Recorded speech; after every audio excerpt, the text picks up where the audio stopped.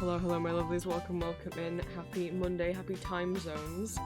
I hope you all not only had a lovely weekend, but a lovely 4 weeks it's been since my last stream. I feel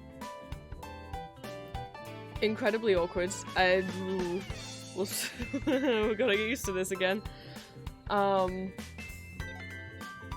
I didn't realize it was gonna be 4 weeks. I thought it was gonna be more like 2, but I didn't stream the week before I left, and I didn't stream the week I got back, because I got back home Wednesday. And I was gonna stream Thursday, because I always stream, like, Monday streams are always me getting my Etsy orders ready for the week, and that's what I was going to do on Thursday. And, that didn't happen, because I was still crying a lot.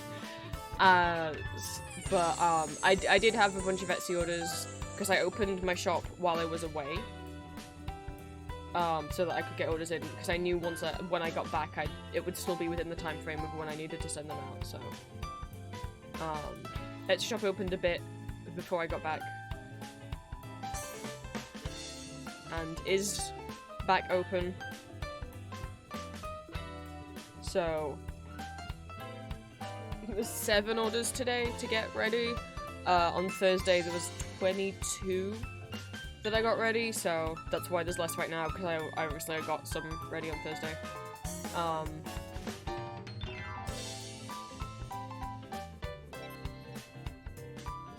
Yeah, oh goodness me, right. Let me catch up in chat now, and then we'll go over stuff, because otherwise I'll forget. I'll say, oh, we'll go through updates and then I'll catch up in chat, and we all know I'll forget to catch up in chat, so. Hello Void, hello Green. Green, thank you for the resub. You have the trans coffin now, I hope you enjoy it. Hello Dallas. Jody, thank you so much for the sub. Hello Elixir. A lot of the fan art showcase is Green, that is very true. And look, Green has emotes now. Green is also a Twitch affiliate now. So, hee hee haha.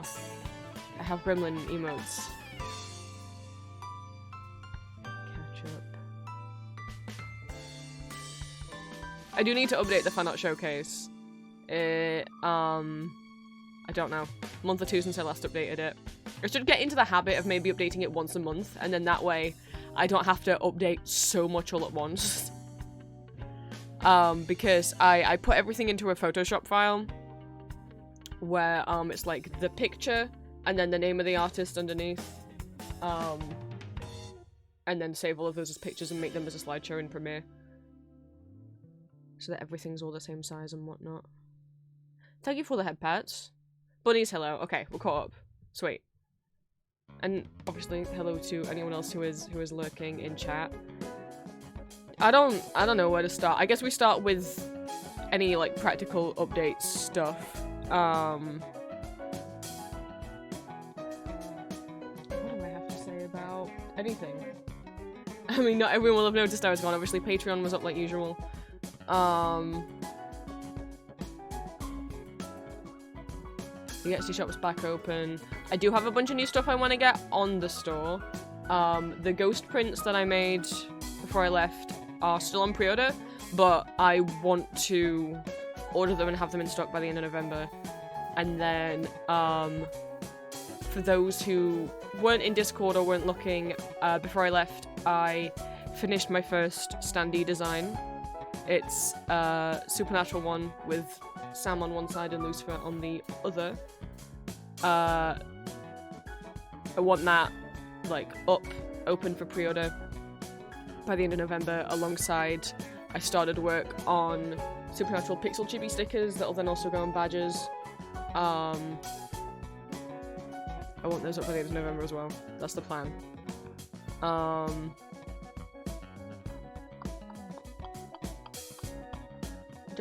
trying to go through like each social, like, I don't think there's anything new with YouTube. Patreon's fine. Discord. No watch parties this month. We do watch parties every other month in Discord, so watch parties will be back every Sunday in December. What else? Twitter. Yeah. A lot happened with Twitter while I was away. Didn't it? For those not aware. Two things with Twitter.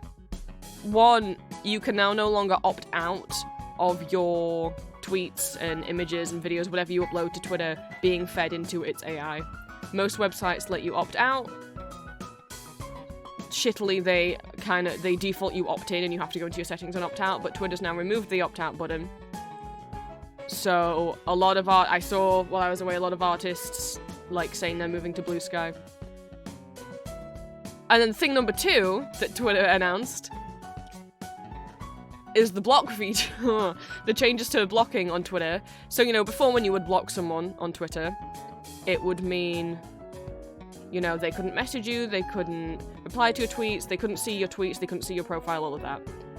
Now, when you block someone on Twitter, they can still see you and all your tweets and your profile and everything that you do. They just can't reply to any of them.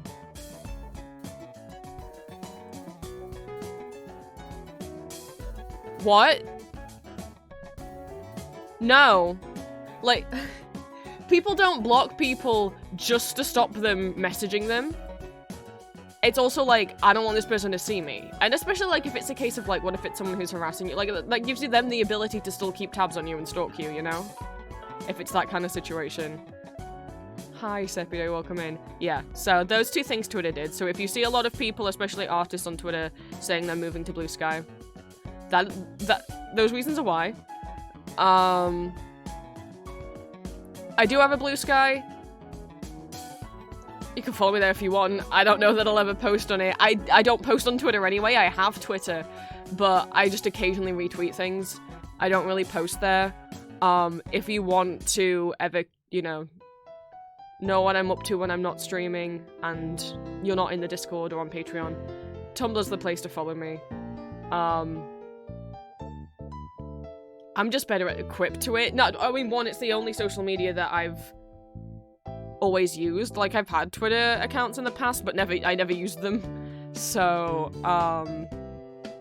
Tumblr's the only place where I've actually consistently been active on. I think because I just struggle. Like, if I do something, I just want to post it, like, one place. I don't have to remember it to post it 5 different places. And also, you guys know me, I ramble. And if I, like, post, even if it's like posting a drawing I did, I want to be able to talk about it and my inspiration or like how I drew it or whatever, and I can't do that in a character limit, so Twitter and any Twitter clone is never gonna work for me. Hi Red, welcome in. So Tumblr is where I will always be. I have my main blog, Empty Masks, which is where I post my art, and then reblog other stuff too. I don't have a separate blog for just posting art and a separate blog for reblogging. I tried that once. It just made me like not want to use Tumblr anymore, so it's all on one main blog, but you can just click on my art tag. Like, I tag everything very specifically on there, so you can just look at the art tag. And then my The Vampire Prince side blog, which is where audios go, any not safe for work text goes. So far I don't have any not safe for work art. If I ever do make not safe for work art, I'll most likely post it on Pillow Fort. If it's public not safe for work art, it'll most likely go on Pillow Fort with like a preview on Tumblr. But I don't know if or when I will ever make not safe for work artwork.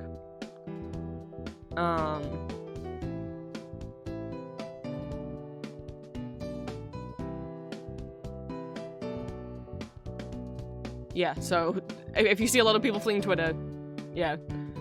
I think I heard also with Instagram, because I was saying to Julia last night, I was like, God, I haven't updated Instagram since...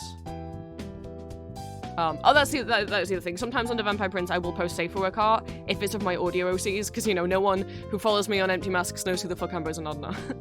So if I do, like, there have been, you know, if I'll do just, like, doodles of Ambrose and Arden, I'll post them on the Vampire Prince on Tumblr, and normally I also send them in Discord. I forgot what the other thought I started having was. I don't know. Oh, yeah, Instagram.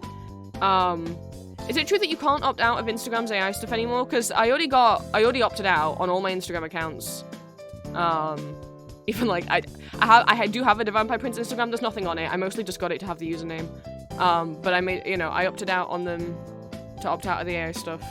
And I don't know. I've heard that maybe you can't opt out anymore. I don't know if Instagram's done the same thing. I was like, I really should update Instagram, and Julie's like, I'm not going to, given the AI stuff. I'm like, oh no. Did they change it too? Oh, they just made it harder. Great. Cool. Well, I'll always be on Tumblr. What else? Oh! I'm sorry if you were scared of joining the Discord. I hope you've realized it's not a scary place. We're all just silly guys in there.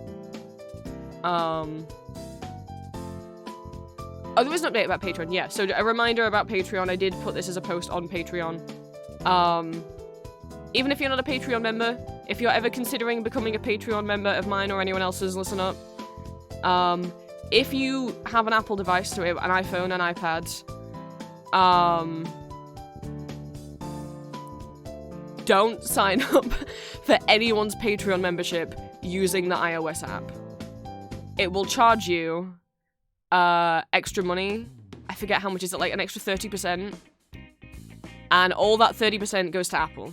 It doesn't go to the creator you supported on Patreon. If you, like, I'm saying, like, don't do it as in don't get robbed, basically. Like, if you want to support a creator on Patreon, try and sign up via, you know, the desktop, the website, or the Android app. So that you don't get charged extra money that's just going into Apple's already very big pockets, you know? You don't deserve to be charged extra for the same content that everyone else is getting for less. That went into effect on November 1st. So anyone who signed up with anyone who signed up for anyone's Patreon membership, whether it's mine or someone else's, before November 1st, using the iOS app, you're not affected. It's not going to increase for you, you're fine. But anyone who signs up using the iOS app after November 1st, or if you used to be signed up, you cancelled, and now you're re-signing up after November 1st, yeah, maybe don't do it via the iOS app, because it will charge you like 30% extra on every single subscription ship. That's not a word, is it? And every single membership for every Patreon user you sign up for, so that's in effect now.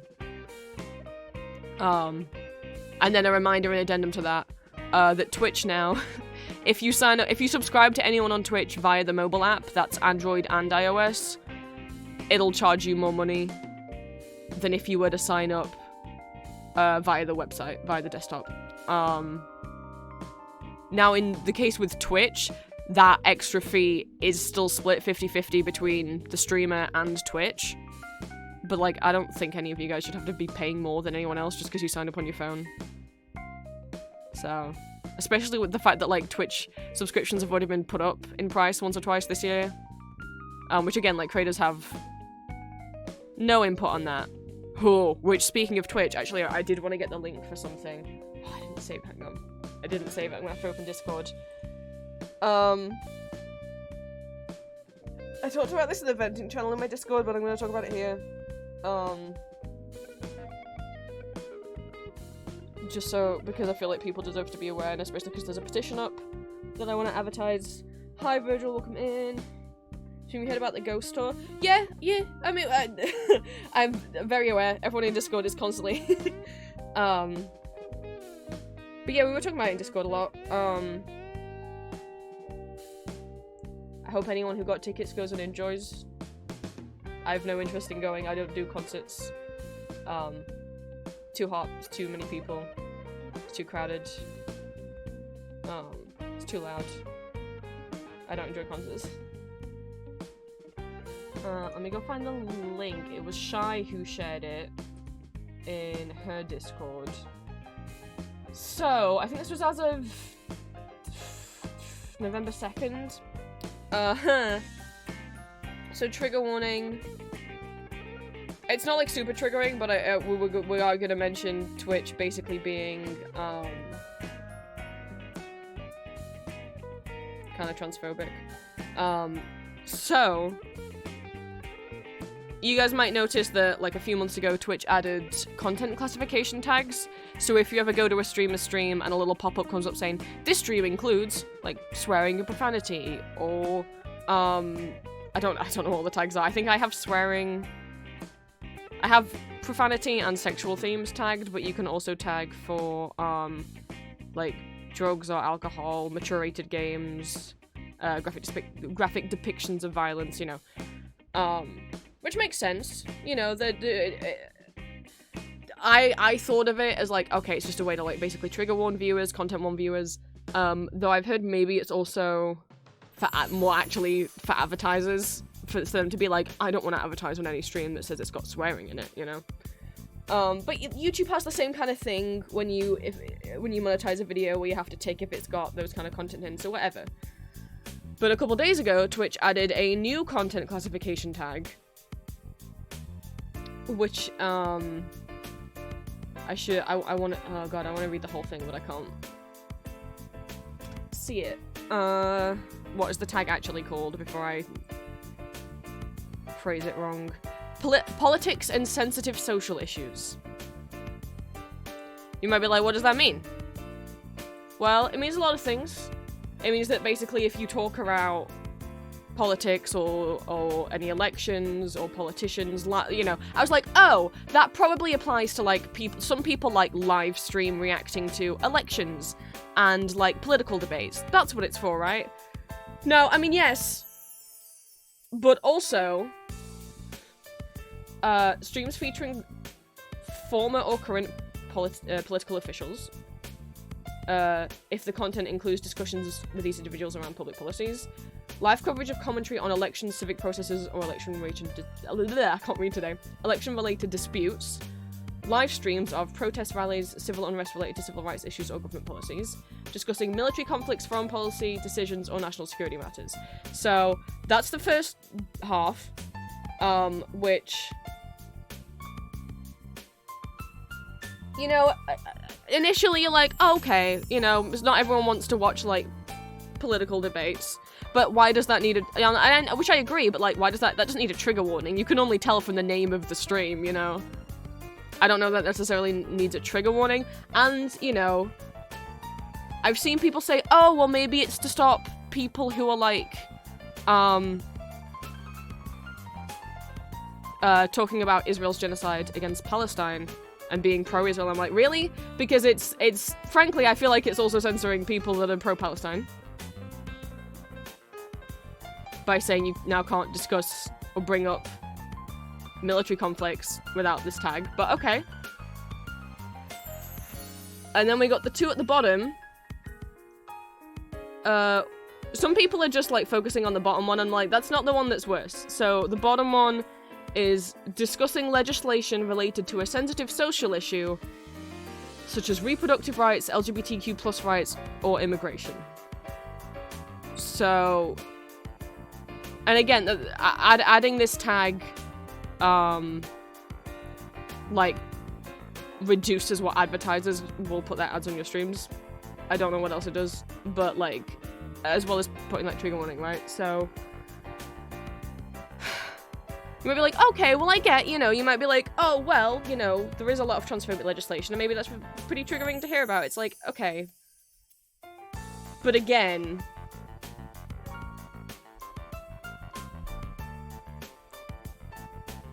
It's like Twitch being like, we don't really want this content on here. It's not good. And then the one above it, discussing I can't fucking talk today. Discussing ideological or socio-political views on topics like gender, race, sexuality, and religion. Which means,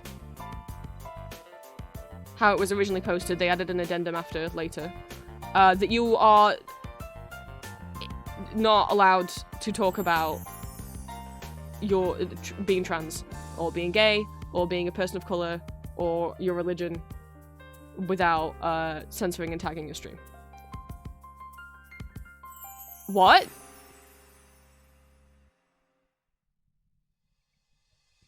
No. You know. Firstly, the people of color and trans people, gay people, any LGBTQ plus people existing is not political. People constantly have to put a trans person existing is not them being political. Queer people are not political tools, they are people.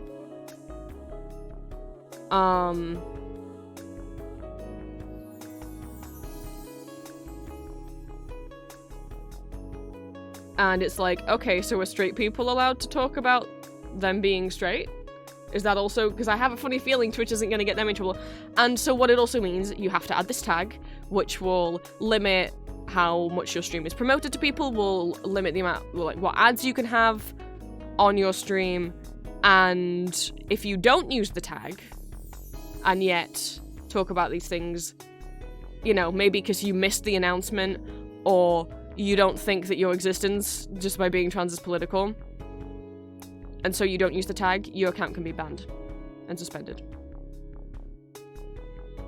Now they then afterwards added, if you, like, occasionally, you know, intermittently mention, like, gender stuff, that's fine.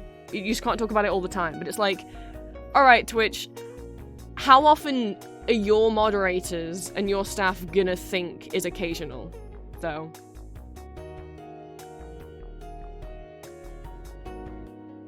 Because I feel like it might not... My interpretation of occasional could be very different from yours. So... that's a dumb shit decision, right? Well, it's not just dumb, it's offensive to say that if you are, you know, trans, a person of color, LGBTQ+ in any way, that you have to, like, censor and tag your stream if you just talk about you being you. Like, yeah, so... it's a dumb bigoted decision, is what it is. It's basically like they do what? I don't know if they've got, like, right-wing advertisers that, like, are, like, pushing them, you know, and they're like, oh, well, we don't want to, you know, and Twitch is like, well, we don't want to kick LGBTQ+ people off the platform, but, ooh, we don't want to be seen as promoting them. So here's the middle ground. It's like, it's not a middle ground. This isn't being in the middle ground. This is being on the side of the bigots.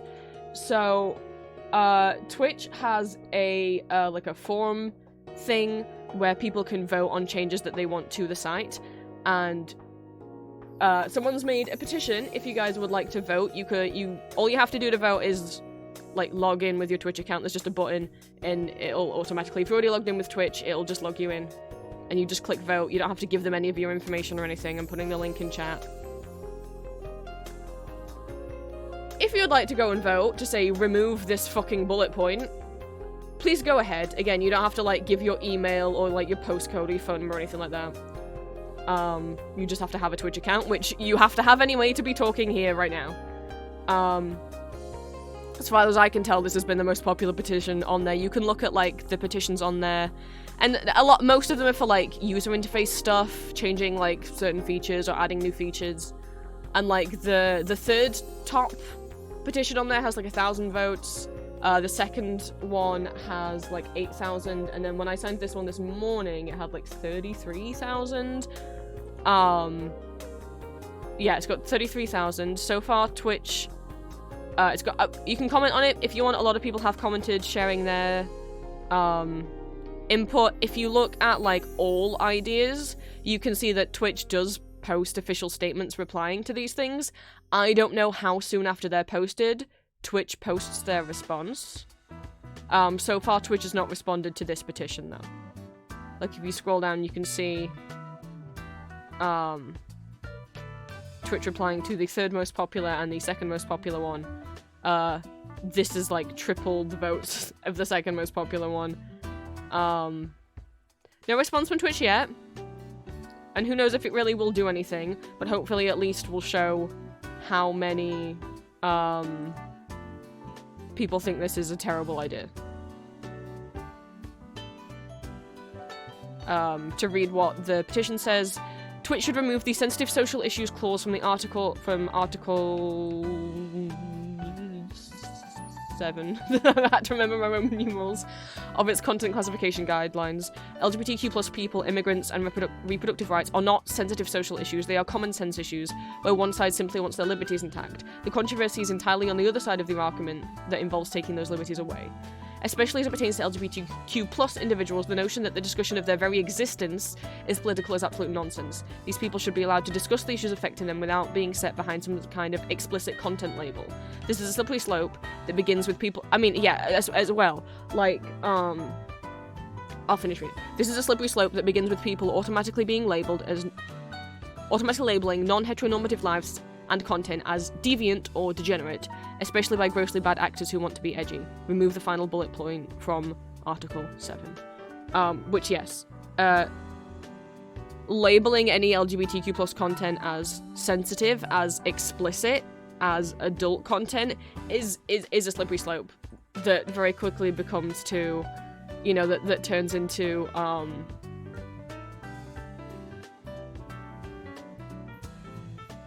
people saying that being gay or being trans is inherently sexual. It's not. Or is somehow explicit or pornographic. It's not.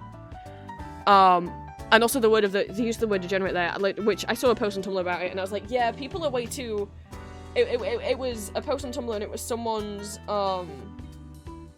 do not interact, saying, like, oh, do not interact if you're this, or, like, a degenerate, and it's like, don't use that word. Don't use that word. And I get, like, too many, I think, young queer people, maybe on Tumblr and on social media, are very quickly to have do not interacts that label a lot of things. You're allowed to have do not interacts and say, like, what you're not comfortable with.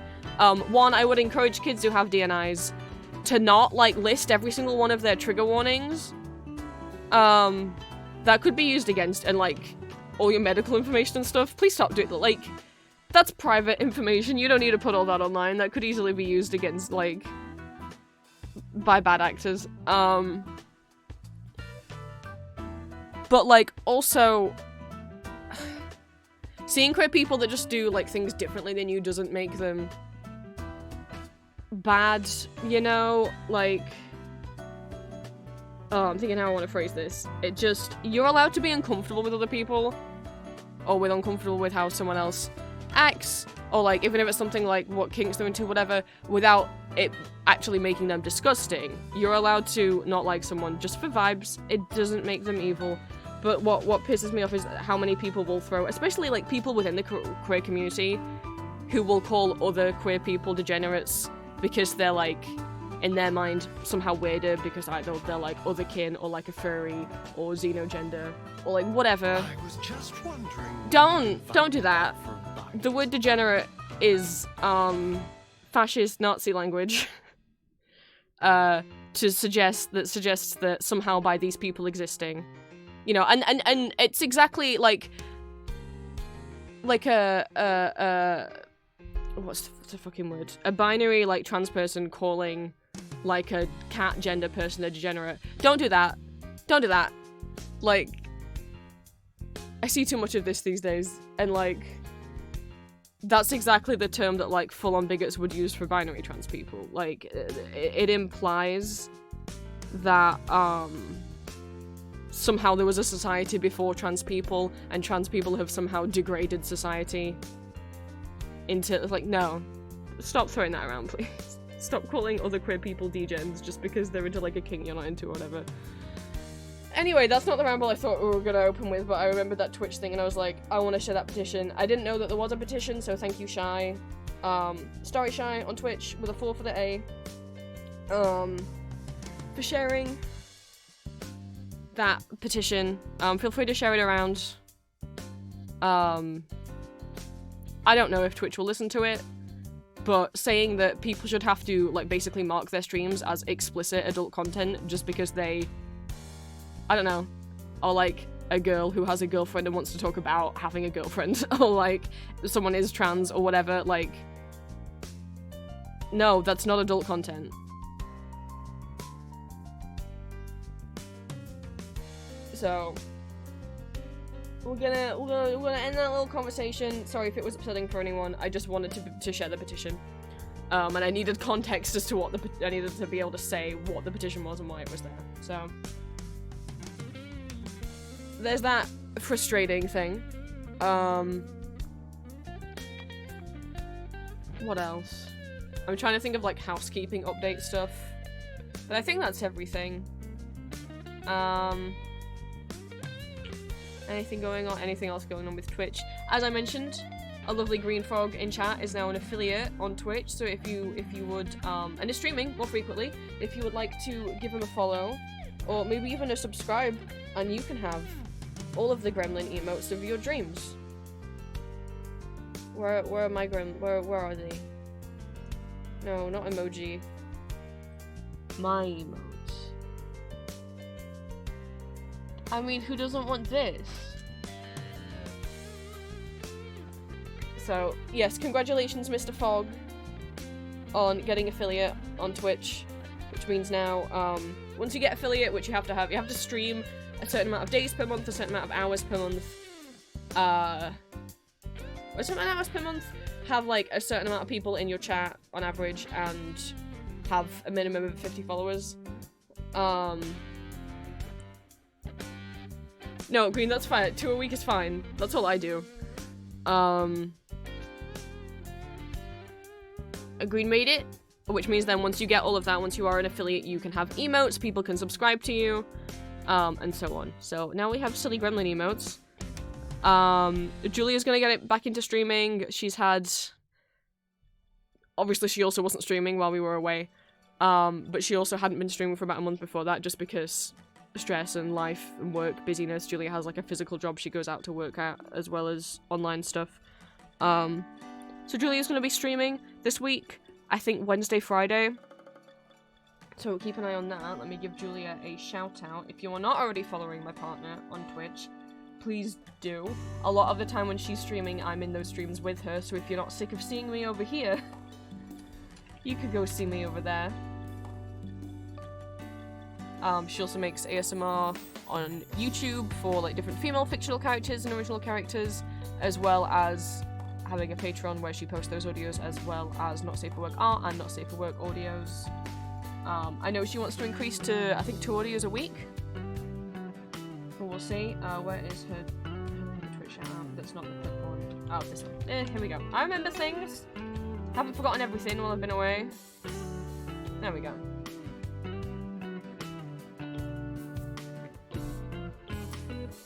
So I think that's all the boring shit. So, hi, I'm back home. For those of you who don't know, I was away for a couple of weeks, meeting my partner in person for the first time, after we've been together for 2.5 years. Wow, Starlight! Thank you for the Prime sub. Enjoy your ad-free viewing and your emotes. But yeah, we only hadn't met before, like, just because of money, really. So a big thank you to all my patrons, because you made that possible. I'm not gonna, like, spill all the beans and all the details of everything, because you know, we had a lot of fun.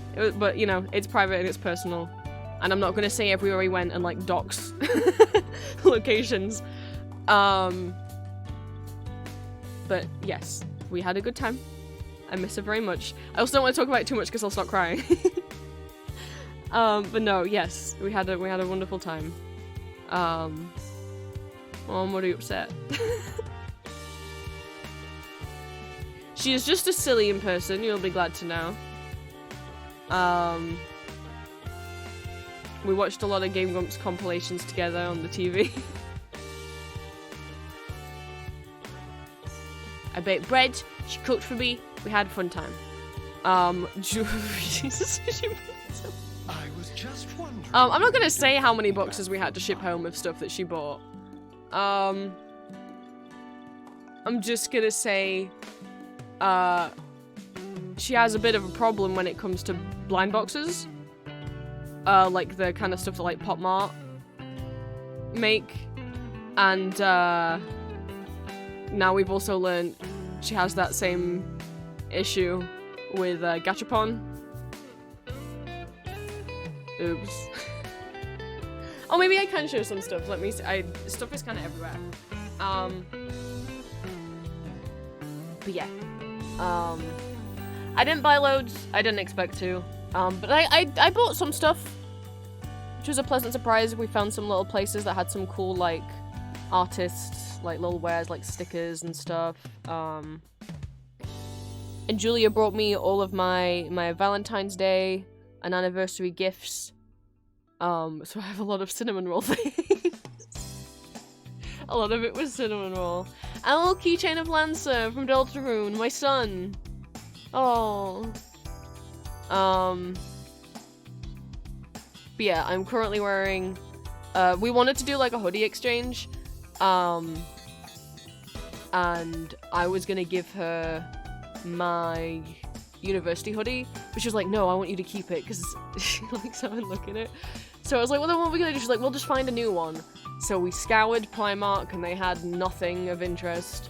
What we ended up doing is finding like a cute cardigan,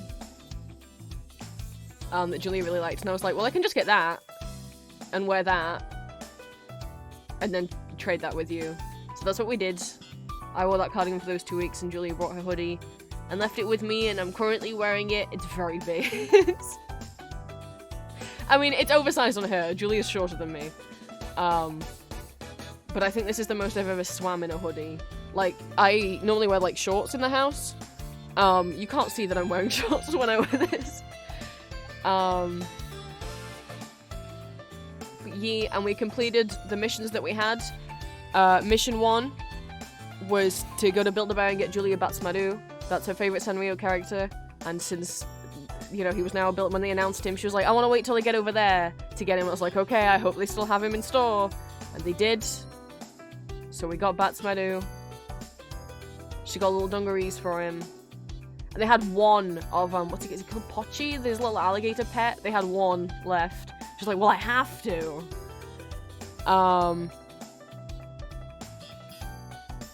Mission number 2 was, I got, Kenji have really cute Halloween plushies, and I'd gotten the bat. Julia really, really wanted the pumpkin that just has one little tooth. We acquired Pumpkin. And, mission number 3 was to try and get me some new shoes. Because I only have, like, one pair of boots that I wear everywhere, and the zipper on them is broke, and also they leak when it rains. So I now have 2 more pairs of boots. Yay! They weren't fun to get in the suitcase, but I was like, I should get 2. I shouldn't probably just get 1 new pair and then have that die, and then be screwed again, so. I have shoes. Yeah, I can't think of anything else that I, like, want to mention about the trip, because I'm like, yeah, it's personal. And obviously I don't want to give away, like, where we were or anything. Obviously, we had to spend some time in London. Sadly. I hate London. Just because of, like, where international flights land. That's where the big airports are. So we did see Phantom. Julia was so jet lagged. No, she wasn't jet lagged. She didn't get to sleep on the plane, and it was like a 10-hour flight. Do I call her out? I don't. She might have fallen asleep. While we were watching, I might have, like, looked over at her drawing music of the night, and I was like, I think she's asleep. And then she jolted awake, and I was like, yep. Okay, she can sleep anywhere, and she can sleep through any noise.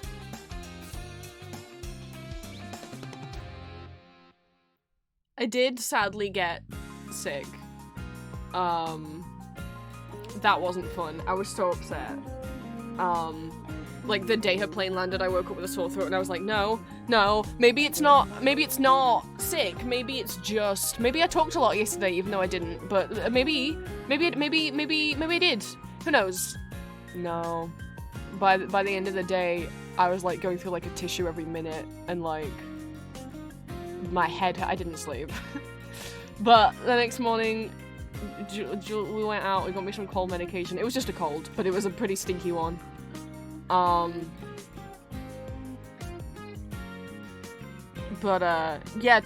I guess, like, the way my parents react to cold is not the way that most people do, because I'm like, colds suck, but I've never really known I was allowed to say that they suck because my parents have always kind of raised us like, I didn't know cold medication was a thing. I didn't know you could get medication for colds because my parents have always been like, seen colds as like very, like not even really getting sick, just very little like, oh, thank you for the 10 bits, boys. Like not taking them seriously as like an illness and just been like, oh yeah, well it's just like you got a bit of a sniffle, you know. So I didn't know till Julia came over that cold medication was a thing.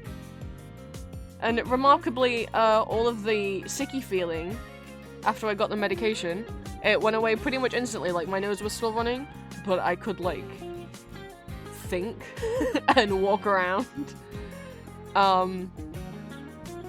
So yeah, I was going through a lot of tissues that first week, but it's fine. We got around. We did a lot of work. We were so busy. We even like were like a few of the places we were gonna go. We ended up being like, let's not do that because we don't have that. We'd rather like have a day where we just get to chill inside. We were so like busy going to different places. But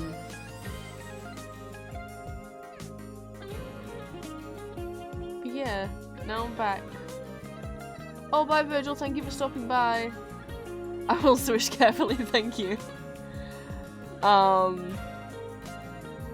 Yeah, I'm back. And she's back home. And I'm sad. But it's more motivation to make sure, you know, that I move out as quickly as possible. Because coming back here, I was like, getting to experience living away from my parents again was, I didn't realize how nice it was and how stress-free it had been until I got back, and immediately when I got back, the chronic pain in my jaw and teeth like started flaring up again after just one night here. The day I got back, all my dad did was immediately fill me in on all the terrible things my mum had done while I was away. And then my mum and my sibling did not greet me or talk to me at all when I got back. And I was like, oh great, it has to be my job to go and say hi to her, even though shouldn't it be her greeting me?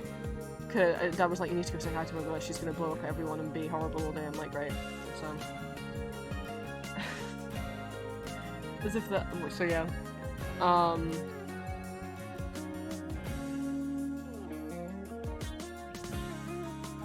More motivation to move out. Getting a break made me realize actually how bad and stressful it is here.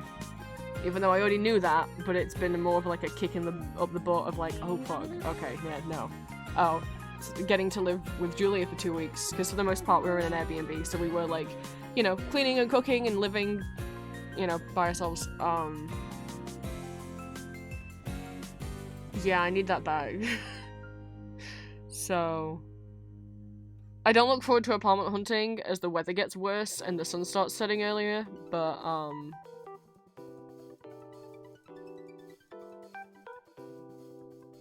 hopefully I find a place. I'm gonna have to also just bite the bullet and not like have my dad go with me to the open houses and stuff. That's what I was trying to do before, because I was like, I don't know shit about moving and what questions to ask, but most days my dad can't go with. Not because of work, but just because like my mum always like visits her mum every day, and she refuses to go there on her own or drive there on her own, even though she can drive, and promised that if she bought the new car that she'd drive more, but she won't drive. Anyway, so he's like, oh, I can't go on this day because mum won't like it, and I can't go on this day because mum won't like it. So it just became like I could, like anytime there was an open house I couldn't go because I wanted my dad to go with me and he couldn't come with me. So I'm just gonna have to be a big brave boy and go on my own. And it's gonna be a pain because obviously I can't drive. So I'm having to be getting a train for like hours of travel just to see one apartment and then come hours of travel back. It's like, oh, it sucks. But you know, where we stayed in the Airbnb was in the area that I want to live, that I've been looking at moving out to. And so by being there with Julia, one, I got the Julia stamp of approval, and also, you know, it's one thing to look on a map and be like, well, that looks you know, again, because I don't drive, that looks like it's in walking distance. Like, you know, the supermarket and the doctors and all of that, like, they look like they're in walking distance. But it's different to then be there in person and be like, oh shit, this is very walkable. I was happy with how walkable it was. Like, on the map, I was like, yeah, it looks walkable, but then being there in person, I was like, oh, this is piss easy. This is like, where you know, again, this is someone who can't drive. That's something that I really wanted and needed, to be able to get to everything, just by walking. And the area seemed nice. And even got to see, like, I didn't realize how close the Airbnb was to one of the apartment blocks I'd been looking at. Until, like, we, like, almost walked past it, and I was like, oh my god! Wait, that's her! And we had a look over, and it looked nice, so... I'd love it if I could get in that specific block. But we'll see. A couple apartments within that have popped up over the year I've been looking. And I just wasn't able... That apartment block was where one of the apartments, I was gonna go to the open house, but then there was a train strike that day, so I physically couldn't get there.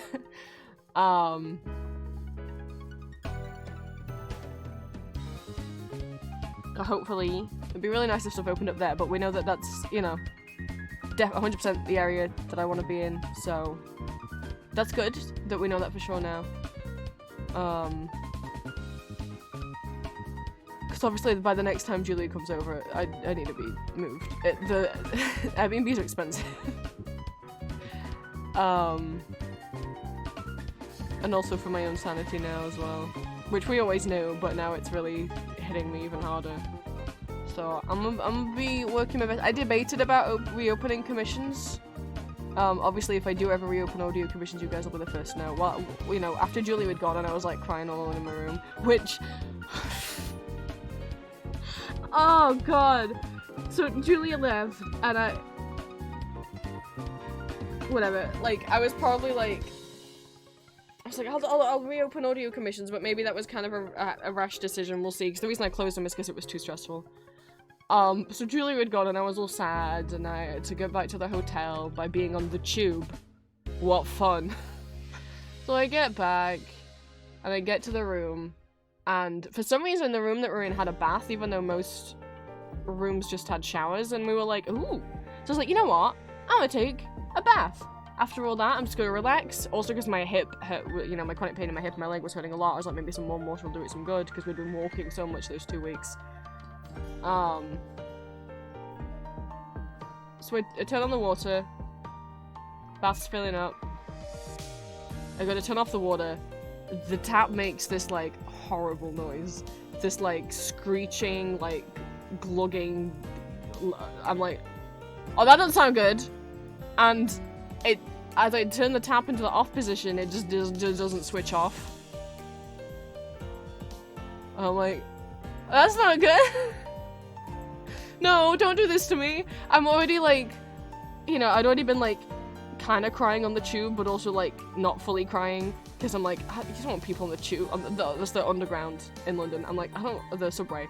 I'm like, I don't want to cry on the subway. I want people looking at me. So that was a bit of a last straw. I was like, no. And I swear, like, I'm not an idiot. Like, I know how to turn off a tap. And it was like coming out of the shower controls, so it was like one of those that like turns kind of forwards and backwards, not side to side. But it wasn't turning off, so I like turned it back on and then turned it back off and it didn't work, and I tried spinning it both ways and it just wouldn't turn off. So I had to unplug, and it was like stuck on max pressure, which I didn't even have it on max pressure. Like I had it like halfway, and when I went to turn it off, it went to full pressure and then broke. I was like, that's not good. And then the whole handle went like loose and I was like, is it gonna fall off? So I had to go to reception, I had to pull the plug out and not have my bath and quickly get dressed and go to reception and be like, it won't turn off. And then they're like, oh well, maintenance will come round. So I had to go back up to my room and I was like, I don't know when maintenance is gonna get here. Now I'm stuck in wait mode and my girlfriend's gone and I just wanted a bath.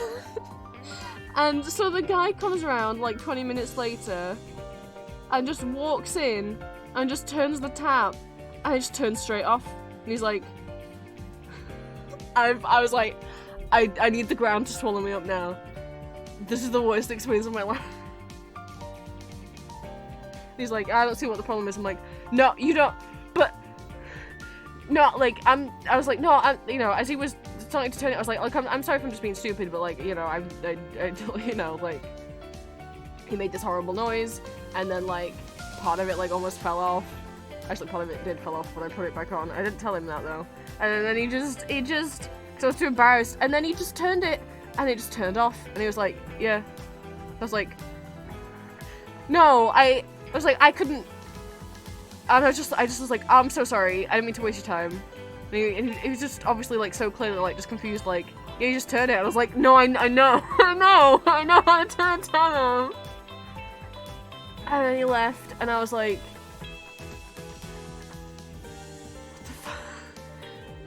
so I didn't have a bath. I was like, I'm not turning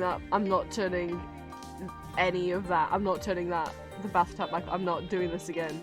I'm not turning it back on. This is the worst day.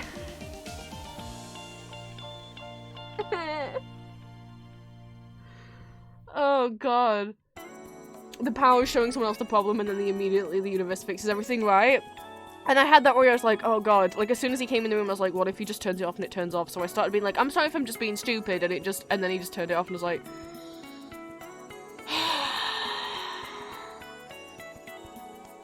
Okay. Okay. Like, I did exactly what he did multiple times and it didn't do anything.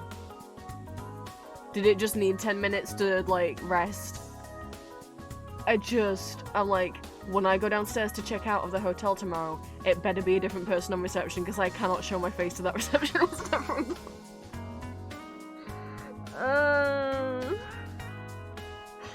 That sucked. Oh my god. But you know, other than that...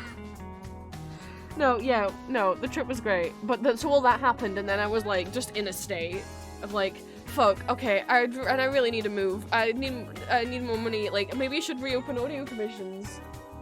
But then once I got home, I was like, I'm being back here, and I knew I was gonna get some depression. One, I get seasonal depression around this time every year. Two, I knew I was gonna feel depressed after Julia left. I knew I was gonna have post-Julia depression. But it didn't hit me how much I was gonna just be depressed from being back around these lot again. So I was like, I don't think I can reopen audio. We'll see. Because it would definitely help with moving out. But, well, you know, it's coming up to Christmas. Hopefully, you know, the Christmas shopping period happens. Normally November and December are my biggest months for, that's not how I want to phrase that. Normally November and December are the months that I have my biggest Etsy profits. Let's hope that that continues. Because with people buying stuff for Christmas. So we'll see. Obviously, if audio commissions ever reopen, I will announce it on, you know, Discord and Patreon and YouTube and Tumblr, so you guys will find out. I'm focusing on Etsy this week, since I got back, other than getting the Etsy orders ready, on Thursday and Friday, and then getting Etsy orders ready yesterday.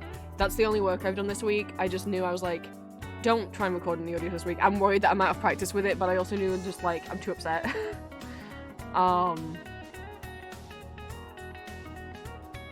So...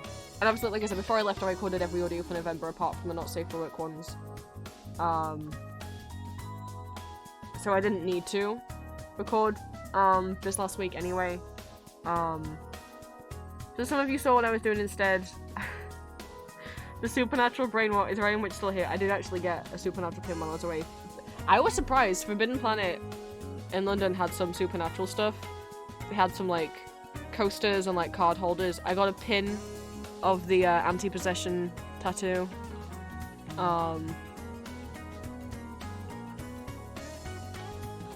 Because why not finally own some Supernatural merch? I don't think I've ever owned Supernatural merch before. I had a couple box sets of the DVDs when I was a teen. I think that was it.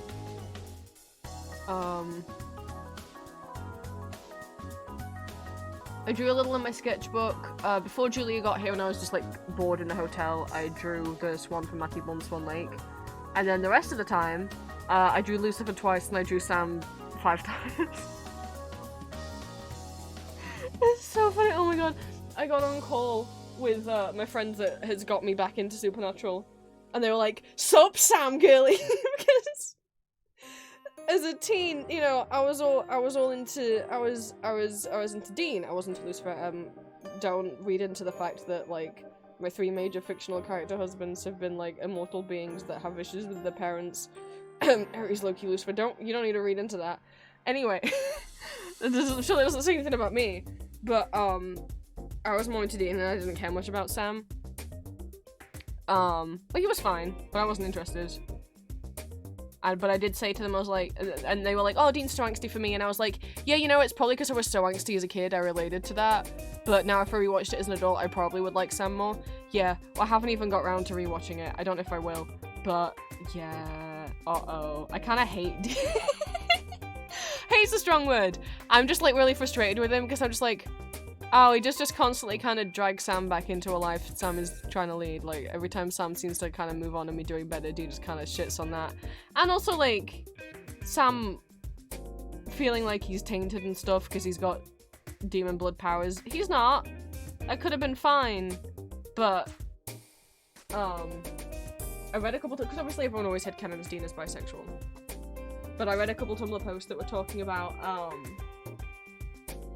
reading Sam as queer, and about, you know, because he is considered like the black sheep of the family and has something in him that makes him feel like he's different from everyone else, that he's somehow like a monster, but in like a metaphorical way, not in a literal way that there are monsters in Supernatural, that something makes him different and unable to fit in, and I'm like, oh, I see that, I get that.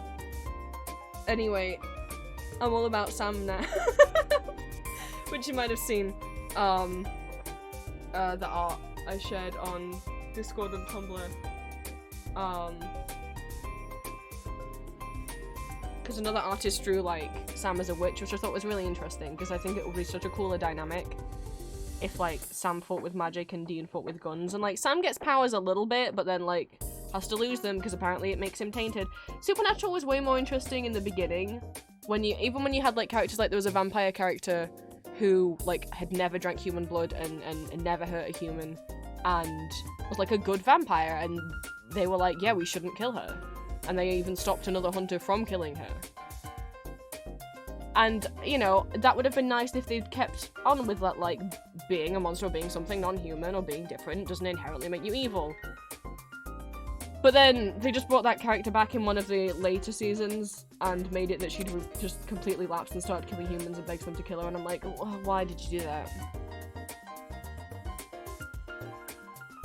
And the last few seasons are very much like, no, all monsters are inherently evil, bye-bye. I'm like, what? You had so much more, but had so much more interesting things to say, but again, Supernatural is a show that really suffers from, the first 5 seasons were all planned out and overseen and kind of the general plan written by one guy, and then he left the show, and then we had a different couple showrunners for the next few seasons, and then they both left, and then we had a different couple showrunners for the last few seasons, which just... they really just start, like, people, eventually people start not really being in character, people stop being able to have character arcs. Lucifer's so badass and, like, intimidating when he first,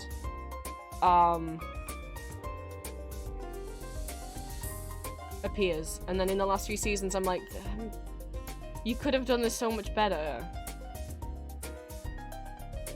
Like, either make him go full-on terrifying villain or give him a redemption arc, but just having him be this, like, in-between where he's, like, way too silly, but I'm meant to be taking him seriously. The fucking bit where him and Dean are, like, flying at each other in the sky fight, I'm like, you can't expect me to not laugh at this. This is meant to be a serious scene, this is just, it looks ridiculous. Realized why I couldn't get Supernatural into a different monster. Oh, you watched Grimm? I remember when Grimm came out and I wanted a Netflix subscription just so I could watch Grimm. And then we didn't get one, and by the time we eventually did get Netflix, I'd forgotten that Grimm existed, so I never watched it.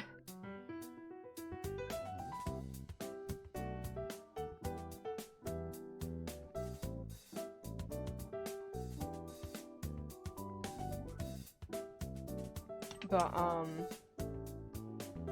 yeah. So if you see me drawing more supernatural stuff, like what I was doing for a couple of days is working on, someone on Tumblr drew, yeah, like I said, drew Witch Sam, and I was like, cool, okay, but what if I take that a step further, and was like, what if Sam was at college, like, now, like in our, you know, in like in the 2020s, or even like 2010s or whatever, not like in 2000, and he got to explore himself more, like, gender-wise, sexuality-wise, but also, like, self-expression and stuff, and so, because Sam, canonically, I want to point out, is a monster fucker. Ruby. So, you know, and not by accident, like, you know, he knows Ruby's a demon. I feel like, to me, like, Dean's more into, like, gruff kind of badass people, you know? Whereas Sam, I think's more into, like, cute or, like, dare I say alternative? Dare I say that he likes goth girls? Anyway, so I drew Whimsy Goth Sam. That's a long way of saying, I was like, what if he got into alt fashion? I want to draw... I can't imagine it on him in, like, season, whatever the last season is, 14, whatever. But, like, season, like, 1 to 4 Sam was really what I was drawing there.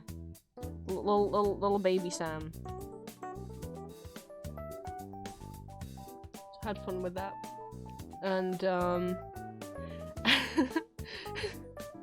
some people saw me crying, and then, yesterday and the day before I was trying to do, working on my new cities. I'm really happy. I'll show you guys. I've completely remade the homepage. I didn't start crying. I didn't start having a meltdown when, what I initially said was, I'm gonna recode it from scratch, because I know what I'm doing now, and then I was just trying to put boxes in places, and when I was putting in, like, the top and left value, it didn't work. It wasn't moving. It wasn't moving. I don't know why it wasn't moving, but nothing was moving, and so I did end up, instead of fully doing it from scratch, using Sad Girl's free template. I just don't know what NeoCities is. NeoCities is a website builder, but unlike Wix or Squarespace, it is, coding. But there are people with, like, free templates and stuff that you can use, so I did end up using Sad Girl's template. Do I have Sad Girl's template on hand?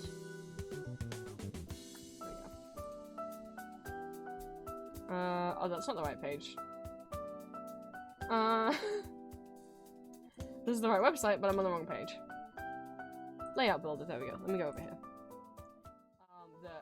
Some of you are aware. Hello, I forgot I left the webcam open.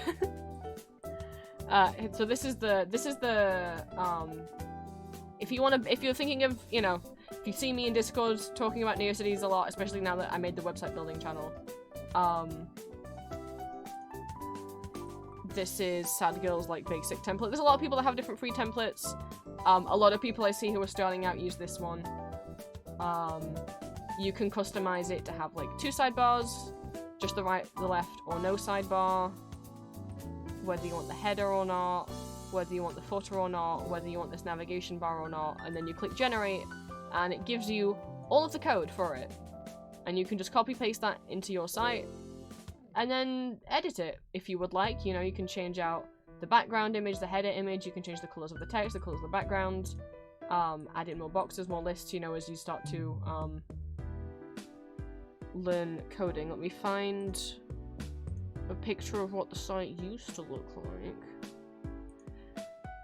Because I was like, yeah, I'll just work on my NeoCities now that I'm back, because I missed it. I've been working on it since, like, June. And I hope it's something that's not just a hyperfixation, I hope it's something that's here to stay. Because, you know, whenever I get into a new thing, I can just do stuff about it, like, on NeoCities. So this is what my homepage used to look like. I used a different person's free code. It was like this grid thing. But I was getting dissatisfied with it, and I wanted to put more on it. But also, I was dissatisfied with it because the way that the grid works is, you know, every time, like, if you can see, all of these boxes like end on the same row, like at the exact same height, because they have to. I can't have columns, boxes in different columns be different heights, and that was bugging me because I wanted, you know. So I was like, maybe I'll just try to work it, and yeah, I got it. I just worked out, and then yesterday I was using Oddity Commodities' free music player, which meant editing JavaScript.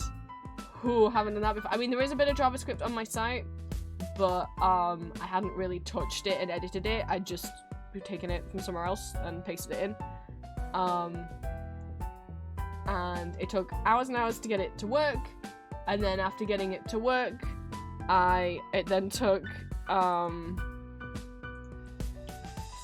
I'd built it on a separate page on the site in case I fucked it all up. I didn't want to ruin the homepage. So then I had to get it from that separate page and put it into the box on my homepage and hoped that it went in, and it didn't, but I figured out why it wasn't. So this is what it did look like.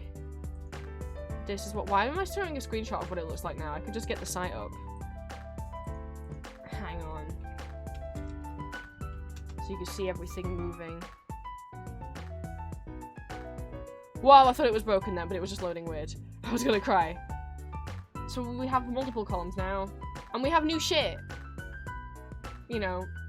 So feel free to explore. And everything's like centered nicely. Whereas on the old one, if you would like zoom in or had a different sized monitor, it like scrunched everything up weird.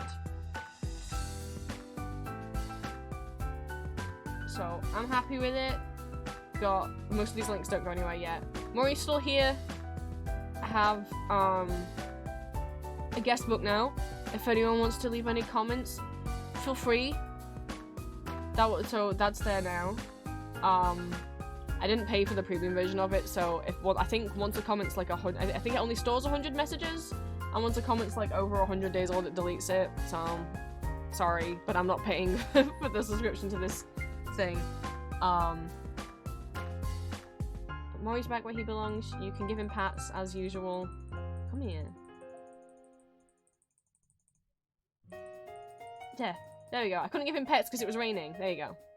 There's a little guest book if you want to leave any little comments or feedback or anything. I have a to-do list now. I made a button for my site. So a lot of people who have NeoCities or like Neko web pages make little buttons to advertise that. There's like just a little button to advertise their site with their name of their site on it. And then, you know, people can like put it on their sites to be like, here's other sites I think are cool. So I have my own little button, and the code is already here that you can copy paste. If you ever wanted to put it on your site, I'll probably remake the button, but I was in a rush. So it's just says the name of my site, and it has Maury dressed up as a vampire. Because you know, I mean, he's obviously the star of the site. Now we have a music player, and it fucking works. Well, let's hope it works. Hopefully the volume's not too loud. See. You click on one of the songs. It doesn't autoplay, so no jump scares. We got fast forward, we got rewind. The little record in the middle is a play pause button. There's 30 songs on here. You could listen to whatever you would like. I'm very happy with it, and the album art changes, and you can like skip forward in the song. I can see through the scars inside. It's not like just a list of, these aren't like my favorite 30 songs in the world. It's just songs that I thought fit the theme, like the aesthetic of like the site. So like I was like, the idea was like gothic vampire romance, so obviously there are also all songs that I like. But I had to cut down how much booked it was on there. I was like, yeah, I'll do like 20 songs, and then there was like 48, and I was like, uh-oh. So, but in doing so, I found a booked it song that I'd forgotten about. I'd forgotten that when they released, where is it? Their single, Keijo Ryusei, As like the B-side was Victims of Love, which is an old song of theirs, but it's like a whole new arrangement that I'd completely forgotten about. That's cool as shit. Which is... And that's 3 different versions of Victims of Love they've made.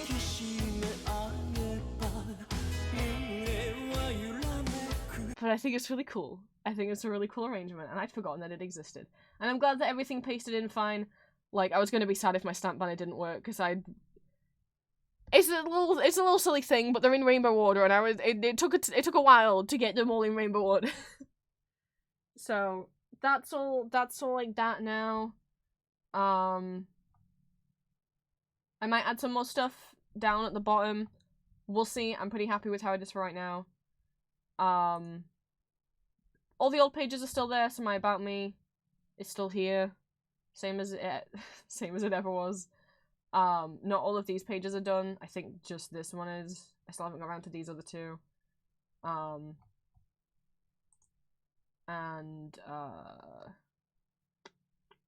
Which other ones? The graphics page, which just, at the moment, it only has the stamps that I personally have made on it. I do want to update it, and, God, it takes ages. It takes so long to load. I do want to update it, and also, as well as the ones I've made, also list all of the ones that I've, like, not every single one I've collected, I have way too much saved, but at least ones that I've collected that, like, I really, really like, and that, like, are, like, of characters I like, or bands I like, or, like, fit the aesthetic of the site and of me, or whatever. So all these links at the top don't go anywhere yet. But these are all the stamps I've made, so you are free to use. Some more people have been finding my site organically via NeoCities, because you can, like, search on NeoCities for tags and stuff and find different sites. So that made me really happy. Someone found it and was like, cool theater page, oh my god, you have Transformers stamps? I'm taking them all. I was like, yay! I'm glad. I don't know why the homepage is loading like that. What can you do? The pets page still works. My little guys.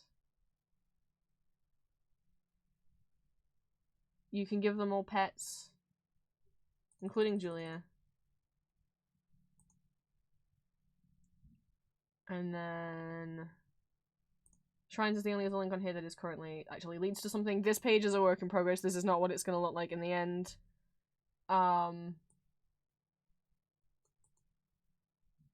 the moment, we've only got 2 shrines, and neither of them are finished. The list of every single Marvel LGBT character, which I was hyper-fixated on, you guys might remember from a few months ago. I'm still, like, only up to, I think, the letter C? Yep, I finished the letter C, and there's still so much more to be added. I'll get to that whenever the hyperfixation returns. And then my European musical one, which leads to this page, because I have multiple European musical shrines. Only one of them is finished, which is the page that I was the proudest of before redoing the homepage, which is the theatre page. If you have ever wanted to watch any non-English language musicals, European musicals, I have a bunch for you right here. All you have to do is click. So from here up to this line of text, here, all the ones above have English subtitles, and all the ones below do not have English subtitles. You just click on the one you want to watch, and give it a second. Is it still? Oh, it's still loading. There's a lot. There's a lot of videos linked on here. It might take a minute to load the first video, but once the first video is loaded, all the rest of them load pretty quickly. Come on, page. I believe in you. I'm showing people the thing I made, come on. Oh, it's taking forever to load.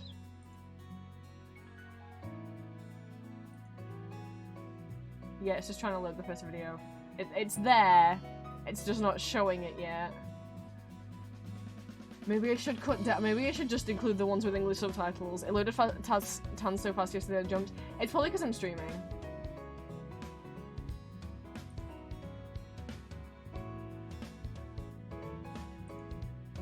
Why is nothing loading? Oh no. Well, if you click on it, the video should just appear and then you can watch it. Like, it doesn't take you to the page like the video is supposed to appear. There it is! There it is, come on. I believe. Oh, you got so close. It gets so close to loading it. You can see the title. It might be because my computer's not the best. If you have a better computer, you click on the ticket and the video will appear here. And obviously you're then free to just go watch it on YouTube. But, I don't know, I thought it was cute. I was inspired by someone else's shrine where they did this with like a TV screen and you could play different Scooby-Doo movies. There we go. Kind of. It's not properly loaded.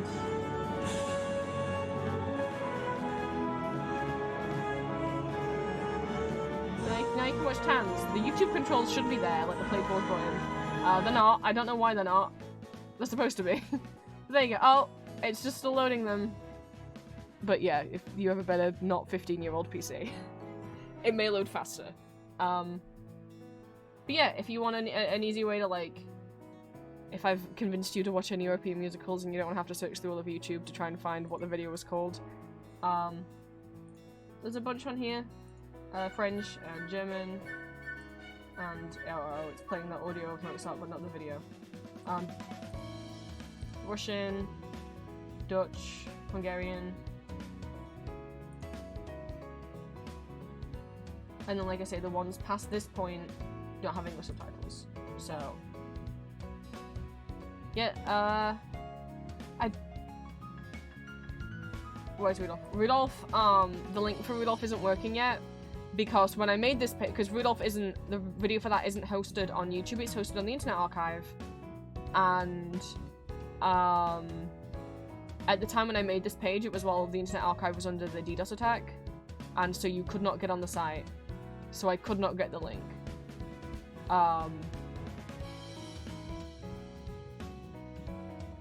So I think the site's back now, yeah? So I'll try and remember to grab the link. I just couldn't at the time because you couldn't get on the Internet Archive. But yeah, and then the other thing, these other shrines aren't made yet, but this one is a work in progress. There's only 2 musicals on here, and it took like a whole day. So, but this is going to be a master list of every single European musical. Maybe I shouldn't have included the cast list, but I wanted to, so that'll be done one day. None of these other links lead anywhere yet.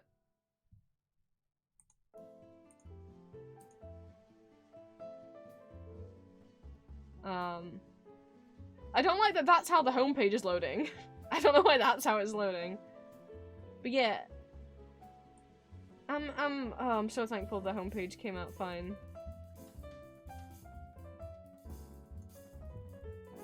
Hi, Angel.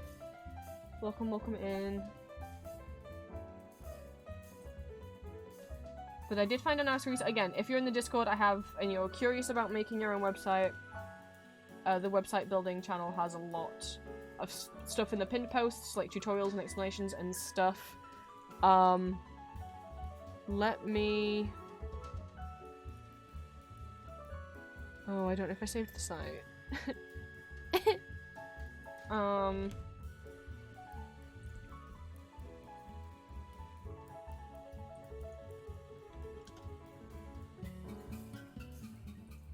Okay. You guys will excuse- again, like, we don't have many SEOs to get to, so like, excuse me if I go on a ramble trying to convince people that NeoCities is cool.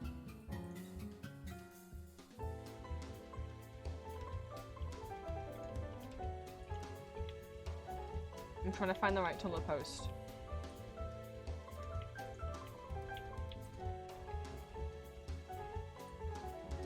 I don't remember which one it was. Not this one.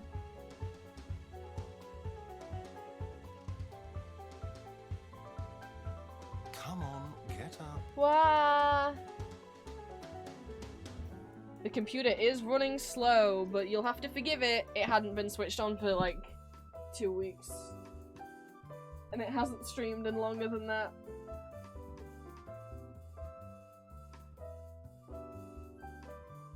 Oh, that's the other thing I wanted to mention. I know what we used to do on these Monday streams before I left was listen to Welcome to Night Vale. I'm going to be honest, and I said, you know, oh, we'll get back to it once I get back. I'm gonna be honest. My hyperfixation on Night Vale has completely disappeared. And I honestly don't want to listen to it anymore. It hasn't done anything wrong. We got past my favorite seasons, and now we're into territory that I guess I just find a bit more boring. And even though those episodes, a couple of my favorite episodes, we haven't even got to them yet. We haven't even listened to them yet. I don't know. I'm just not feeling it. I'm sorry.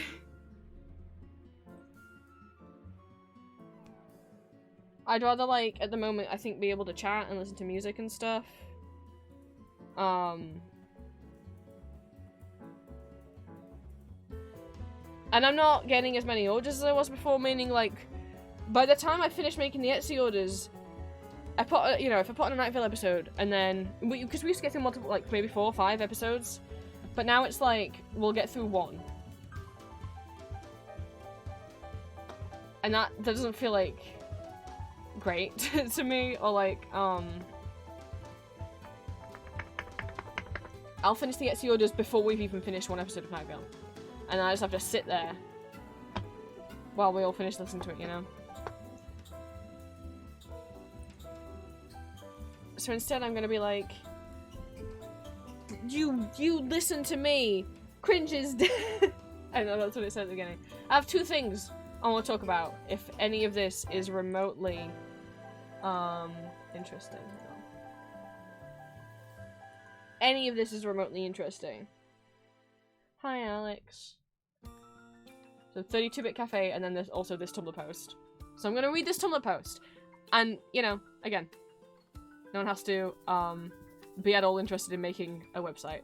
I guess I at least want to be like, this is why I like it, though. I personally use NeoCities. There are other places, but NeoCities is the one that I was the most aware of, probably because the name being taken from GeoCities, which is an old website builder that used to exist. And I like it. I like how it works. I am a supporter now. I do now pay because you can't upload MP3 files without paying, which makes sense. The big chunky files. And I really wanted that music player to work. I was like, oh, it better work because I'm paying to try and make it work now.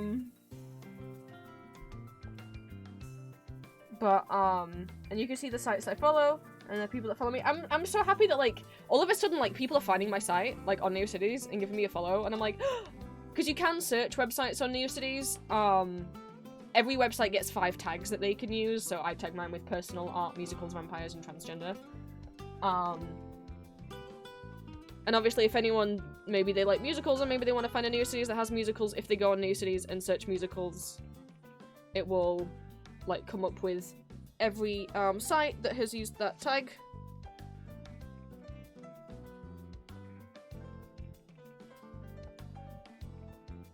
Oh, sorry, hang on, I've got a band-aid on me that's going weird.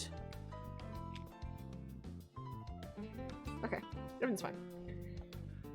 So I hope, again, you guys know I ramble about things. I hope even if you aren't interested in making a NeoCities, that this isn't boring as shit for me to ramble about. And I know I've talked about it before, but I want to talk about it again. Because I just think it's cool. So, I'm gonna go read this post by Agent Romanoff on Tumblr. Just NeoCities Guide, why you should build your own HTML site. Do you miss the charm of the 90s and 2000s web where sites had actual personality instead of the same minimalistic theme?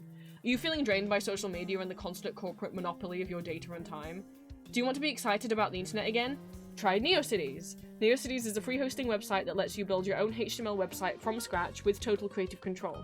In their own words, we are tired of living in an online world where people are isolated from each other on boring generic social networks that don't let us truly express ourselves. It's time we took back our personalities from these sterilized, lifeless, monetized, data-mined, monetized addiction machines and let our creativity flourish again. Web3 is... Why should I make my own website? Web3 has been overtaken by capitalism and conformity. Websites that were once meant to be fun, online social spaces now exist solely to steal your data and sell you things. It sucks! It do. Building a personal site is a great way to express yourself and take control of your online experience. But what would I even put on a website?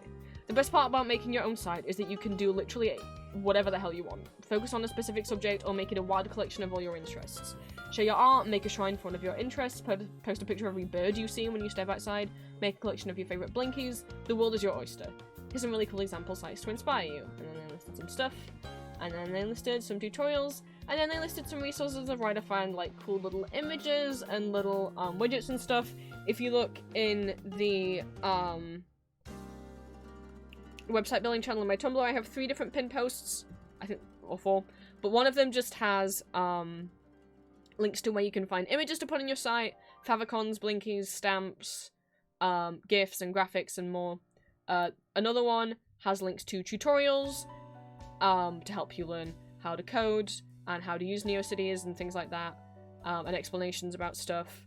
And then the third one has widgets and things that you can add to your site that's interactive, like little games. Like there's a Pac-Man game you can add, like crosswords, Giphy Pet, which is what Mori is, guest books, stuff like that, like interactive things you can add to your site. Yeah, in conclusion, I want to make a NeoCity site because it's fun. I love seeing people's weird personal sites they make outside of the control of capitalism. Every time I see NeoCities, I get nostalgia for Tumblr theme stuff. Yeah, again, so like, again, some people don't know. Some people think a Tumblr blog looks like this, right? This is what it looks like. This is not what Tumblr blogs used to look like. I still have a custom... Oops, I just googled the word empty. My main Tumblr blog still has a custom theme. And I worked, you know, I made little images and stuff to go on here. I also have this interactive bit in the top corner that you can roll over and get, like, more links and stuff. That I haven't updated in a long time. But all of these links, like, light up and move when you hover over them. But most people will never see this. Because most people don't know. Because Tumblr doesn't tell them. It's, you know. It used to be that whenever you clicked on someone's username, it would open a new tab and bring up their site. It doesn't do that anymore. It just takes you to their page within tumblr.com, right? And so if you are on Tumblr, you click on my name, it will take you to tumblr.com/emptymasks. This is emptymasks.tumblr.com. And now when you sign up for Tumblr, they will not give you your own website URL. You have to opt in for that. So even fewer people are going to know that Tumblr is also a website builder. That was also the point of it. That you could have a fully customizable blog. Now you can't do loads with it. I don't think Tumblr accepts. You do HTML coding. Did they get? I can't remember what they got rid of, but they got rid of. They didn't get rid of CSS, did they? But they got rid of something. So a lot of old themes don't work anymore. Or like some of the themes I have, it won't let me update them because Tumblr no longer supports the code. It'll host it, but it won't let me update it, even just to delete some of the code. Because it's like, oh, sorry, we don't support that anymore. So a lot of actual old custom themes will no longer work, which is sad.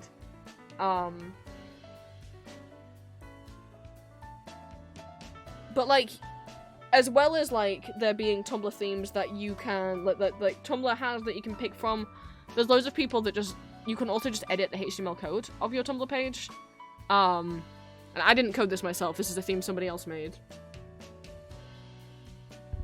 Which the credits down here, if their blog even still exists. It doesn't, but that was the blog of the person who made it. So I just copied and pasted it in and then changed up the colors. And then added this little thing in the top corner.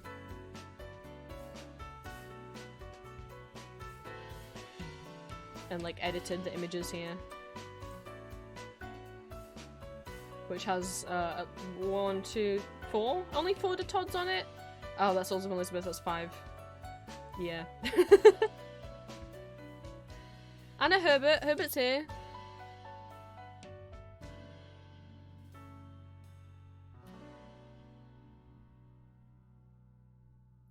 But, yeah. Tumblr really hides that that is a thing, but you can use Tumblr as a website builder. And then the other thing, like, if you're curious about NeoCities or about making your own website, even if you don't use NeoCities, I'll link to these posts. So here's this post that has a bunch of resources. And then I'll also link to the 32-bit cafe, because that has a lot of stuff, just if you're curious, if you don't necessarily want to make one, but you just want to learn about stuff. 32-bit cafe is a community of like-minded website hobbyists and professionals helping to make the personal web fruitful and bountiful again. Full of self-expression and removing the capitalistic drive out of it. Want to get out of the same cycle of bouncing between different social media? Us too. That's why we're working together to change how we live digitally online. Read more about what we do or see what we've been up to. They have a newsletter.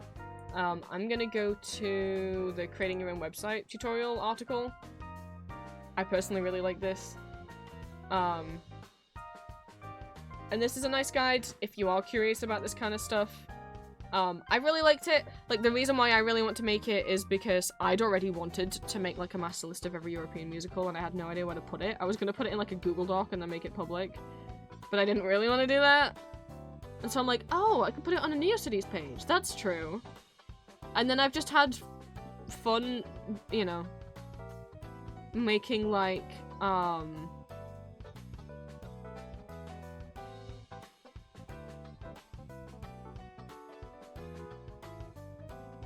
other pages for other interests. I want to make a shrine that's, like, my entire, like, plushie collection, like, photos of every plushie I've ever had, ones I currently have and ones I no longer have, so I'm gonna go through, like, all my old photos and try and find them all.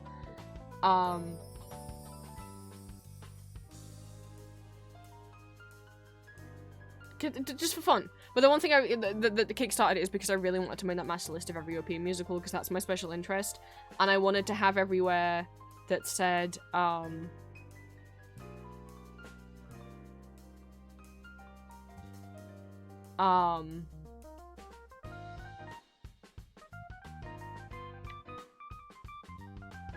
but over lockdown, I became, like, on Tumblr and on online spaces, like, someone who was, like, it sounds like I'm tooting my own horn, kind of prominent within the European musicals fandom, and was trying to, like, help curate a lot of information and share a lot of information.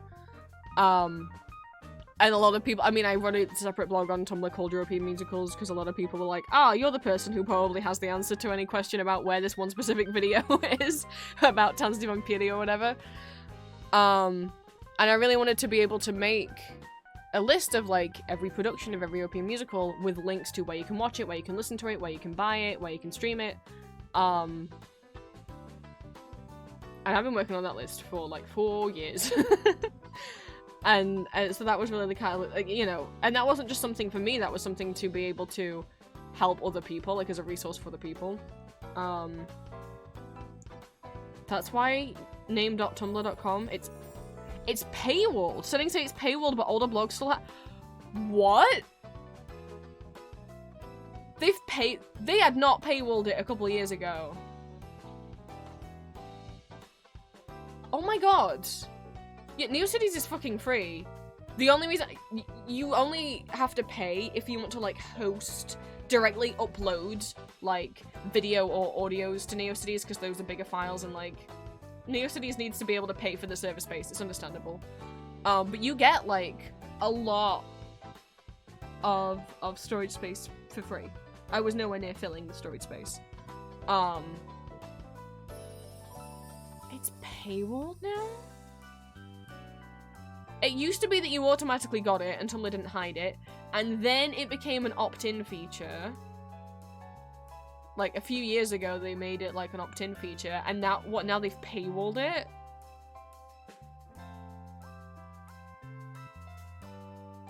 That sucks! That and Tumblr, when Tumblr redid it, seemed a lot more like Twitter, just fucking pissing me off. I don't know if I have an art gallery on the website. I mean, that would be, if I did make a page for my art gallery, that would be a good way for you to be able to see every piece of art I've done.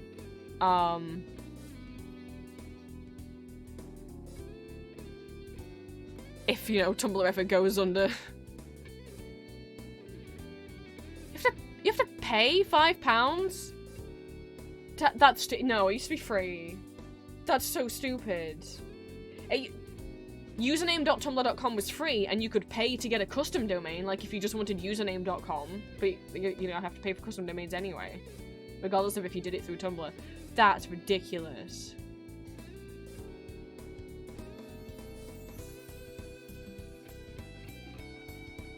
Oh, maybe it's if I were to redirect because I already have that. Oh, maybe that's what you're thinking about. Maybe green. I know a custom one is like 12 crit. Oh. Well, I don't know then. That's weird. I don't know what's going on with Tumblr. Probably nothing good. Anyway, creating your own website. Lovingly written and submitted by Sandra. Anyway, this is on 32bit.cafe. You can do this, chat. You can. Yes, you can build a website and using nothing but your keyboard and a text editor. Anyone can learn how to code a website. Even me. And I'm a silly boy. And thanks to many tutorials and documentation around the web, you can get started for free as you learn. The best part about building your own website is that you have complete control over how you want it to look, behave, and everything's up to you. Exactly. You can't, like... If a website suddenly decides they don't like trans people anymore, they don't like artists or not safe for work art or whatever, can't suddenly delete all of your stuff or your account. Also, if you have like a NeoCities or whatever custom website you work, your work isn't going to be fed to AI. There's not going to be cookies and things stealing all of your data.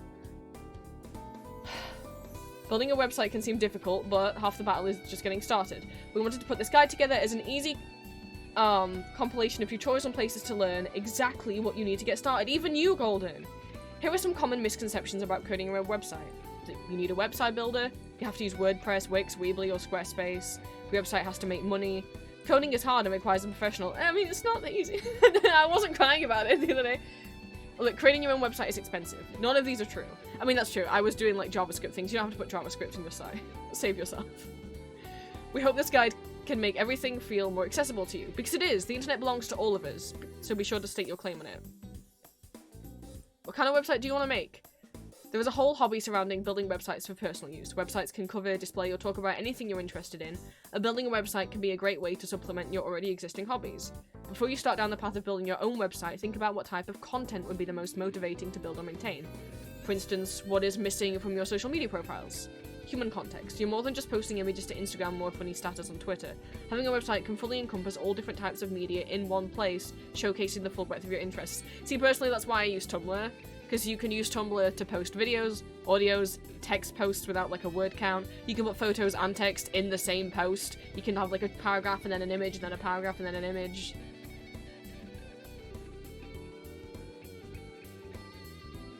I have a question about NeoCities codes. Do they have a search function? Like instead of scrolling through hundreds of lines to find one variable, can you just type desired words? Yeah, you can just hit Control F. I mean, you can do that on any browser anyway, but, yeah, let me get, let me get my site up. So, like, here's the code for my, again, I do not mind if you inspect element or view source code on my site. Some people are like, don't you dare take any of my code, don't inspect element, don't right-click. On any website, you can right-click and view page source, and it will give you, like, all of the code for that site. And some people on NeoCities like, don't do that to my site, don't take any of my code. I don't give a shit. Some other people are like, of course you can look at my code. The whole point of NeoCities and the whole point of it, you know, of this kind of website building is that we're sharing what we learn with each other. So like, I don't mind if you guys like find anything in my code that helps you out. And you're like, oh, can I just copy paste that from your code? Yes. But like, if here's all my homepage code, and let's say specifically, I don't know, I want to change, I want to add something to my to-do list, but I'm like, oh fuck, where is it? Oh god, I could just Control F, and then search to-do. Here it is.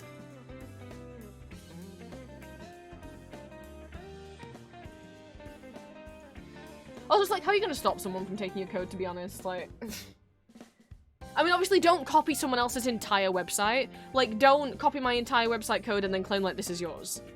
But if you want to look in my code to see, like, where I placed, like, how I got Mori in the box, or, like, how I did this stamp banner to have it, like, go from right to left and then ping back left to right, that's fine. Obviously don't copy someone's entire website, but I have no problem with people looking through to see how I did things, or like, you know. Where are we? What can a website be about? Here's some ideas from the community. a digital art gallery to show off your photography, a compilation of university notes to be referenced, a business card to compile your digital present, which again, you could have a NeoCities just to write down like all of your notes and shit, so then you can access it wherever you go, if you don't want it in like a Google Doc or something.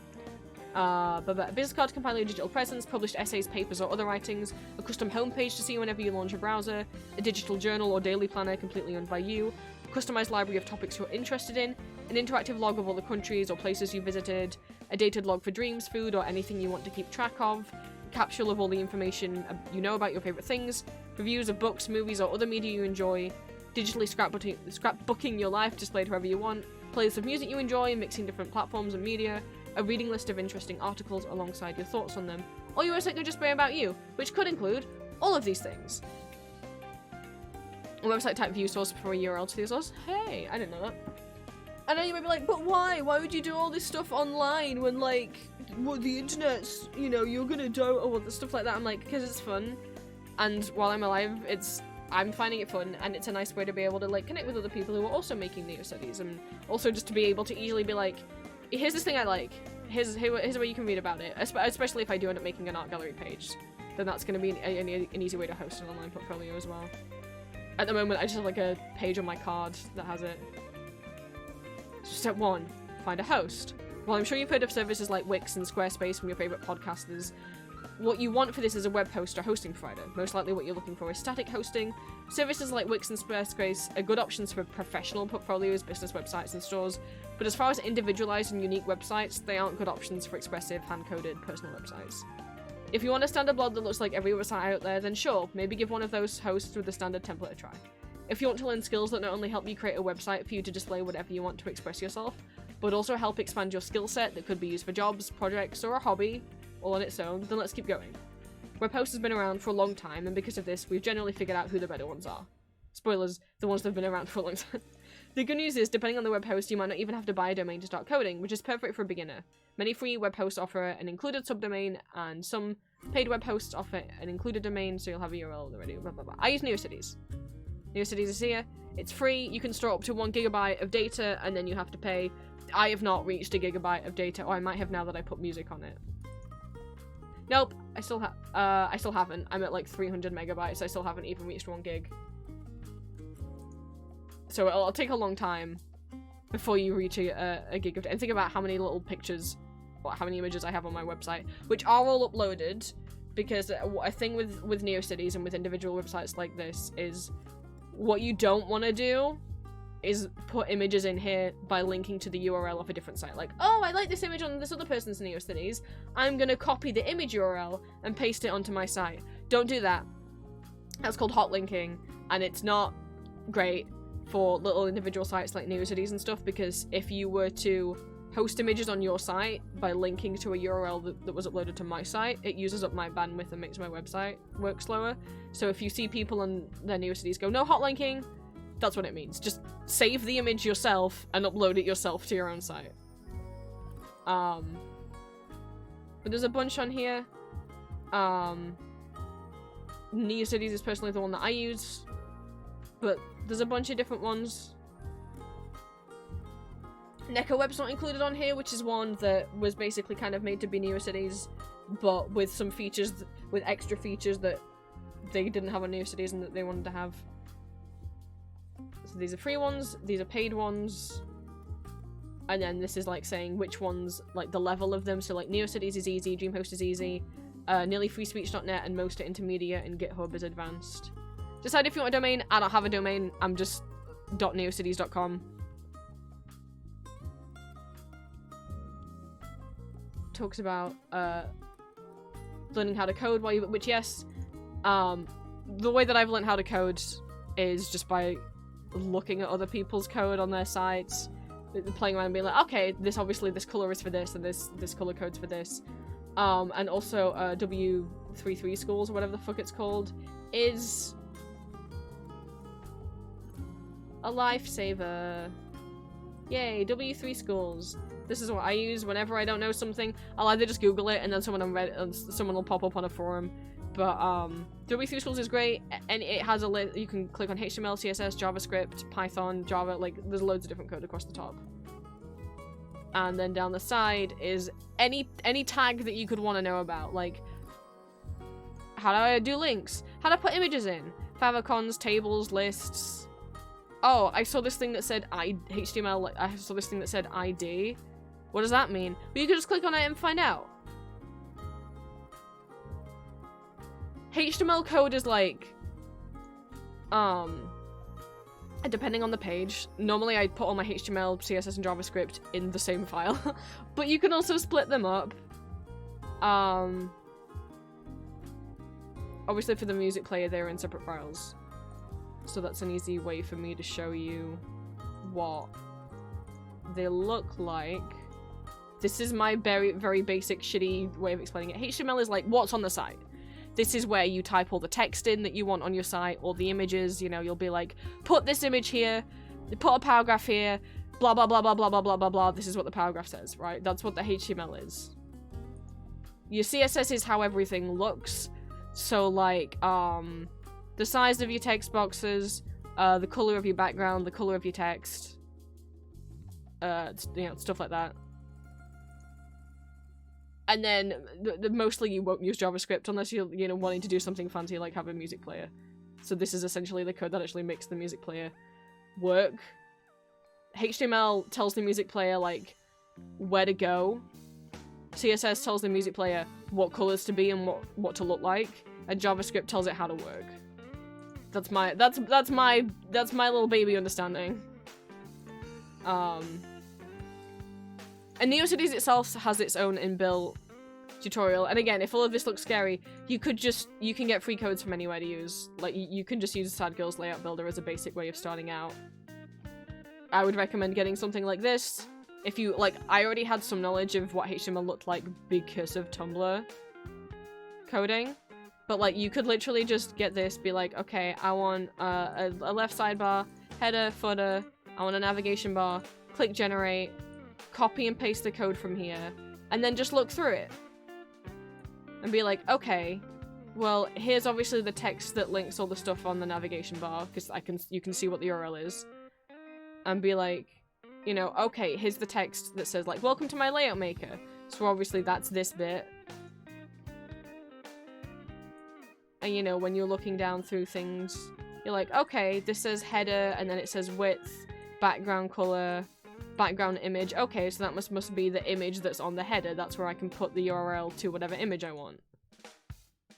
And I know I just said not to use URLs for images. What that means is, instead of actually going like www.tumblr.com/ and then like the Tumblr URL, you know, or whatever URL you're using, to link an image from your own files, you would just, you know, it would just be whatever the name of the file is. The whole, like, musicplayer / canvas50.png would be the URL. I'm not in any web rings. I would like to. Every time I find a web ring that interests me, which is like a little group that you can belong to, that you know, you can advertise them on your site and they'll advertise you on their site. Every time I find a cool web ring, they all, like, close down, like, earlier this year or last year. Every single one of them. Or the other couple, like, say no, not safe for work blogs. And my blog isn't not safe for work, my website isn't not safe for work, but I don't know if it ever will have not safe for work content on it. Probably not, but, you know, or, like, a couple of them are run by minors, and I'm like, I don't know if I want to be on that. But for the most part, I'm like, that one's cool. Oh, they stopped accepting new members last year. Okay. Oh, but this one's also, oh, they, you know, this one's about, websites that have art on. Oh, they stopped accepting new members last year. Okay. Oh, what about this one? This is about, like, self-shipping. I could put, like, Aries on my set. Oh, they stopped accepting members back in March. Oh, this one's, like, for Vocaloid fans. Oh, they stopped accepting members last year. Like, that just keeps happening. But like I said, the 32-bit cafe has, like, a lot of different,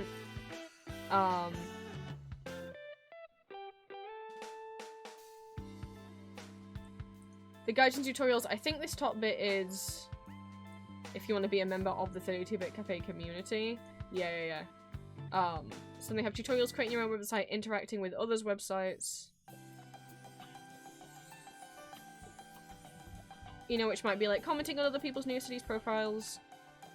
You don't don't hotlink. Because that's the other thing as well with hotlinking. If you upload an image to your site by just linking to someone else's URL, but if their website gets deleted, now all your images are gone. Because you didn't save them yourself. Treat others how you want to be treated. Never plagiarize or pass off others' work as your own. Don't hotlink. Don't gatekeep. Cringe culture is dead. Embrace the things you're interested in. Hell yeah. And then trading buttons and links, which I have my own little button now. But then if you don't have like a Photoshop or something to make a button, there are websites that will like help you make buttons.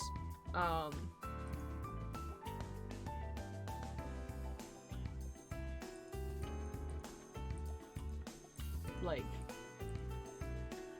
oh cool, okay, I haven't actually seen this one before. Oops, I added too many. Oh no, take them away. Oh no. How do I delete? What if I refresh? Will it forget this is what I've done? Okay. Okay, so I've never actually seen this button generator before. So this is how you might see a lot of buttons that just have like the same style, and it's because they're all parodying like an old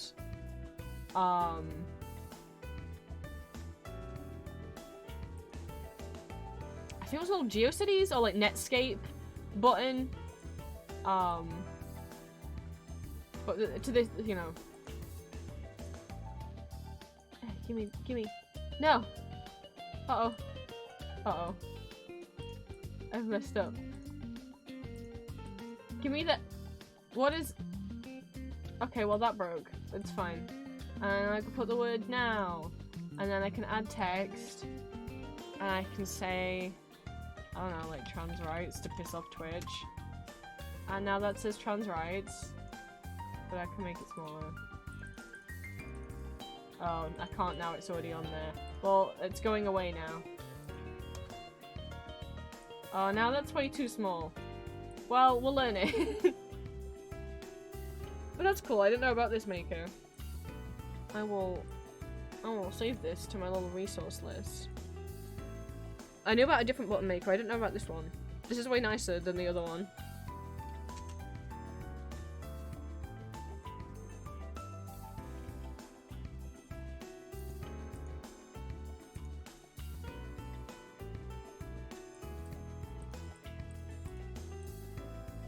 But yeah, I hope that ramble was somewhat interesting. I was gonna show off some of my favorite websites as well. I just think sites are cool. I have to start with Hill House. Hill House is gorgeous.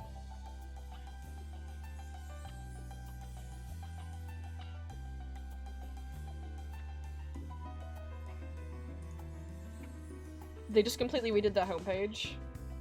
So this is hillhouse.neocities.org. I think it's really cool.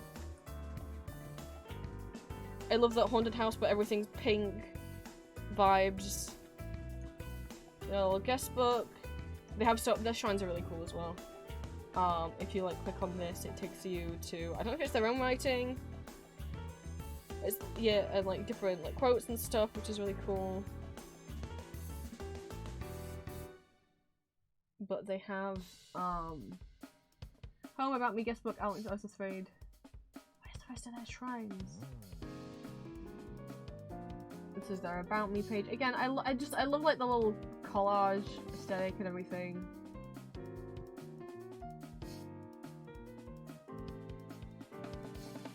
And I think if you click on this, it takes you to like different pit crews that they've made of themselves. Not that they've made, but just like they've made themselves in different pit crews.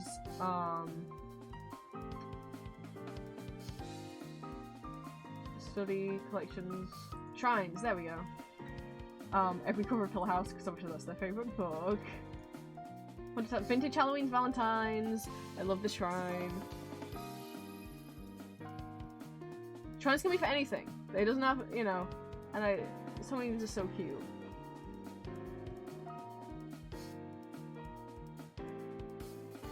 Also, Eric's on here, because of course he is. I really like this little mouse guy. There's Eric. There he is.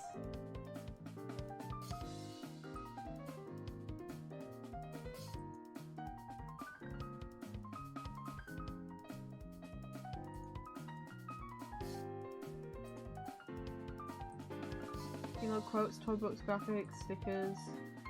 Some stickers. Cute! It's literally just stickers. It's just stickers scanned in like PNGs. Amazing. Adorable. 10 out of 10 no notes. It's a Halloween. I like this. I love this little cat.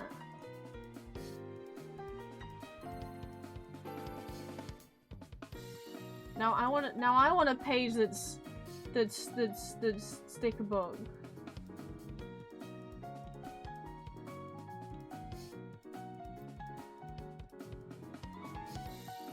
Oh, this little cat that's just a piece of devil. I love him. Oh, I'll take him home now. He looks like a Slovenian family.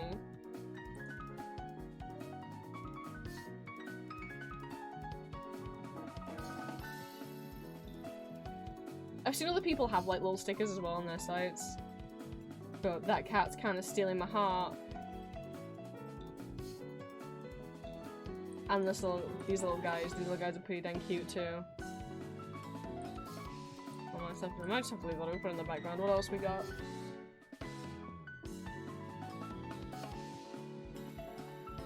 Is there just one street? Yeah. And Clown Fred.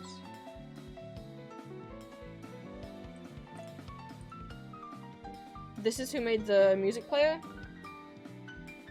I hope everyone's not incredibly bored. If you're new here, there's a reason why these are just chatting streams. Normally I'll go on a ramble about whatever I'm currently really interested in. So this is who made the music player, but also is who made this sticker bank code, which allows you to like grab these little stickers and you can drag and drop them wherever you want. Oh my god, is that a Triceratops playing a saxophone? Green. Is your PC been reset yet? This is amazing. And you could just for fun, you could just place them wherever you want. And you can drag and drop them, and they'll just stay wherever you put them. Is this a friend for him? Oh my god. It's a friend for him. This dinosaur's playing an electric guitar. Amazing. No, there's no point to, like, being able to put the stickers anywhere. I don't know. I just think it's fun. I think it's cute.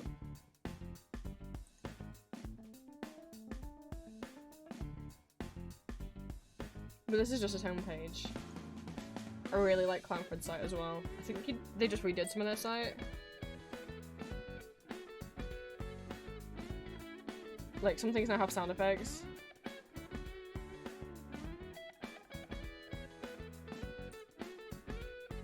But I think also, yeah, they have some little...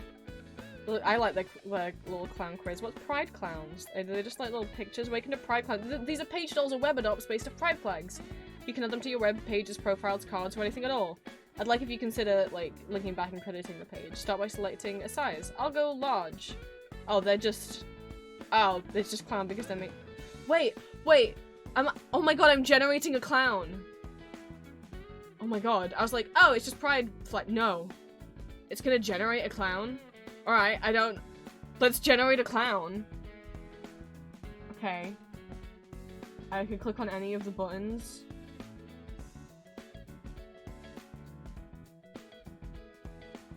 Okay, gender fawn. They have the okay, gender fawn.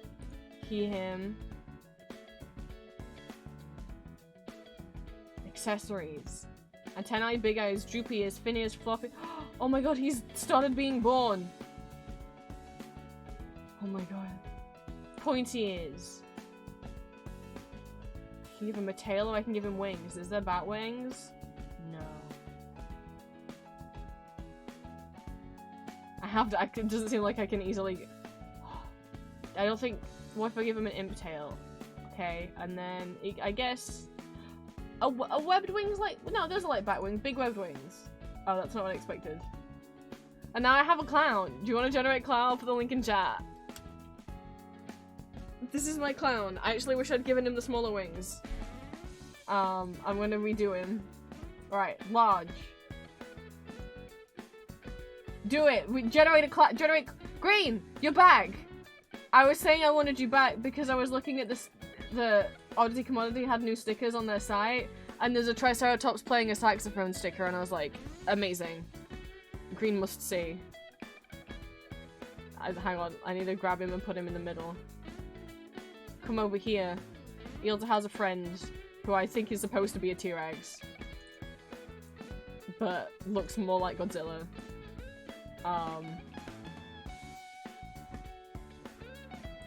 Here they are. Here's the Triceratops playing the saxophone, like, and then here's his friend, here's his friend Godzilla playing the electric guitar. His friend upsets me. I know. That way, it's Godzilla. It's a fantasy creature. Don't worry. It's not a real dino. This is Godzilla. I'm. It's okay. Oh, do you think he's meant to be a stego? I guess so. But I like this Triceratops guy. It's silly. Anyway, we're generating clowns. I was showing off websites I really like, and ClownFred has a clown website generator. So I'm gonna redo my clown. He's gonna be small and gender fawn. Oh, that's what the small. Okay, the small ones you can only pick a flag for the small one. That's so cute. They're cute as shit. And they've also got like the neurodivergent flag as well. Shut up. These color combinations look so cute. Do they have demi-romantic? I don't think so. No! They have demisexual! That's so mean! They have grey romantic!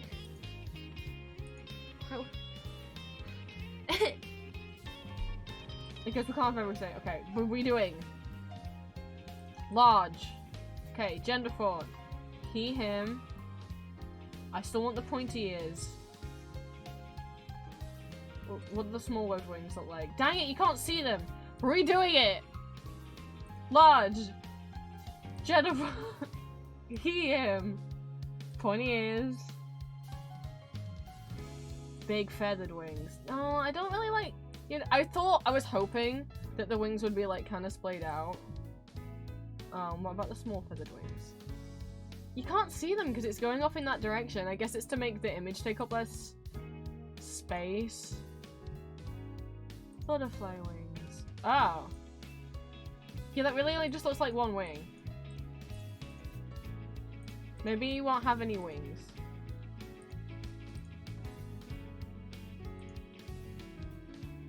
Oh, no, I get it. Because it's following the movement of his arms. So, like, one wing's down behind his back and the other wing's pointing up. I see.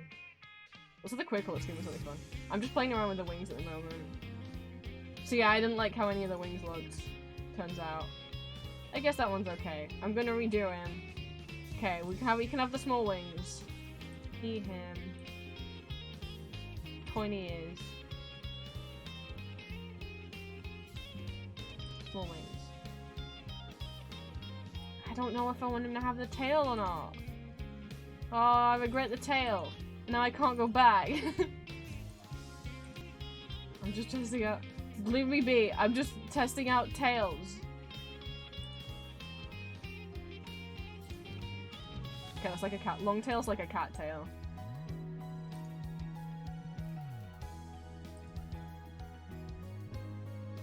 Scaly tail? Oh, it's like a dinosaur tail. Like a Godzilla tail. Small tail? It's like a little dog tail.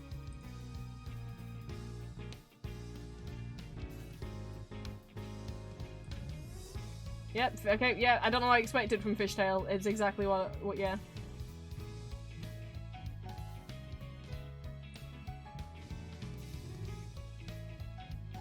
I think I'm gonna go no tail. It does have Bun Bun's pronouns! It's got... the tail goes the other way. It doesn't have the diplomatic flag though. I did have halo. I want horns, but I want pointy ears. A small feathered wings. There's my clown. I'm gonna save him.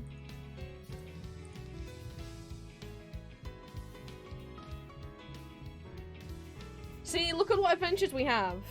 If I hadn't started learning about Neocities, we would have never got to generate our clowns. Save image as. Why isn't it popping up? Okay, I'm just gonna open the image in a new tab. There we go. Okay. Maybe I need an adopts page now. Maybe I'm adopting clowns.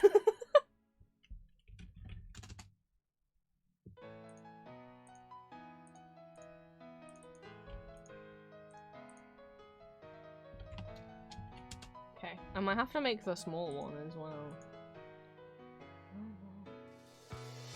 We do have demisexual, which is nice. Oh, triangle of his eye. And they have omnisexual, which you don't get to see very often.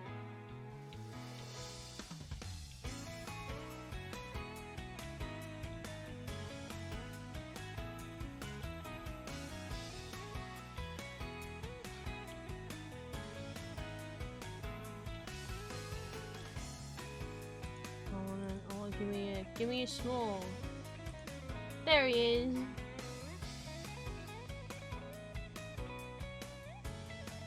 I never noticed this page before. This is adorable.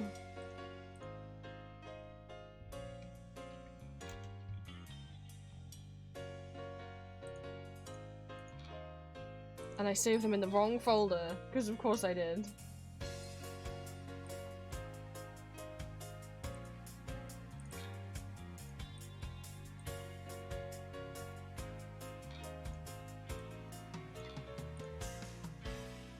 Close for the ace one. Aww.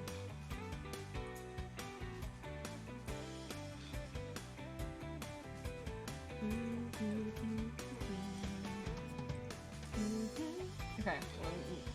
We've all been distracted by generating clowns.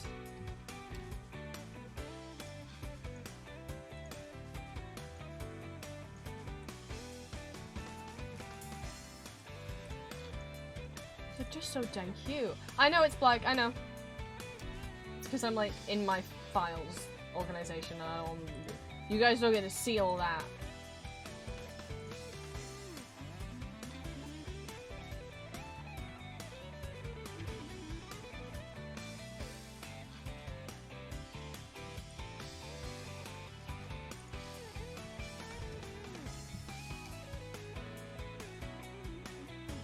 See? Clownfred's website's the coolest. Web Pets? Welcome to Web Pets. These are free web page adoptables for people to use them for anything as long as credit is given. Apart from NFTs, AR training. Click on the capsule machine and grab a pet. Click the refresh button to get a new capsule. There's a 3% chance of getting a rare pet, which have red name tags. Okay. Oh, there's a little animation like it's a gacha? What'd I get? I got a joyful warble.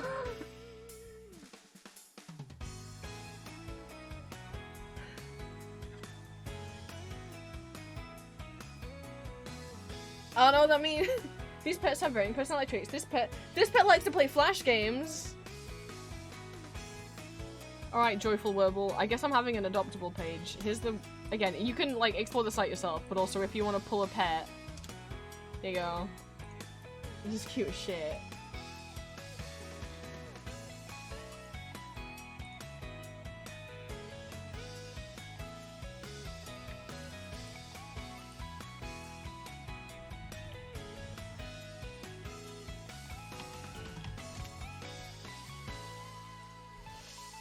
I'm gonna do it again. I wanna hit refresh. I wanna pull another pet. Can you not? Can you? Oh no, there we go. Green, I got a rare one, and it's a four-headed dragon. I mean dinosaur, not dragon. Sorry. These web pets have 4 separate brains, their foreheads are prone to bickering. Oh.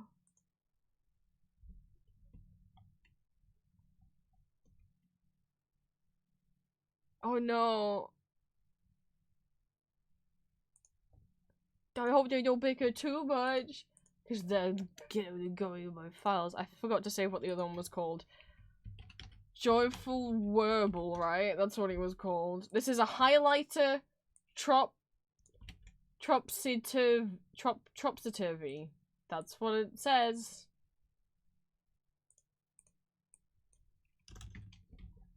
There's so much wrong with it. He didn't ask to be bored. I could be here for a long time pulling pets. Oh, did my music stop? Oops.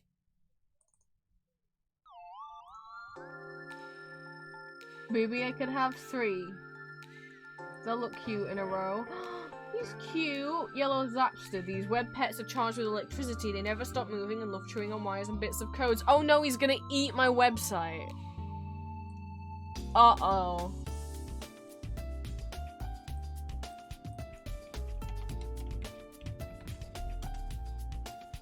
Bye, Angel. Thank you for stopping by. So, clown quiz, which I've done before. If you want to fight, you can find out what kind of clown you are. Again, here's just the link with everything. You got a hammerhead bloopy. Clownology. Evolutions of clowns and mimes. I thought this was actually going to be like a legit history of clowns. It's not. It's claiming that clowns are a different species that split off evolutionary from humans. It's estimated that clowns split off from humans about 300,000 years ago when they were isolated on a long-lost island devoid of predators. Protected from danger, they evolved bright colors to distinguish from one another each other and impress mates.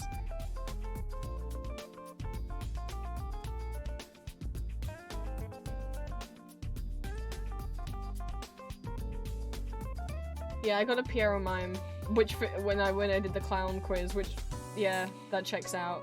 They're shy and nervous.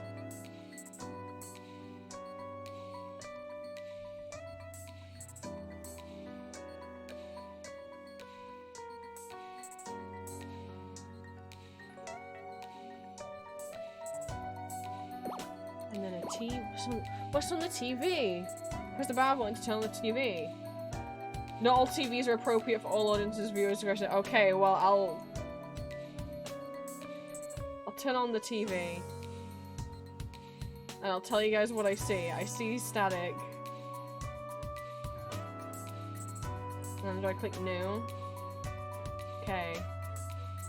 I got BBC Radio Dance Awkward Interview. I guess this is just random, silly, funny videos. I'm going to turn off my volume share, and then we'll see if this is alright to share on stream. It's like 19 seconds long. Did something go wrong on a BBC interview?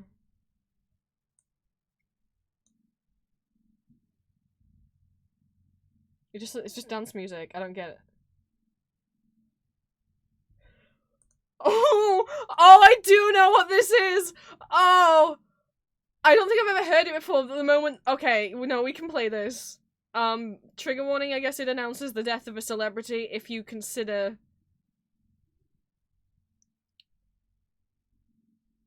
Well, I don't think anyone here will idolize these people. Not that that again, not laughing at the fact that this person died. It's the schadenfreude of how this happened.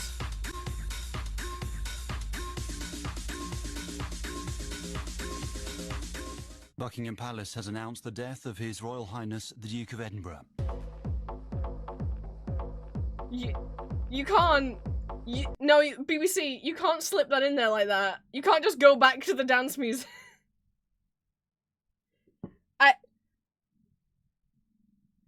Okay. I guess we're just back to the dance music. I guess they are BBC Radio Dance, not BBC Radio News or whatever.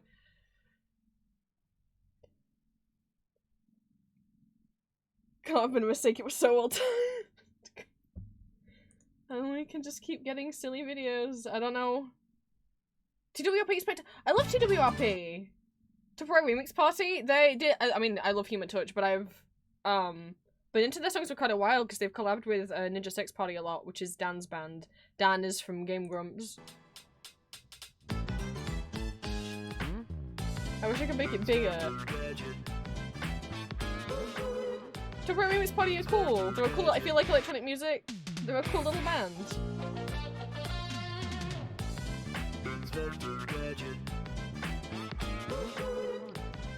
What a silly TV. They're just making a cover of Inspector Gadget. Who's gonna stop them? But yeah, I really like Clownfred's website. That was just what was under the fun page. That wasn't about me, art, OCs, nostalgia. They've got OCs? Oh my god, warning, I'm about to hyperspace. The process of discovering new universes can be harmful for the feeble human brain. Really, though, this is just a fun way for me to display my OCs. Proceed, if you dare!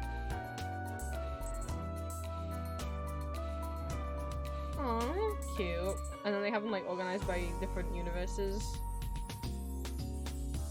As if it's like a social media for their OCs, is like how they're displaying information about them.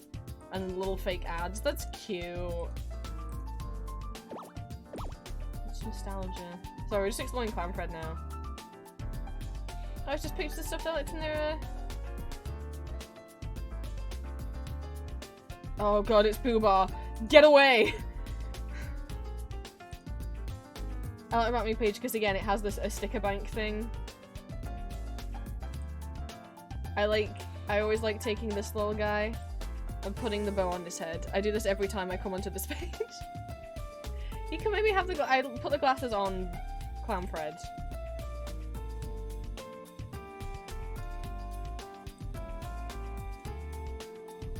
I like putting the bow on this guy. Or you know, the T-Rex-ish. He can have the bow. It doesn't really fit on it. It kind of blocks his eyes. He can have the squeaky horn. Now he's blowing into the squeaky horn. Oh, that's not how that works. You squeeze it. Well, he can have it in his little hand. He can eat this worm. There you go. I'm sure that'll fill his big T-Rex belly.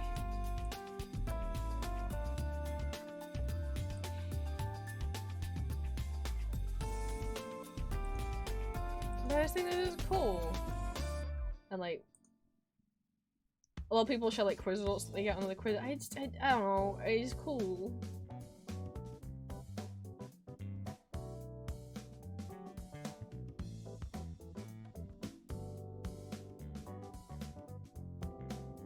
It's talking about their persona, which is Clownfred. It's a guy you see everywhere. How do I get home? Home!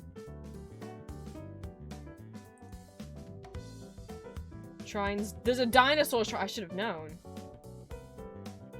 Men will turn fur and base their whole personality off one of these. I was about to be like, that happened to me, and I'm like, I guess you could use the truck to mean Transformers instead of actual trucks. If this is Optimus Prime, then oops. Oh, Green. Are you gonna be called out? So this is Clownfred. When my mom set me down in front of a portable DVD player and popped in Walking with Dinosaurs, she had no idea what the consequences of that action would be. And the consequences were that 13 years later, I'm still extremely obsessed with dinosaurs. And then there's a whole bunch of stuff about dinopores. Facts about them. And then some of their favorite fossils.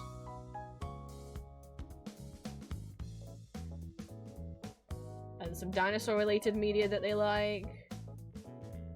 Dinosaur Train? The dino one's on here. Aww. Oh no, I'm putting me down in front of Jurassic Park. Ah, I see. This one's cool. I don't know much about dinosaurs. I just know that Dinosaur King is what you want to be. This is their favorite dinosaur? Whoa.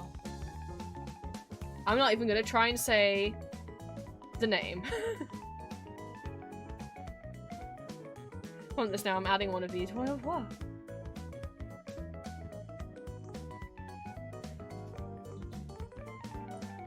Oh, this is less scary. I'll make you move. Oh, we're gonna try. Its name is Sitipati Osmolske. That's how I'm saying that. The badass. The large the Oviraptor dinosaur native to Asia. Like most, they were likely omnivores and would take great care of their nests. Many fossils of Sitipati are mothers who died protecting their eggs. And then the little cursor's a T-Rex.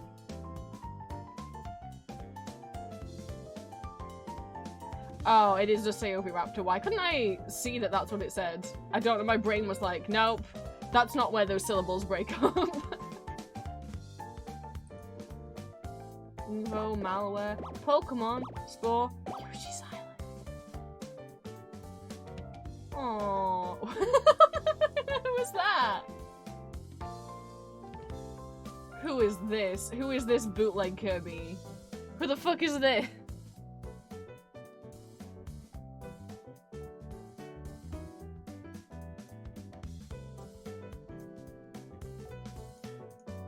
I guess this is every creature in Yoshi's Island. Oh, this is when Bowser Jr. used to be called Baby Bowser.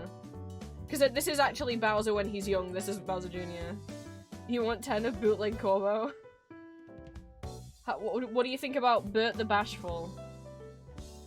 Oh, I do remember Bert the Bashful! I remember seeing him in a video essay, and someone was talking about, I don't remember whose video essay it was, and they mentioned Bert, because I guess what you do to him in the game, they were like, something about Mario, but he's evil, because oh, I think it was Brian David Gilbert, in his Mario Warcrime, Polygon Unraveled. He pants to the man! Mario pulls down his pants! He's already bashful enough! He's literally called Bert the Bashful! You didn't have to pants the man! God, I was like, someone said it. So who was it? If you haven't watched Polygon Unraveled with Brian David Gilbert, oops, may I recommend Mario is a war criminal. I think it's actually trying to uncover if Bowser's a war criminal, but then he accidentally finds out, oh no, it's Mario.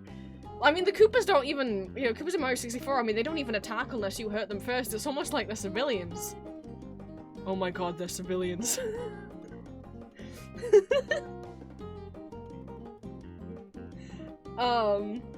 That was one of the— I found Polygon Unraveled when I first got into Castlevania, and I found his Castlevania Smash Pass tier list thing. It's their favorite Pokemon. Aww. Yeah, Pokemon are like releasing every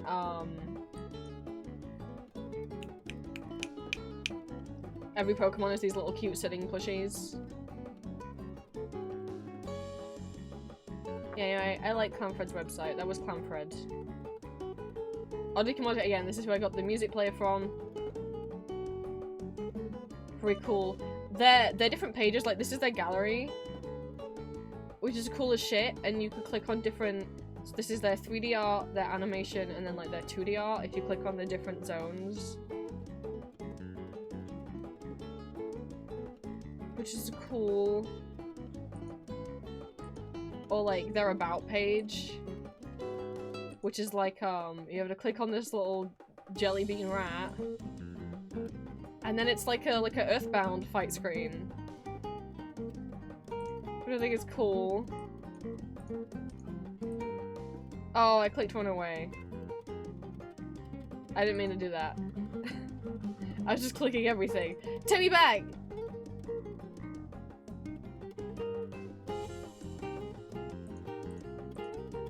This is cool. Oh, their HP is 420 and their PP is 69. Well, I'm gonna run away now. We have, I don't know, again, Blaminser, which is cool. I only found this site recently. You can enter the monastery. It's basically like an illuminated manuscript if it came to life as a website. You can say no thank you and then it'll take you out of the site. But I'm gonna say, yeah, I couldn't go in. I'm gonna go in. Well, I like the look of this fox guy carrying geese. I'm sorry, was that a cat licking its own ass? I wasn't— well, now I'm over here. Send a letter? What does that do? Oh, it's a guest book! Cute. I haven't explored— what is back here? It's not done yet. What about this horse? Oh, he just makes a horse noise when you click on him. Oh, now it took me back to Neocities. Oh. Visit neighbors. Oh, and then it shows like different sites that they like recommend. Oh, and then this is like the sources of where they got each of their different images, like which specific old book they were from. That's cool. Why is there like so many cats? Anyway, I failed to realize there was a cat licking its own asshole. Okay, it just makes a noise when you click on it. Alright, let's go to the churchyard. I can't, it doesn't- oh, there we go. Who is this creature? There's a cemetery, I can go in. Oh, it's just a cat. Okay. Cemetery. Oh, there's another cat. Oh, I didn't even think. Oh, it's their own pet cat. Oh, I'm sorry. I'm gonna go in the church. That was too real. That made me sad. I keep having dreams about getting a cat. I think my brain really subconsciously wants a cat now. I mean, me and Julie was planning on getting cats anyway once we're together. Like, we can live together full time. But I've had, like, multiple dreams lately where I'm, like, hanging out with Lucius, Julia's cat, and I'm like, oh, maybe... She was like, we could get a cat, you could get a cat whenever, and then I can just come and see him. Like, I don't know if I can take care of a cat on my own. I've never had a pet before for myself, so like, I don't know if I should be trusted. Sometimes I forget to feed myself. I wouldn't like, you know, harm an animal, but I'm like, sometimes I forget to feed me. And you know, I'll live if that happens, but what if I forget to feed the cat? And then, like, when we were walking around, there were so many dogs around at this market we're at. And Julia's like, would we want to get a dog? I was like, no, we can't. What about Biscuit? Because Julia's already decided that if we get a cat, that our first cat should be kind of like, they should be named Biscuit. And that's fine with me. But I was like, I don't know. Like, I'm fine with having a cat. But I was like, yeah, it can't be till Julia's here full time. Where Julia's like, we could do it when she's just coming over here 6 months and staying over there 6 months. And I'm like... What if I'm bad at it? To be fair, I don't think the cat will let you forget. Oh. I've never spent much time on cats, so my parents have always had dogs. So I'm just like, I don't know. I mean, obviously I could get the cat while Julie's here for 6 months. And then... Because 6 months is as long as you could stay in the UK from the US without a visa, so we were going to do that for a bit before she can stay here full time. But I'm like, I don't know, I can't just go get a cat, but... Because I'm scared. I want to be a good dad. Where am I? There's a snail. Oh, now I'm in the cemetery again. Anyway, there's that side. I can't see what all of these are.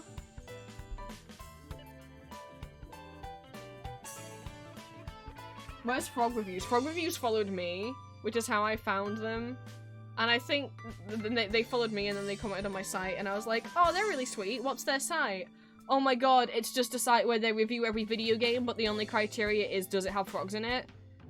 So, if you get to play as a frog, it gets 4 points. If you can be friends with frogs, it gets 2. If it's about frogs, it gets 3. And if there is a frog in the game, like just like an NPC or whatever, it gets 1 point. But it gets 0 points if it has no frogs. So like Baldur's Gate gets 2 points because it has a frog that you can, I guess, be friends with. Has frog. Baldur's Gate 3. Well done. But like, Cave Story? Frog Friends? Or the Frog Chrono Trigger? Got frogs? Deadlock, you can play as frog. I'm frog if I cheat. Final Fantasy? You can be frog. Frog Detective, obviously you can be frog. Helldivers 2 gets 0 points. It has no frog. Hollow Knight, I'm sorry, it gets 0 points. It has no frog. Oh, who's this guy? Stardew Valley has frog, but barely. Undertale, yeah, it's got frog. It's got frog it. See, you can have your site be whatever you want. I remember clicking on the controversial frog fact. I was like, I wonder what the controversial frog fact is gonna be. I wasn't ready for it. I'm like, how could there be a controversial fact about a frog? Oh. Frogs more popular than Jesus? People want frog. Oh, maybe that is controversial.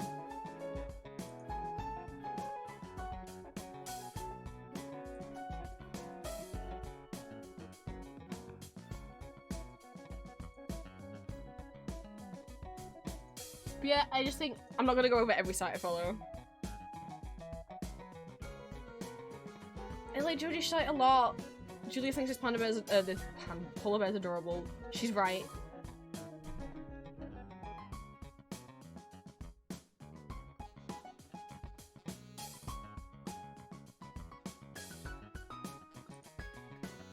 I was never into Webkins, but the Webkins shrine is pretty cute.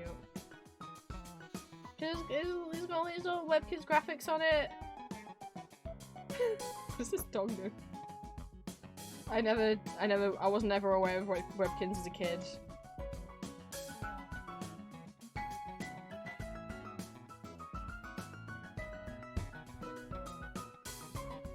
But I think this is a cute looking shrine.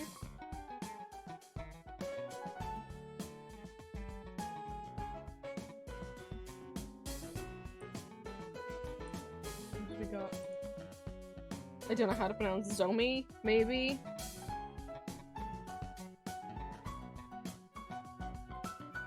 I like the little avatar. Himbo of the month. Vote.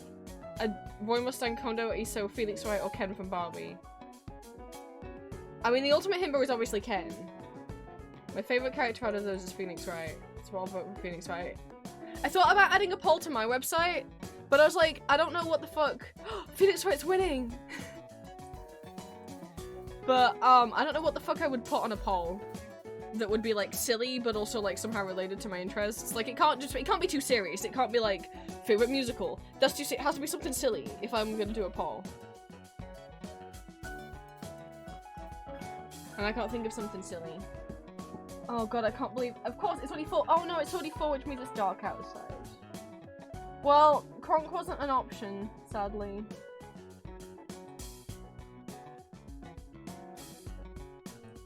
But yeah, anyway, thanks for letting me talk about new cities. Thank you for generating clowns with me. It's pretty dark in here now, as you can see. We had daylight saving, so now it's getting dark at 4 PM, and by 5 PM it's pitch black. Boo! I was gonna like, I'm not gonna like show like everything that I bought. Again, I didn't buy much. I'm like, do I have any little things? Julia got really into blind boxes while she was over here. She got a lot of these Momo Bunny ones. I got one. And I ended up getting the Flocked, which is really cute. I ended up getting the Get Rich Momo Bunny, which you know, she's gonna sit on my keyboard and she's gonna be motivation for me to work hard. She's very chubby, she's adorable. So she's there. What else do I have with me? Julie gave me this tiny bear. He's become one of my favorite things. She got him in like a party favor from a baby shower she went to. He's sitting up here now. Kenji had new nightlights, and you guys know I collect nightlights. One was this little bear with a bow around its neck, which I'm not grabbing because it's across the room. And the other one is this little bunny holding a tulip. Which way does the, there we go. No, I don't have any room for more nightlights. Also, the shelf I had some of them on fell down while I was away. But look at her! So now I have like, how many nightlights? I don't know anymore. 1, 2, 3, 4, 5, 6, 7. Yeah, they have dinosaur-shaped nightlights in Kenji Green. 1, 2, 3, 4, 5, 6, 7, 8, 9, 10, 11, 12, 13, 14, 15, 16? Oh, you click nightlights, Prince? Do you ever, so you like turn them on a lot, right? And they never get switched on. I just forget about them. They're just so small. Yeah, they look like the Dino plushies, yeah. But they hadn't had new lights in ages. They just had like the moon and the ghost and the dinosaur one. I think it's the moon? I don't remember. But yeah. Oh, you know what? I'll grab the bear. They are way brighter. I have their old ghost one. The dinosaur one I have, the batteries died immediately. I have this ghost one from Kenji that I got. I mean, I did get him a few years ago, maybe like 3 years ago, but I've also barely had him on. And that's how powerful he is. So compare.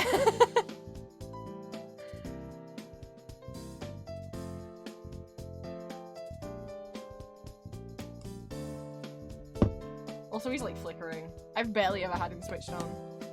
I don't think the really night lights were great. My first one. This is my first night light. Like, was it this one or was it the Kirby one? Again, the shelf fell down, so these are here right now. Is the classic Uwu cat that's squishy, and you smack to go from regular mode to rainbow mode to being switched off. Pa! Pa! Pa! Pa! Is the classic. I saw those silly videos that Napi used to make and I was like, have this for Christmas, please? I never had nightlights as a kid and I'm not as afraid of the dark or anything. It just, there's something like comforting and silly about them. So this was like, this is how it started. Bah. Turn them off. Ah! Turned back on. But he's like squishy silicone, which is a problem because when it gets dusty, it's hard to clean. I'm not gonna show all, and I've showed the planetarium before, but I'll show, here's the bear. His head's a little lumpy, like the molder wasn't great, but some of the others had like paints made everywhere. He's got this little bow.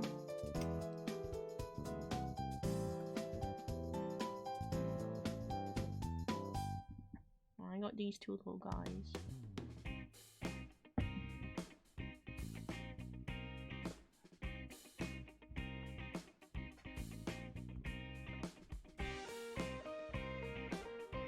Have anything else within reach? I don't know, I put most stuff away. Julia got, as I say, a lot of cinnamon rolls, and she got me these cinnamon roll blind bags.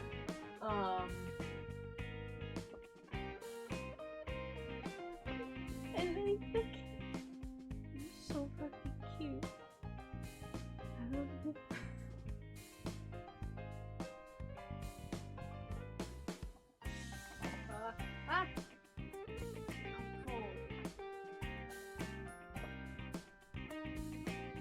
And we got, of course we got Sylvanian Monarchs. This is the one I wanted the most, and I didn't get him, and Julia did. And I was like, I don't have anything to trade for him though. And she's like, it's okay, you can just have him. So, I have the little, he's dressed as he's a little bunny. He's dressed as a strawberry, and he's in a little car, a little choo-choo. That looks like a parfait, like a cake roll. I'm gonna cry. I was like, fuck, you got the one I want. It's just like, I'll trade you for one of the ones you got. I'm like, but I also really like the ones I got. You can have the teacup baby. Oh, you also got the teacup baby. It's just like, you can just have him. It's okay. He's like clearly the best one. All the others just came with like little hats. He comes with a whole car.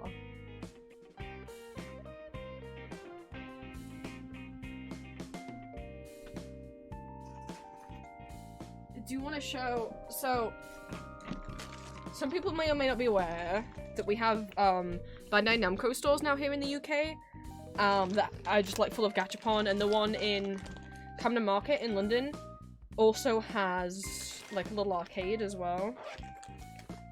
What did I get from Phantom? I didn't get a pin. I got a magnet because I got a magnet when I saw Hades Town, so I think I'm like collecting magnets now. There's my supernatural pin. There it is. There's proof that I'm losing it. I'm losing it. I keep all my pins in here at the moment because they don't have anywhere to go. But I was like, yeah, I'm not gonna be interested in getting in the gachapon. But boy, things changed. I got a ghost keychain. I got 2 ghost things while I was there. I got a keychain, I got a patch.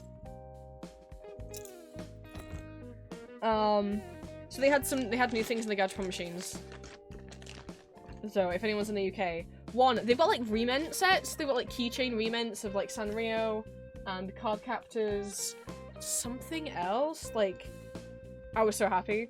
So I did the card captors one, and I was like, there was like mini cloud card book, mini something else, and then mini like the actual wands. And I don't want no wands. It's adorable. This is the fucking cutest shit. It is so small. So that was cute. I was happy with that.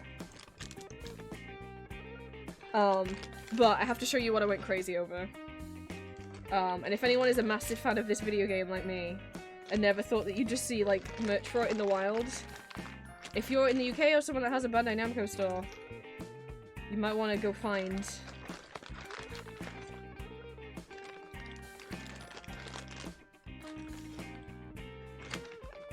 I think that's all of them. Okay. That stuff we got in arcade. I already showed this one to Green. I did the Sanrio one.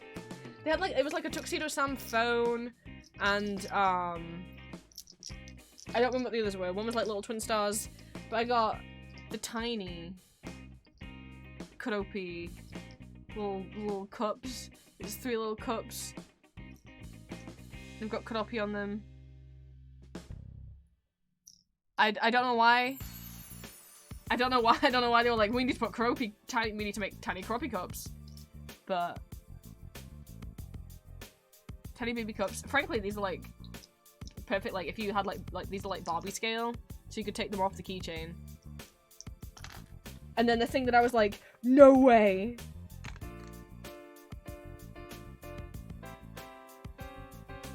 I did 5 pulls because the first one I was like, this is the most boring one.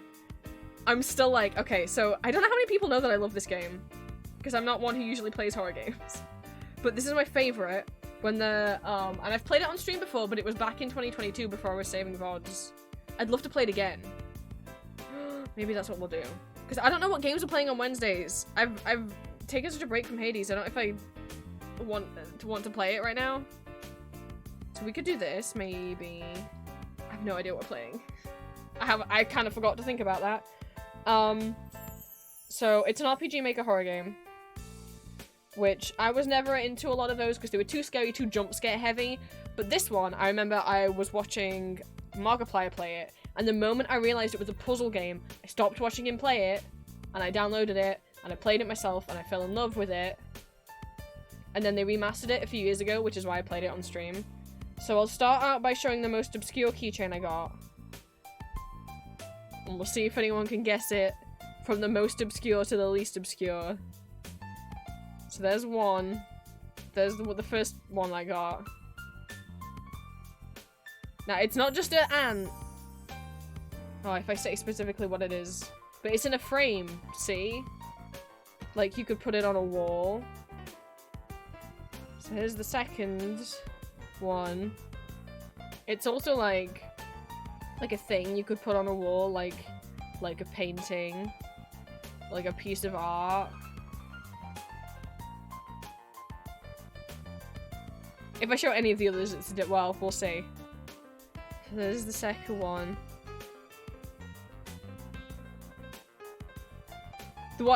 My favorite character, they had 2 different keychains of him, and I got one of them. I left it after. I was like, if I do any more pulls, I'm gonna start getting duplicates, or I'm gonna get. I was like, if I pull and I get the scary doll, that's going in the bin. So his. What I was very excited. There's him.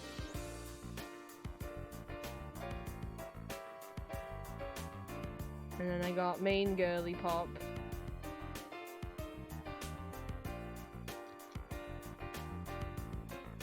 And then I got the portrait of main girly pop. I didn't get the portrait of my boy Gary. I have no idea why there is Ebe merch in Gachapons in the year 2024. But I was like losing my goddamn shit. I just like, I'm doing 5 and one of them has to be Gary. One of them has to be. I love him. It's okay if no one knows Ebe.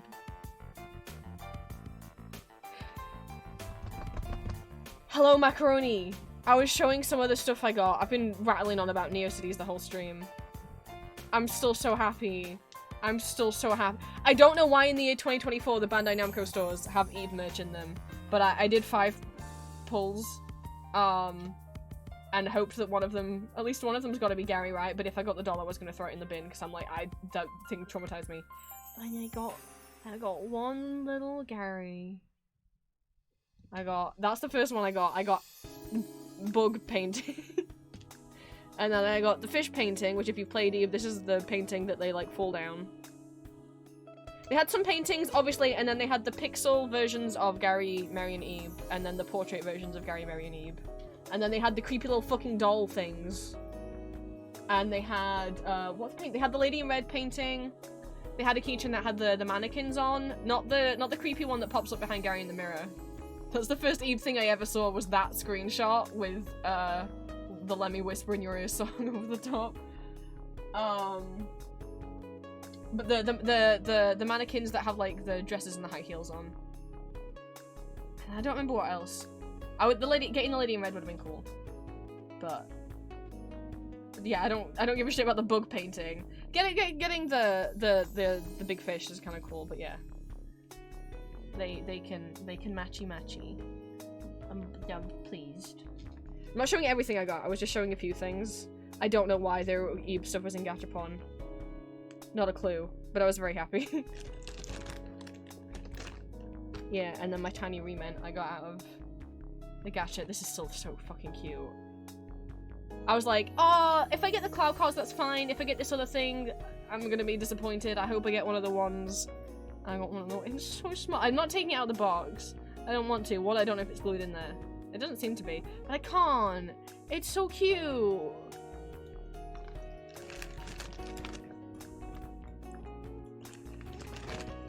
And then proof, because I don't know if you saw. Where are we? Proof that I've lost my mind. I got this from Forbidden Planet in London. I don't know where it's gonna go. This is just full of pins that I've got of Comic Con the last couple of years because my pin board is full, so I don't have anywhere to put any pins right now. And I want to get more pin boards and then have like one specifically for like Ghost and one specifically for Fear and Hunger, and one specifically for Hades, but I don't have any more room on my wall right now. So this is just full of pins, like enamel pins. I think there's a couple of magnets in here. I don't even know what pins are all in here. Who's Edgar? Little guy. Yeah. But hopefully, eventually. Oh, Secondo at the bottom. I didn't get the artist's name for who did those.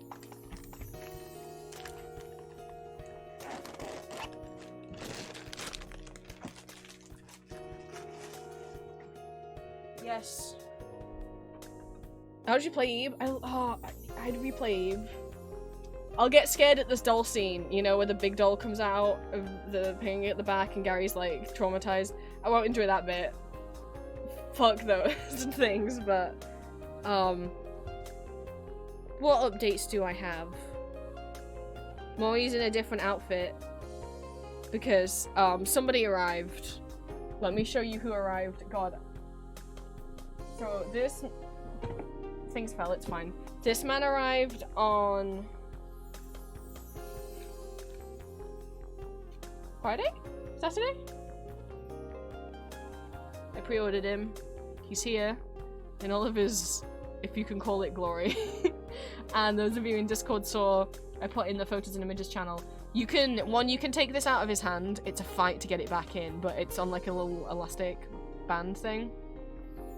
You can get the robe off. I mean, I shouldn't expose him on stream, but you can take the robe off. There's no fastening for it, you just gotta trust the process and pull it down. and I dressed him up in different... I was like, do I have clothes that fit him? And we played dress up. Because I'm an adult and I'm allowed to do that with my time. If that's what I want to do with my time. Ah. I appreciate that you can... Sorry, I'm like reaching over because things fell. I appreciate that you can take the staff out, because one thing that bothered me with the Copia plush...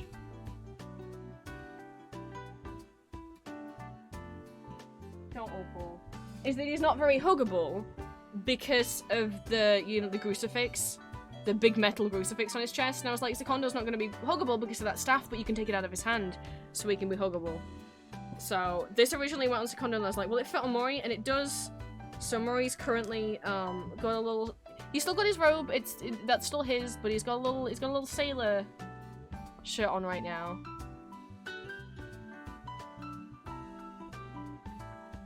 And then someone came today, which you might have already seen.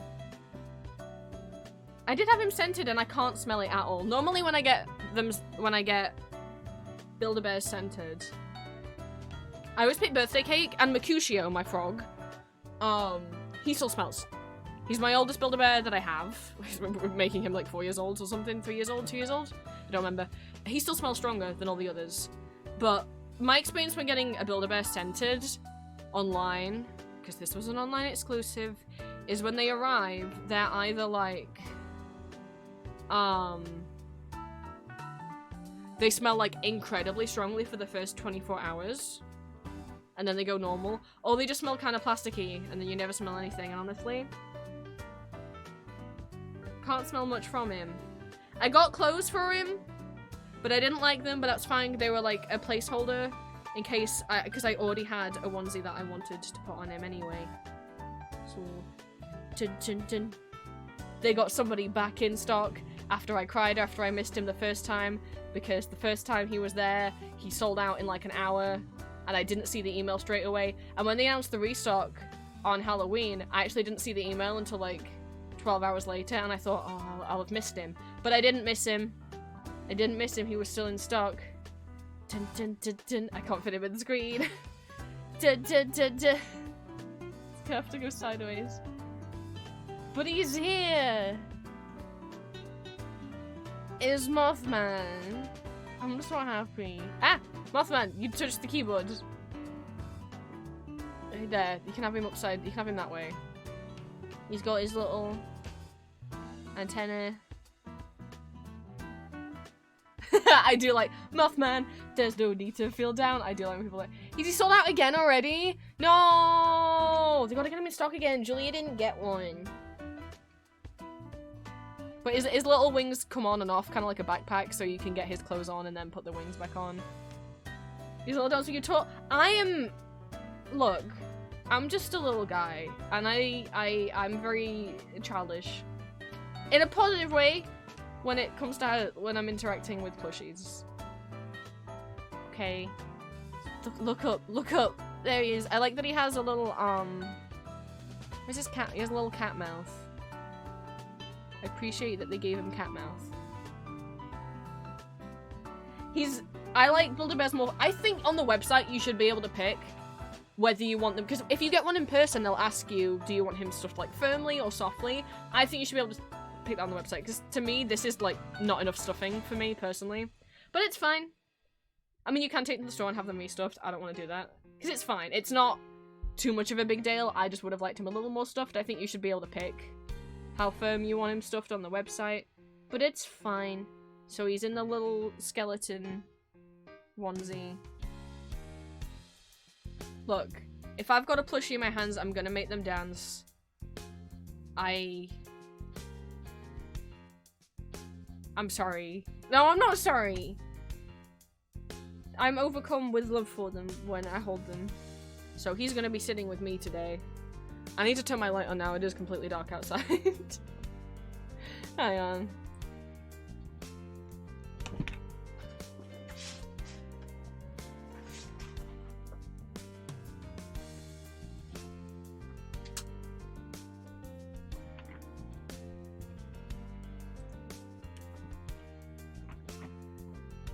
What we sorry to say? I don't know! I felt like there was just like a spot. I was like, oh, people noticed. Oh, I hope they don't think it was stupid.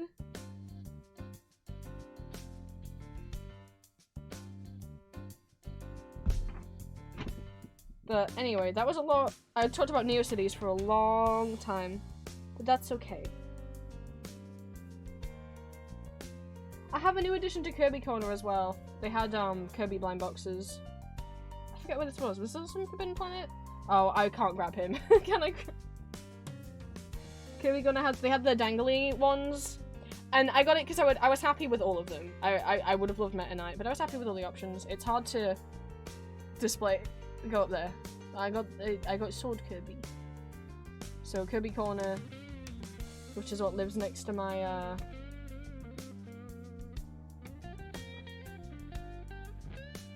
turn, damn you. Right there. Has a new addition.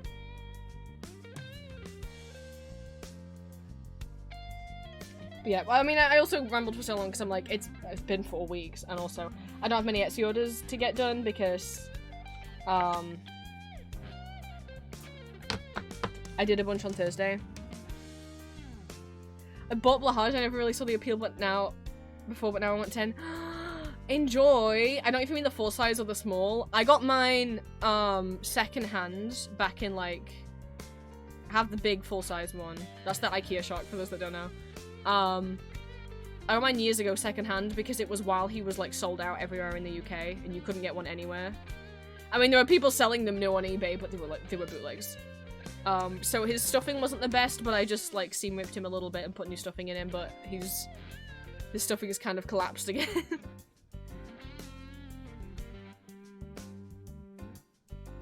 Oh, you got a little baby? I'm glad you're enjoying him. Yeah, I didn't get loads. The Momo and the Nightlight are just chilling on my desk at the moment. Because honestly, the light bulb that I currently, it's not that bright. My light bulb died recently, and this was the only light bulb that we had in the whole house. So Dad said I had to use this one, and it's pretty dang pathetic. I mean, this little Nightlight guy, so much more powerful. And it's like, after being in the hotel in the Airbnb, they had better bulbs than this. This is terrible. So I was drawing in my sketchbook and I like couldn't see, so I had to have him next to me, like, so I could see what I was doing. But yes, we do also have work to do. Where are my scissors? Ah. And then after stream, I'm gonna be NeoCitiesing once more because I want to try and get my sitemap up and the rest of my update look done. So sitemap is like, it's just gonna be a list of every page on the website if you don't want to have to like go through and find them all. So I have 2 pages of stickers, 2 pages of badges. Oh, I didn't get the badge parts before stream. It's been 4 weeks since I've streamed. I didn't remember that was part of the process. Oh, I have not drank a lot while I've been streaming. Oops.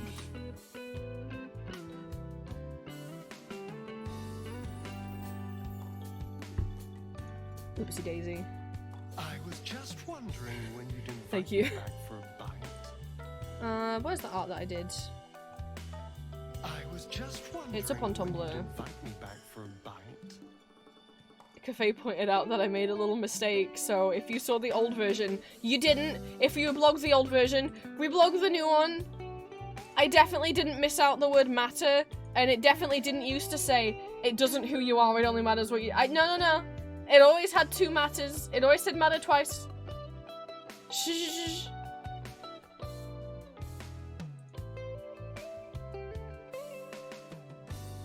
I just noticed another error, that this bit here doesn't have the outline on it. Whatever! Fuck! Here's Sam. Here he is. There's no errors at all and everything's fine. There's no bit back here that doesn't have the outline on it. You shush. It's Whimsy Goth Sam, there he is.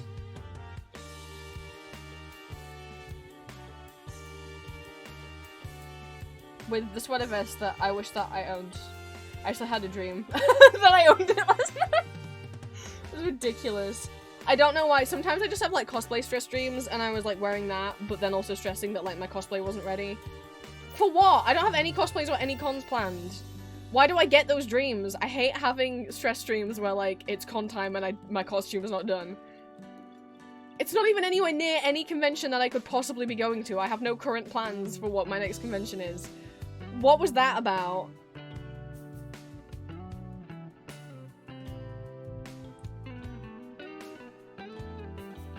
But anyway, I mean, these are quotes said by Sam in the show. The magic one is not set in regards to this kind of magic, but it's fine. No one has to know that. It's fine, it fits. It's a real quote that he says in the show. It doesn't matter if he was talking about, like, stage magic. It doesn't matter. Oh, that was quiet. Why was that so quiet? But I can become Gooby. If I remember how.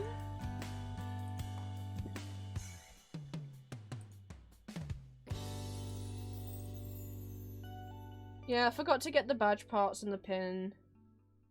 Is the pin downstairs? No, the pin's upstairs. That's the right thing. Oh, big. Hello. Right. I need to go get stuff. So, I forgot to get the badge parts. 12. 14, and then I need that pin. Okay. I'll be right back.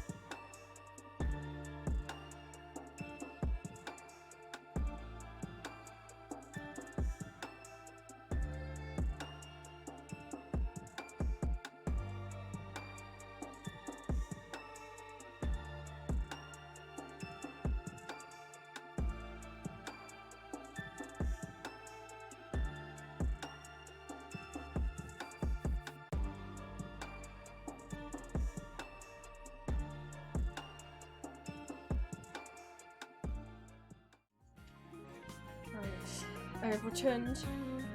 Oh, it's so sweet when you guys are like supportive of each other in the fan art showcase. Yeah. Got everything. I'm not used to having a hoodie pocket. This is Julia's hoodie. She gave it to me. It is like a dress on me. It's so long. But that's okay. It's cozy. I kind of have been wearing it every day unless I get too hot since she left. It's fine. There isn't any. No, there's not any new stuff, but it is like. I think it's over 10 minutes long now before it repeats. Because it's just set to loop. But I think the one go around is like 10 minutes now? Right. What do we want to do for music? It's been a while. So what do you guys want? We could do Cuphead. Like while I cut out stickers and stuff. I'm still gonna be here, I'm not gonna mute or anything, but do Cuphead, we could do Toontown, we could do Toho, we can do Barbie and the Rockers, we could do Castlevania. What else have we got? Undertale Deltarune. Can you believe that Barbie and the Rockers isn't in the copyright claim system?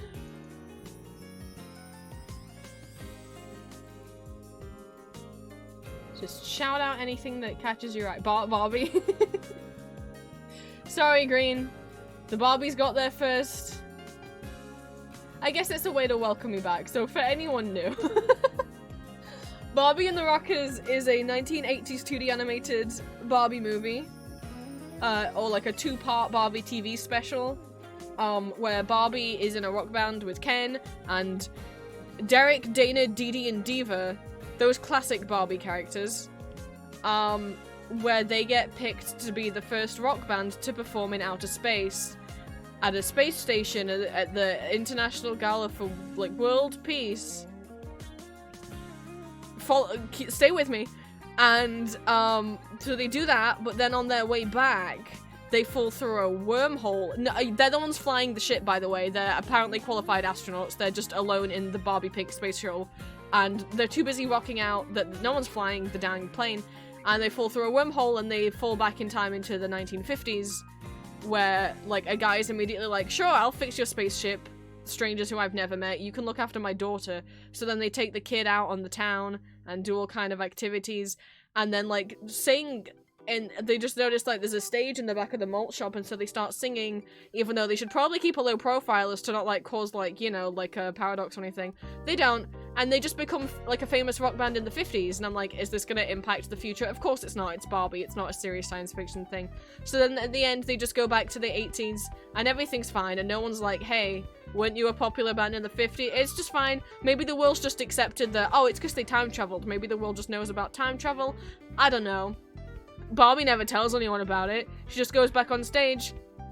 And then there's a lady in the front row, like, Barbie, it's me, Kim, it's the girl you met in the 1950s, but now I'm a mom, and I've brought my daughter to see you. The end. It's amazing, you can watch it for free on YouTube. Whenever anyone does these, I watched every Barbie movie, and they don't watch Barbie and the Rockers, I'm like, you didn't fucking watch every Barbie movie. And if people want to argue it's a TV special, whatever. To me, it's a movie. It's like 40 minutes long. So I guess it's technically not long enough to be classed as a movie, I guess. So it either is called Barbie and the Rockers, or sometimes part 1 is called Barbie and the Rockers, Rocking Back to Earth. No. And part 2 is called Barbie and the Sensations. But it's the same thing. It's part 1 and 2 of the same thing. And because obviously they're a rock band, it's also a musical. There's a soundtrack, and the soundtrack's great. I loved I had this on VHS as a kid. I loved it so much. To me, it's a cinematic masterpiece.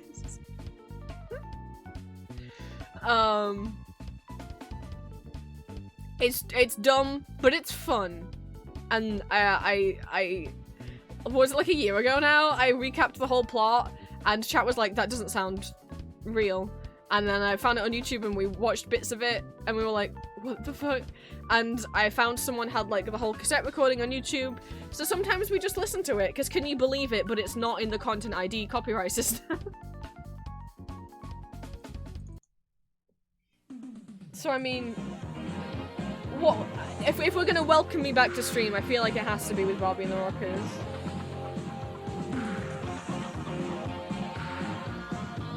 Can't argue that all these songs are bops.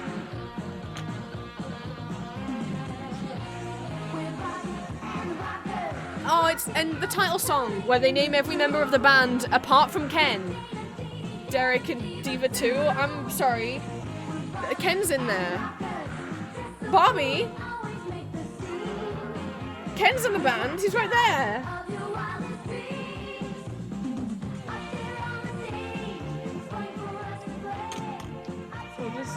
We'll chill to this. Welcome back, me. I mean, like, look, as much as I didn't miss being in this house around these people, I missed my hobbies. I know the thing with I missed my hobbies and I missed it, so it's nice to really get back to things.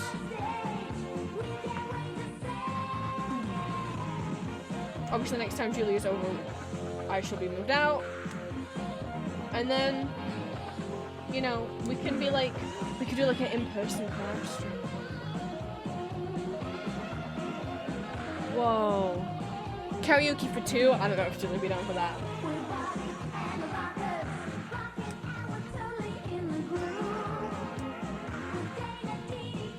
But, we'll see.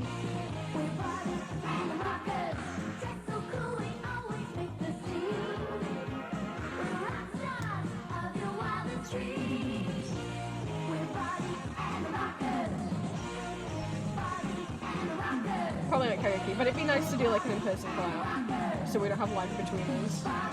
Because there are some games that we've tried to play, but we just can't because the lag makes Julie unable to really see what's going on properly.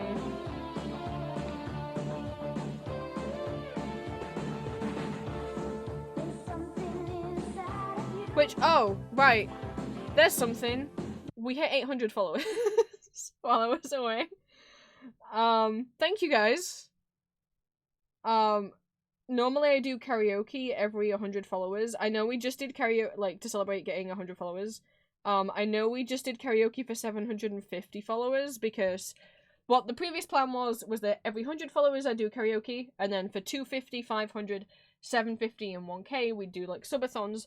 But I don't feel right doing subathons, donathons at the moment, considering I'm making enough from Patreon and Etsy and Twitch and YouTube that, like, you know, I can afford all my bills and stuff and still have money left over, that I feel bad also being like, let's do a subathon and give me more money, you know? And I'm like, you guys do enough? Like, I don't know. Especially with the cost of living crisis and stuff, I just felt weird about doing subathons.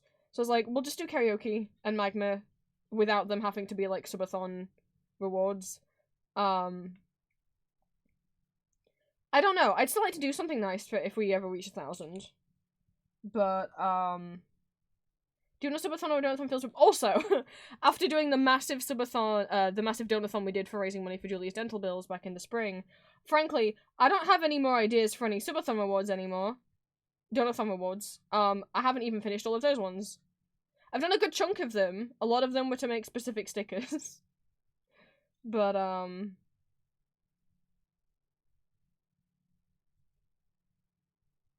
my goodness me. Like, I don't know if I could possibly think of anything else. I still haven't done them all, which I hope you guys don't mind. When I, like, make a sticker set that's not one of the donathon things, it's like, look, there's a lot. I said I'd do every Animal Crossing character on there. That's over 1,000. Not including the Animal Crossing, it's still, like, hundreds and hundreds.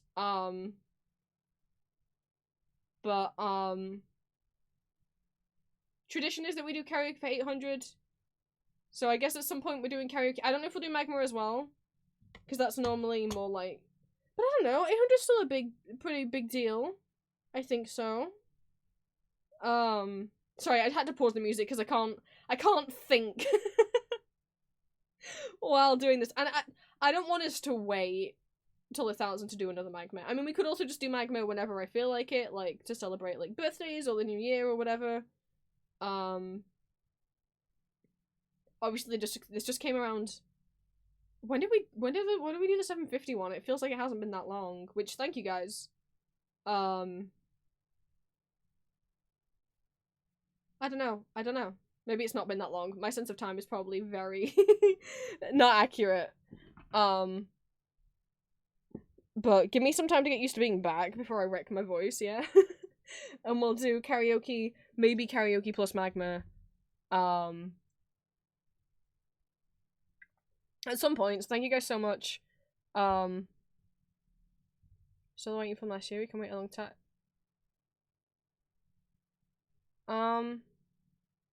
Are we? I'm sorry, I didn't realize there was stuff from last year. But,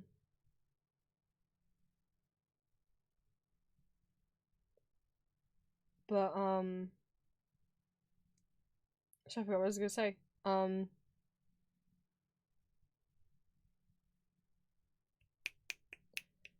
Brain! Oh yeah, and we hit 17,000 on YouTube as well, so thank you guys so much. I feel embarrassed, because, like, I wish I know I was silly. 2022 was such a big growth year. Sorry, not 2022, 2023 was such a big growth year in terms of the amount of patrons and Twitch subs and YouTube subs. Twitch followers and YouTube subs.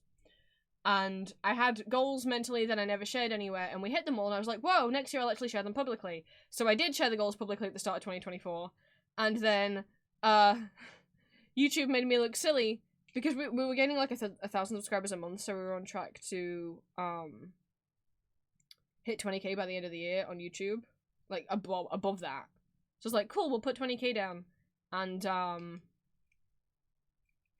as if to punish me for my hubris, that's when YouTube suddenly started, like, again, demonetizing a lot of my videos again, putting limited ads on my videos. And just apparently, like, I don't think I appear in the algorithm anymore when people search things, or I don't get recommended as much, because in 2023, at least, like, 3 to 5 videos a month were getting above 10k views, and the rest were getting, like, 1 to 5. In 2024, I think I've only had one video in the whole year that's got above 10k. And you may be like, maybe that's just you. Maybe your video's just not as interesting. Maybe so. I don't know, but it feels weird that it happened, like, just all of a sudden, very suddenly, as if YouTube's like, we don't like your channel anymore. But whatever. You guys are still here. I appreciate every single one of you. So sometimes I'm just like, oh man, Dad put those goals up, you know, I'm like, yay, 17k, but then there's the little horrible demon at the back of my brain like, it should be more, and I'm like, fucking, well, I'm lucky to even be at 17k. Shut up, little demon. You're not helpful. So, whatever the number is, I don't know. I don't know why I brought it up. I'm sorry if there's stuff from older subathons that I forgot about. I didn't think there was anything.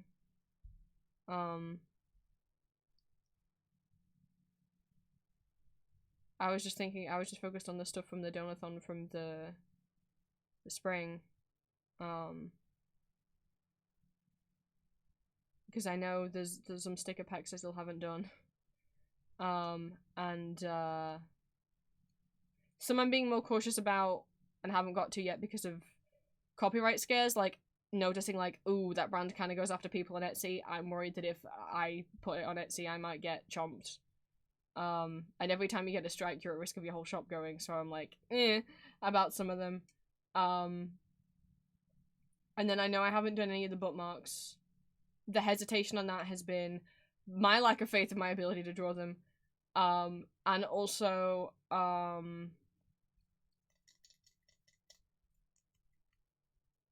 to print them.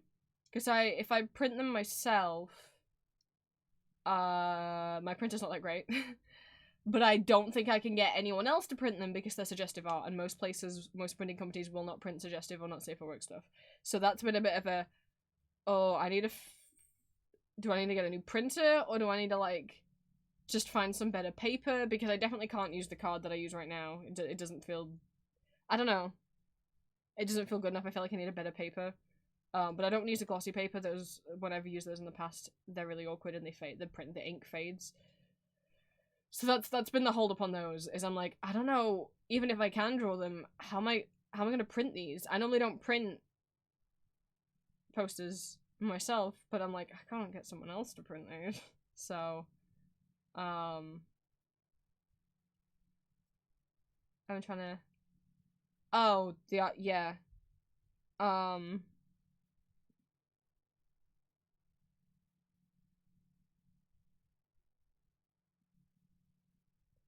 gonna be honest, with the whatever subathon it was when I said, like, hey, if we get to this number, I'll draw Ambrose and Arden not safe for work art.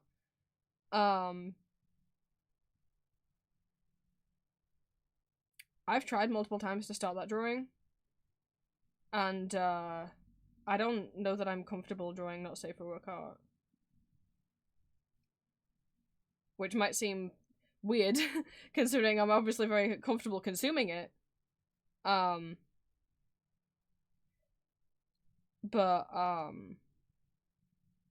every time I try to start it, I can't do it. So, I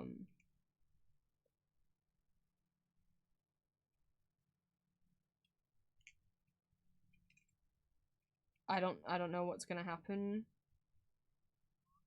with that. And I've mentioned that before.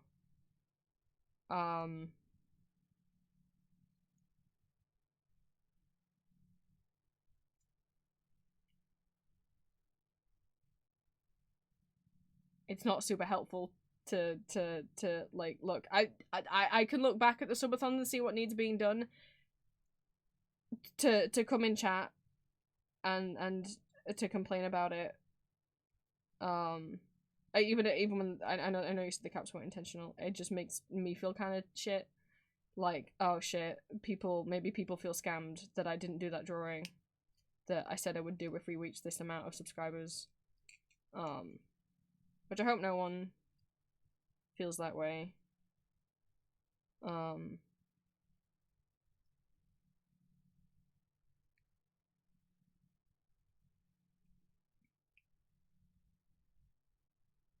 I'm aware of what needs to be, what I haven't done from previous subathons and donathons, and I'll get to what I'm able to do and what I'm comfortable doing whenever I can, in between doing art that I want to do, whether it's oops I fell back into a show I was into when I was a teen, or whether it's, oh, there's this new show out that everyone's into, so I want to make art for it right now while it's still popular, you know. And I hope that is fine with everyone. Because I'm gonna be honest, you know, I think as well that the majority of people that follow me on Twitch don't buy from my Etsy shop anyway, and the majority of rewards from the donathon that I haven't got to yet are all stuff for me to list in my Etsy shop. So I tried to get to the ones that more people would like first, like the karaoke stuff, and the kazoo karaoke, and magma, and the quizzes, and like stuff like that, that more people are going to, how do I want to phrase that? Does that make sense? Like, I tried to do the stuff that, like, more people were wanting, and then the Etsy stuff afterwards, because not everyone who was at those streams, and not everyone who follows me on Twitch, cares about spending money on stickers, or my stickers, and that's fine. I don't expect that. So how that makes sense. Anyway. Back to Bobby.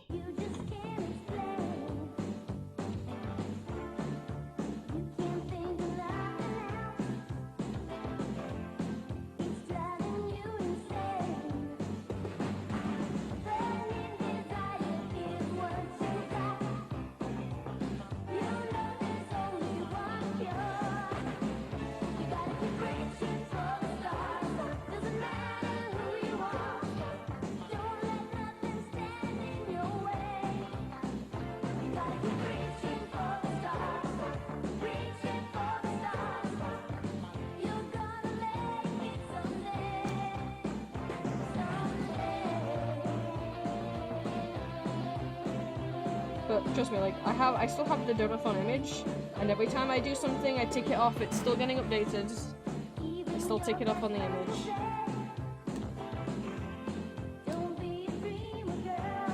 I think the ones left is, like, because the OP musical stickers was a reward from that, and the Vocaloid ones were, and all these Castlevania ones were, and I did 3 different sets of Castlevania ones. I think what's left is...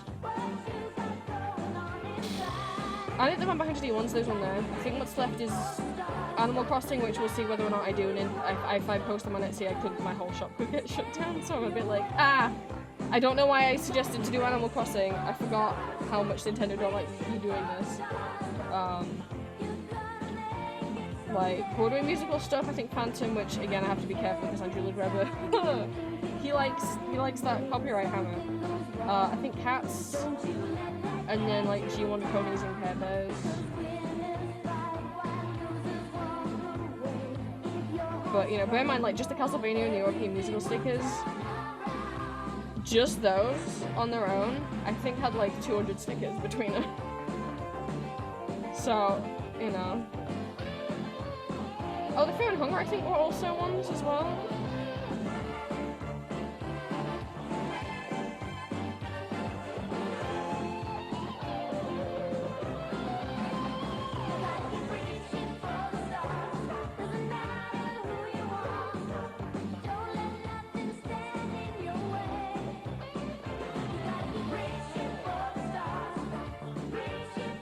So, yeah. I've drawn a lot. I have drawn a lot. I can go and see, but I very much, you know, I have been drawing a lot of stickers. Are we? I can count. I can prove.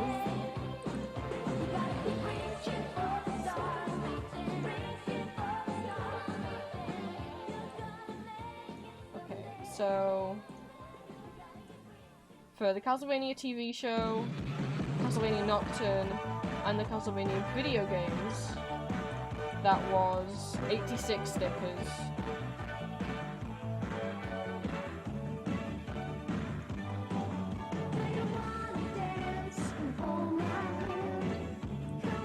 That's 86.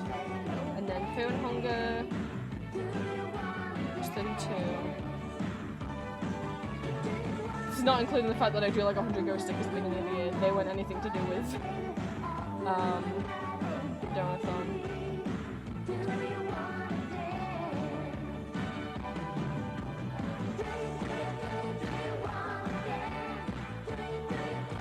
We did some which previous did I add? So that's plus 4 for adding Valentine and Hawthorne.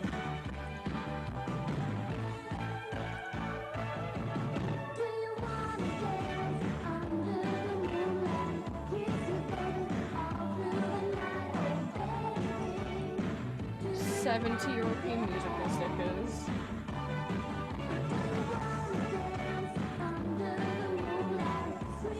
$8 been buy onto these stickers.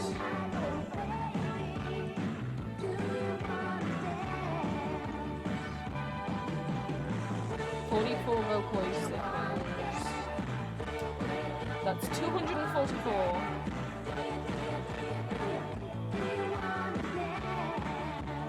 Oh, and then I also did the flower ones for everyone that wasn't Ambrose and Arden.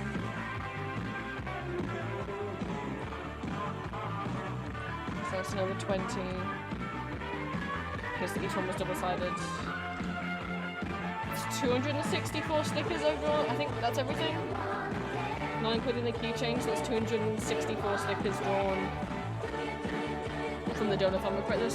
So that's not including the Ghost ones I did before the Donathon, it's not including the Elden Ring, and it's not including all the X-Men ones, because those weren't rewards from the Donathon. Those are just, I just wanted to do those ones.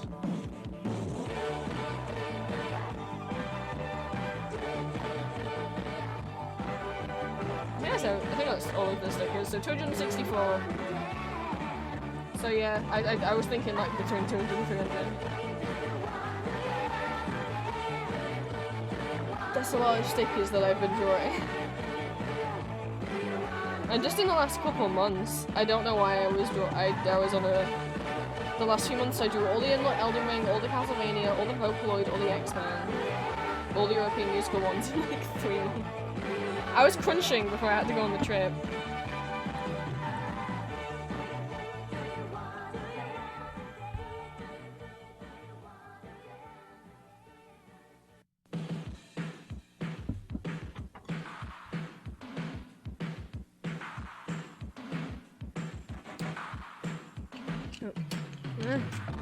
A rubbish pile. It's spilling.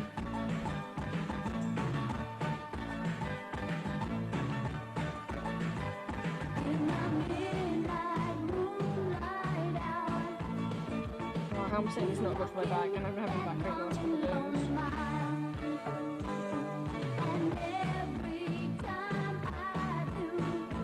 Took my cherry further.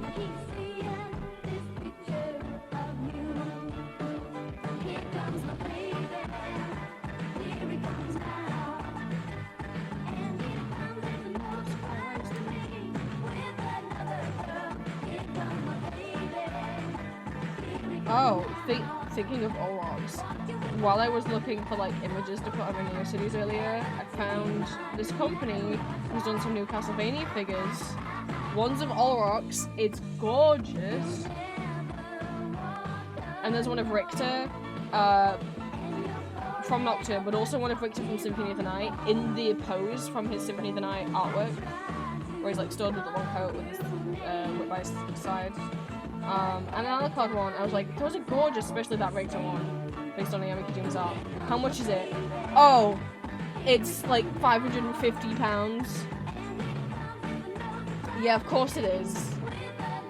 Never mind. It's a Castlevania figure. What did I think it was going to cost?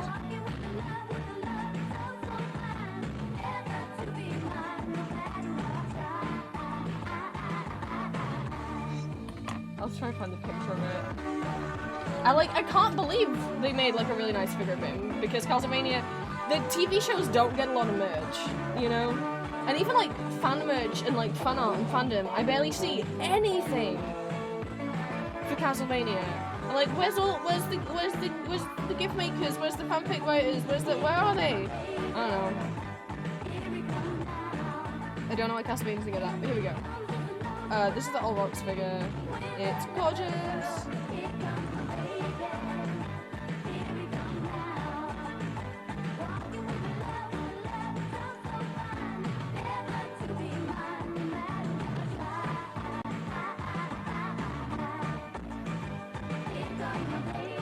I'm sorry, did that seem copyright Belmont Family Productions? Is that's what they call it?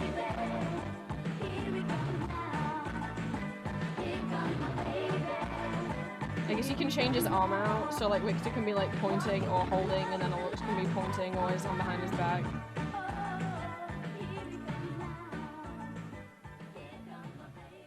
Where's the other Richter one? I shouldn't scroll on Google Images blindly.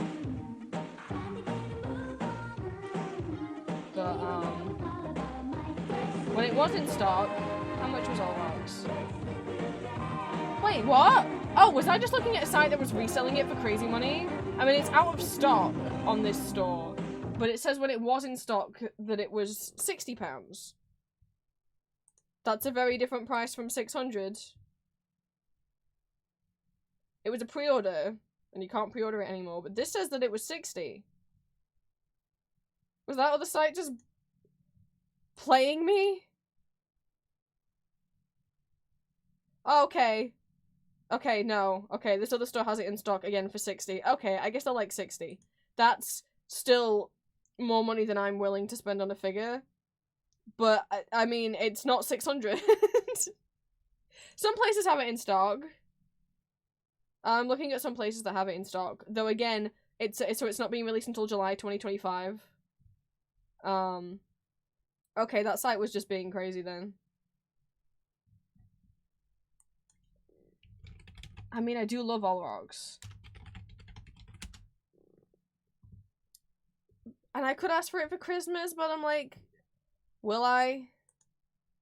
I don't think so. Oh, okay, the Richter one I saw is 600. I thought, okay, there's my mistake. This Richter one that I saw is like 530. I thought the Olrox one was by the same figure maker from the same set. So that's my mistake. I do like this figure a lot. I thought this was from the same set as the Olrox one. Or at least made by the same company. It's not.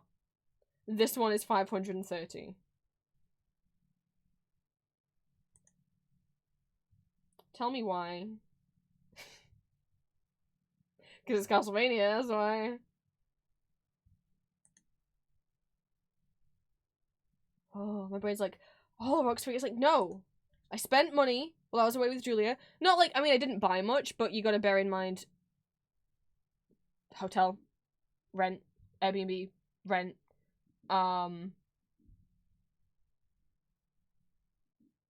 travel. We were public transporting around the country. Eating out. We did cook, but we did also eat out quite a bit. Especially, like, in London, obviously, in the hotel. There's no way for us to cook in the hotel. So...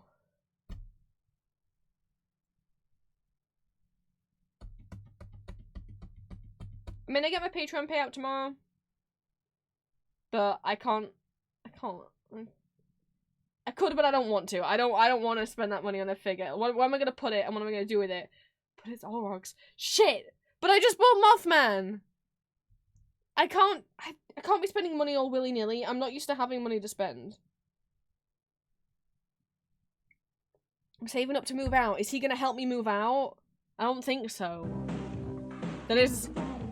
When I say the most reasonable price I've seen for Castlevania figure, 60 is still a lot of money. I'm not saying that isn't a lot of money. I'm just saying Castlevania figures normally go for between like 300 to 3,000 pounds. So...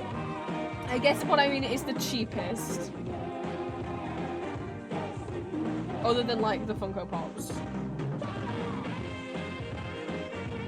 Or the U2's figures, which... Oh, I think U2's figures look ugly. The plushies can be cute.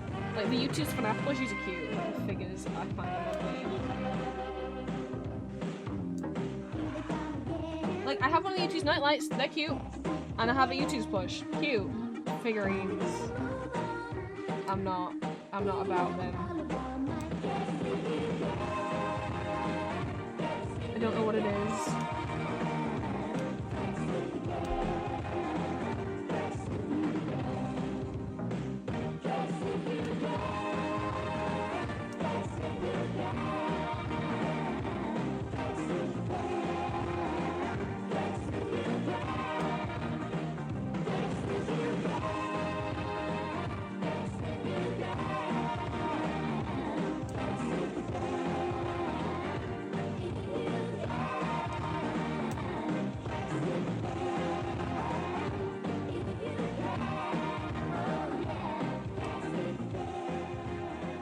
That's every sticker. Where's my little bag for them?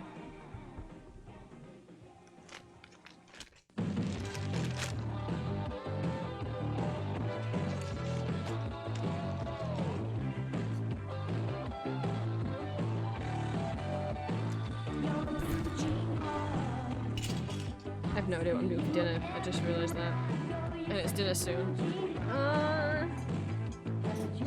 I liked being out and being able to get whatever food I wanted. I don't mean ordering out, but I mean being able to go to a grocery store myself and picking food. Whereas here, there's no grocery stores walking distance, so I'd have to physically go with my parents. And so you don't want to go grocery shopping. It's one of the worst experiences you could ever do. Or why don't you just ask them for food? Because they get judgy, and especially my mom, who's like really fatphobic, and will like judge me for if I ask for more food. So I was like, alright. It's fine. I don't mean that to make it sound like I'm not eating. I've got food. I'm like, if I want to try something new, I'm fed up of being picked on.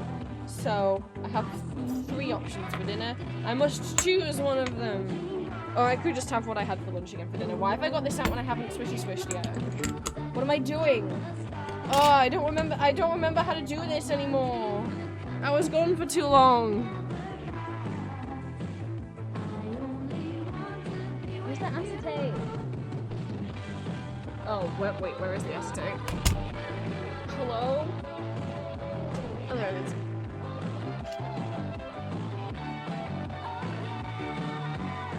is. Sorry, Barbie, you must be silenced.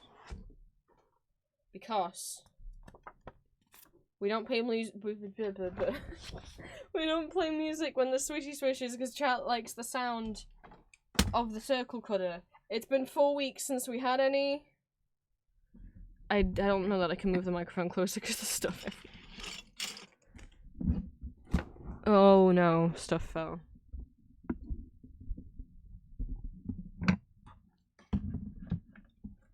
But I was happy while Julie was here because I took her to one of my favourite fish and chip places that I think is delicious, and I was like, but Julie is more into food than I am. Who knows what my standards are? But she liked it, and she liked it enough that we asked. She was like, I know we weren't gonna go out today, but can we go? Can we go out so we can have that fish and chips again? I was like, of course we can. I love you so much. I was glad I picked something good. Right. I'm sorry for the swishy deficiency.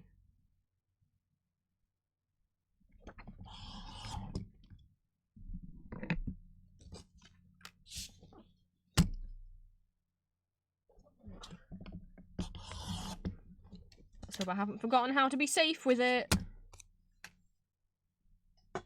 I mean, this isn't my- again, I was cutting badges out on Thursday. This is just the first time doing it on stream, and apparently being on stream, I'm a bit on edge and a bit nervous and anxious, and I'm messing basic things up.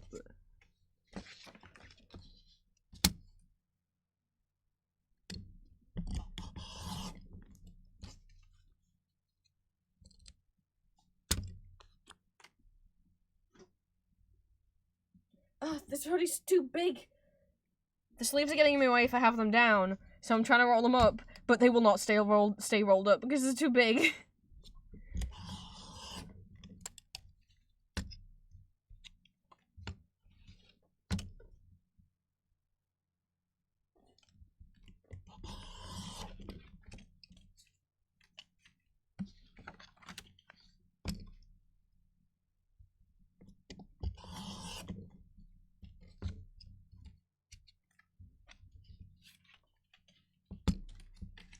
Oof.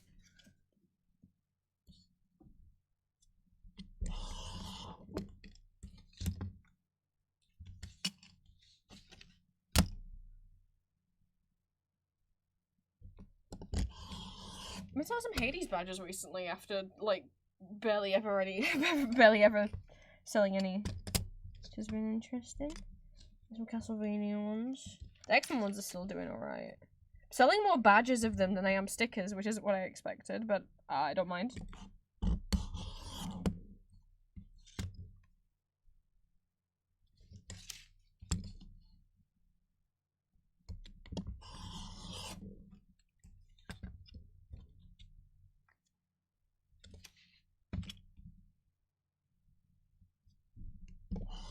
Oh, also, yeah, if you hear any I'm surprised I haven't heard any fireworks yet today. It is Bonfire Night season, which isn't a season. It's one day. Which is tomorrow. But, you know, some people are like, oh, well, I'm working Bonfire Night, or I'm busy, or I don't fucking know. So they set fireworks off every day for, like, the week before and the week after. I hate it. My unpopular take is I think fireworks should be illegal. I think you should be allowed to have them at, like, events can apply for a license and have, like, a fireworks show, but I don't think just residential houses should be able to set off fireworks. There's my opinion. You don't have to agree with it. But I say this as someone who his family has had dogs, and every single time the dogs are traumatized and not happy.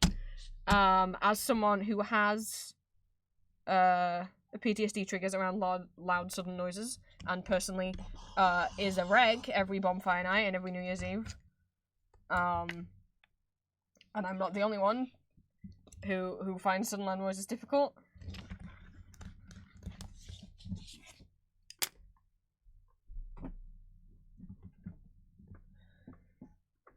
So it is. That's how it is in some places in the world. even when the legal people still do it. Oh, no, I know, because our laws here for, like, firework times is, that if it's not a national holiday, you can, if it's not one of these specific holidays, you can't set fireworks off after 11 PM. And if it is a specific holiday, like Bonfire Night or New Year's, you can do it up to 1 AM. People still do it after 11 PM when they're not allowed. But I've learned that apparently it's just me that, like, has people who set fireworks off all year.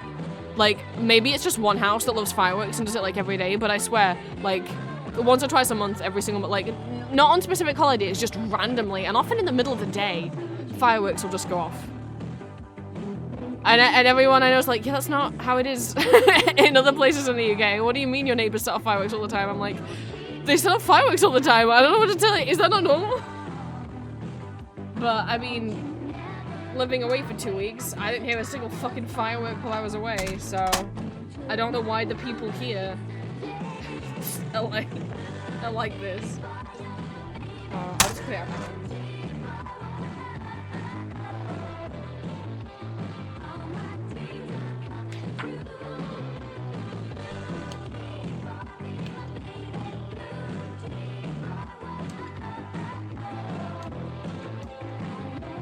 I don't know what the point of fireworks in the day is, Golden.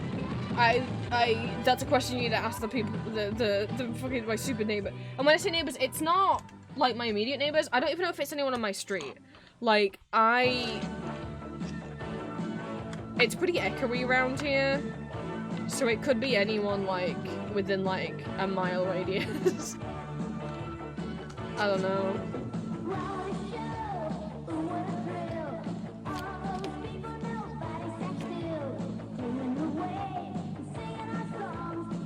Oh god, it's Energy. It's the song they were bopping out to instead of flying the damn space shuttle. Big boo. I thought the point of fireworks was because pretty lights. Which also, I mean, you can get silent fireworks now. Which props to the people up the street, although what they did first was let off a bunch of big boom ones and then a bunch of completely silent ones. I'm like, why didn't you just get those ones? Why weren't all the ones you got those ones?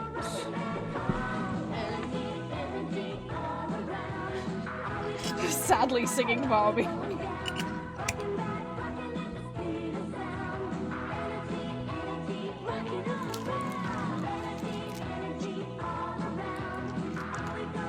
can see my shadow bopping around.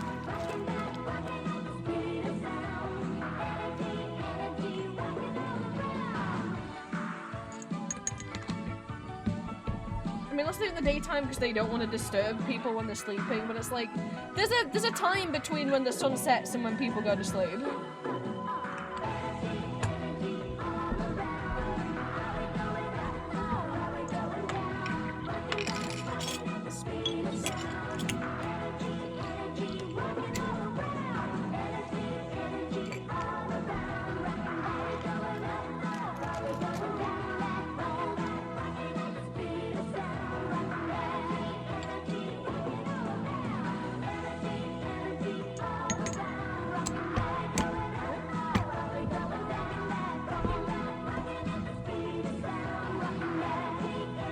You're not rocking back home, Barbie. You're rocking it to the 1950s because you aren't flying the damn plane. Ken, look! Those giant clocks that are floating past us. The hands on them are going backwards, like Barbie. Barbie, I think that you should be freaked out that there's giant clocks floating past you in space where there isn't meant to be anything other than rocks.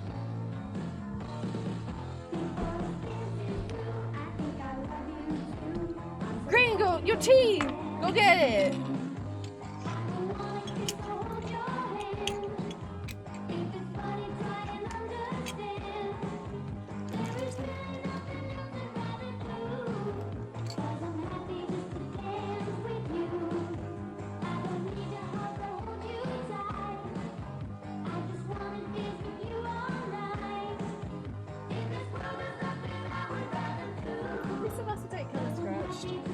I feel bad using it if so. I can't see.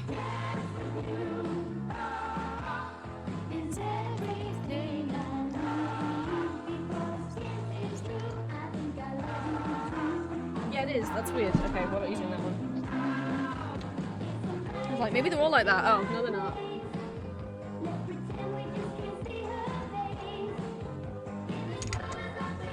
And we need to get the second bag of acetate soon.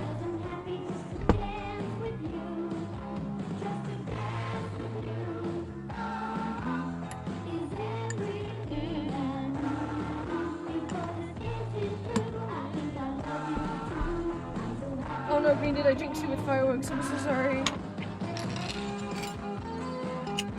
I used to like them as a kid. My sibling has a really wide windowsill, and so we'd both climb up there and sit on it and watch fireworks out of the window in their bedroom. But now I have PTSD, so now I can't enjoy them. Believe me, I wish I could. It'd be nice to not freak out. But that's not the way my life worked out.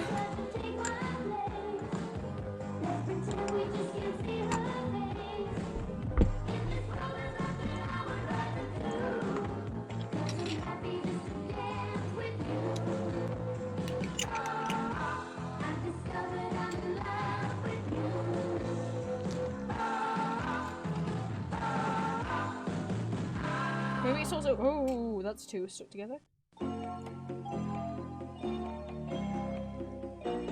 don't know, maybe it's also part just demasking. I never liked him. I mean, I had— my first experience with fireworks as a kid was not a good one. I mean, one, I was scared of like bonfires, like bonfire night celebrations. I didn't like the rush of heat.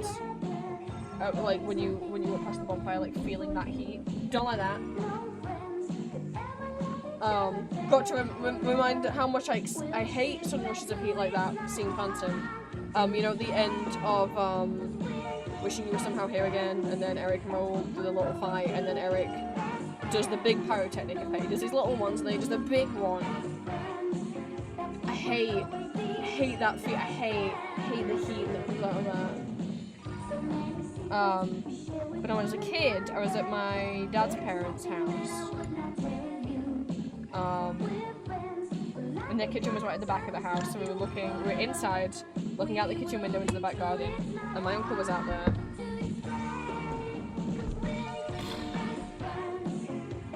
Setting up fireworks way too close to the house. Way too close to the house. And I just remember it being so bright that I started crying and my dad had to pick me up. I was like 4 or something. Welcome back, Void. I was complaining about fireworks. But that was more like the brightness. I don't remember if the sound also upset me. I remember like squeezing my eyes shut. Oh, you're probably wondering what we're listening to. Welcome back. To celebrate being back, we're listening to the good old Barbie and the Rockers soundtrack, which is a 1980s 2D animated TV special movie of Barbie being in a rock band that are chosen to go into space and perform at the World Peace celebration in space and be the first rock band to ever perform in space. So they go up in a shuttle, as in they drive the shuttle themselves, and they go into space and they do the concert, but then on their way back to Earth they fall through a wormhole and they go back in time. Oh no! It's a wild little movie that I loved as a kid. And about a year ago, I told chat about it, and now it's part of the lore of my streams, I guess. And the music, could you believe it, is not in any content copyright ID system. It's free to watch on YouTube if you are intrigued. It is wild, and it's a musical. This is the soundtrack.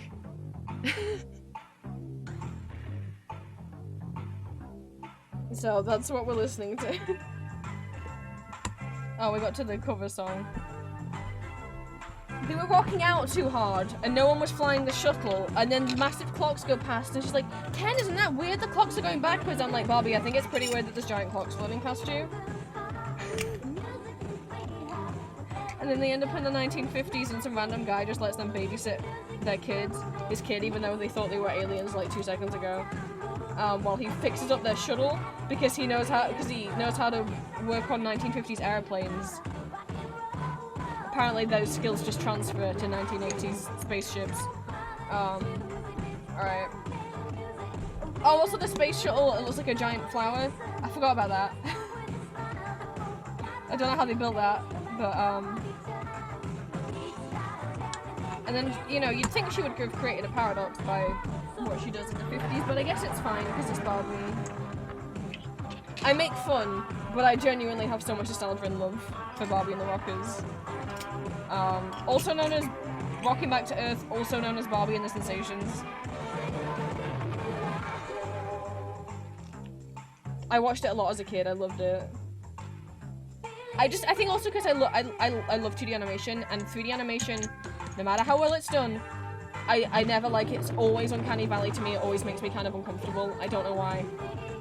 And frankly, the more realistic it gets, I'm still uncomfortable. Like, I would rather look at N64 graphics than like new like Baldur's Gate. Sorry, I just like realistic 3D animation. Just like freaks my brain out. I don't think it's bad. It's just not for me. So I'm glad I got to ingest 2D Barbie. I mean, I liked the 3D Barbie movies as a kid. I won't say that I didn't. But this had a special place. And then, like, no one else I know has ever heard of it. And people are like, I love the Barbie movies. Oh, they took it. And I'm like, oh yeah, like Barbie and the Rockers. Are like, what the fuck is that? Oh, I've watched every Barbie movie. Oh yeah? You watched Barbie and the Rockers? What the fuck is that? No. It's the best Barbie movie.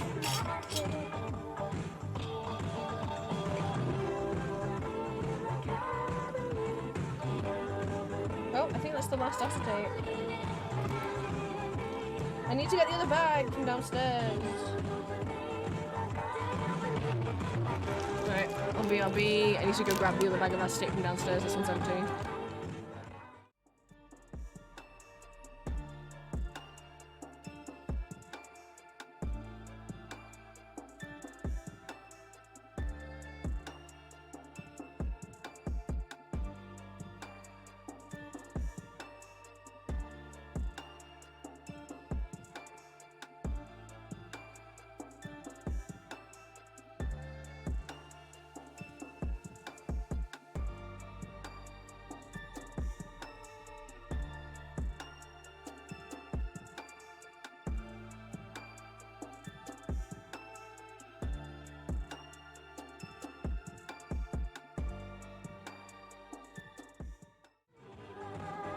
Right.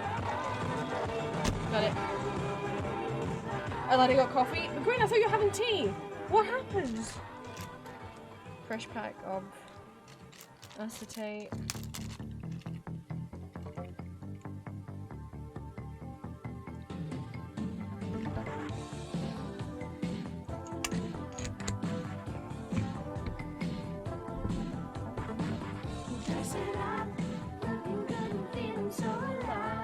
Look, they're bops, okay? Oh, I'm gonna coffee instead. Okay.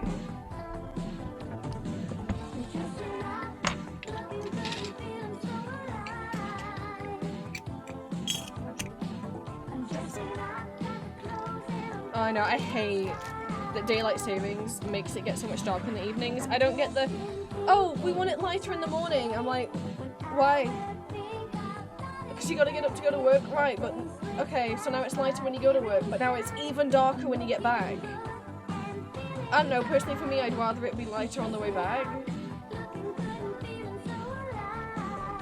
But my brain switches off as soon as the sun goes down. My brain's like, oh, it must be bedtime. Even though I've lived for so many years, you'd think my brain would be used to it. But every winter, and daylight savings doesn't help. It's like, oh, it's, you know, at the darkest, it's pitch black by 4, and I'm like, I don't get scared of it or anything. It's nothing personal against the darkness, but, my brain is just like, oh, it's bedtime now.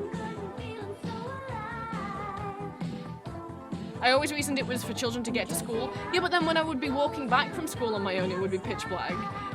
What difference does that make?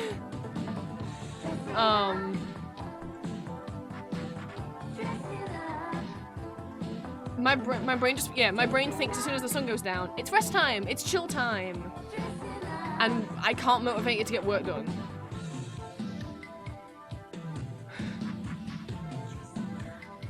Like, no, Brain, please, you have to. You have to do. We got stuff to do. It's only 4. No.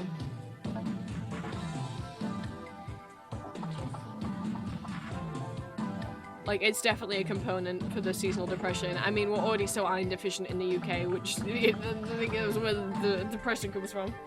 Well, that's not for me personally, but if you don't get enough sunlight, you will experience the depression.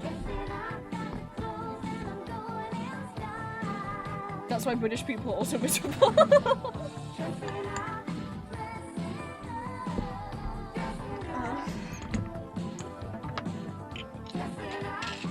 I've heard of sun lamps, but then I like, can we, on the like time limits on them and stuff? I don't know. I got confused and worried. Oh, I ran out of multivitamins ages ago. I had I'd bought a load, and then I forgot about them. And then by the time I remembered them, they were all out of date. And I never got any more.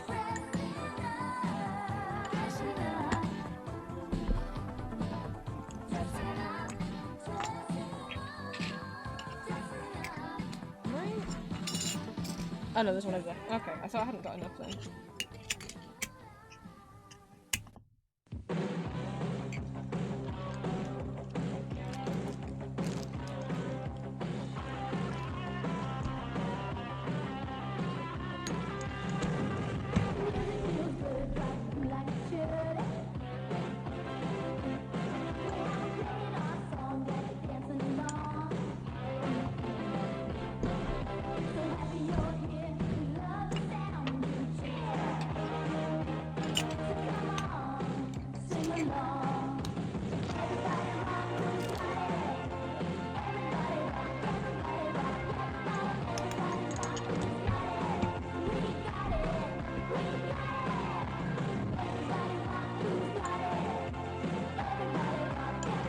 No idea what game I played on Wednesday.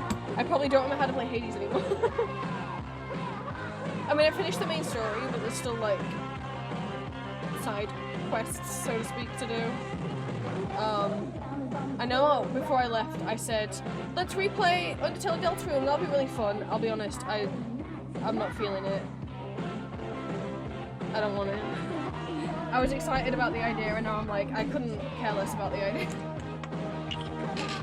So, I don't have any new games I wanted to play, so that it's like, maybe replay, maybe Stanley Parable, if I haven't, you know, converted everyone here into wanting to kiss the narrator as much as I do, I mean, being a fan of the game, then I haven't played it enough. Taking things like your friend started taking the start HOT.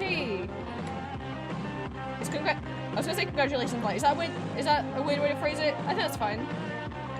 I'm happy for it. There we go.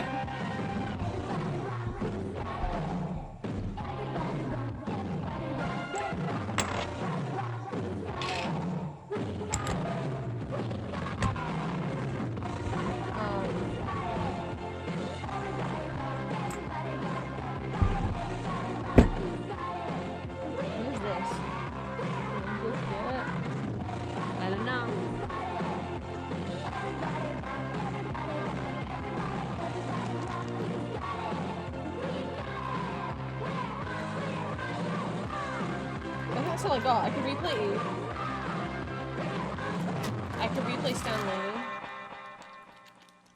Or we keep playing Hades, but look, I did real good with Hades, I think. I stuck with playing it every week for 8 months or something. That's a long time for me to stick with a thing.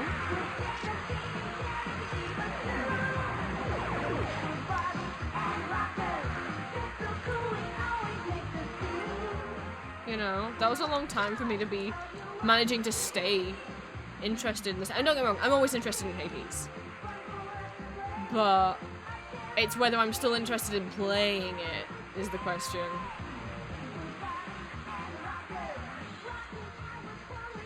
I mean, I guess it's... Well, no, it's not spooky season. I missed spooky season.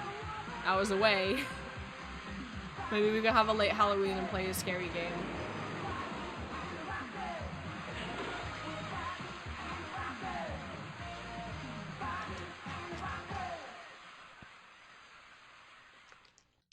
I know I just keep like a lot of what I've been doing is replaying the same games, but it's like,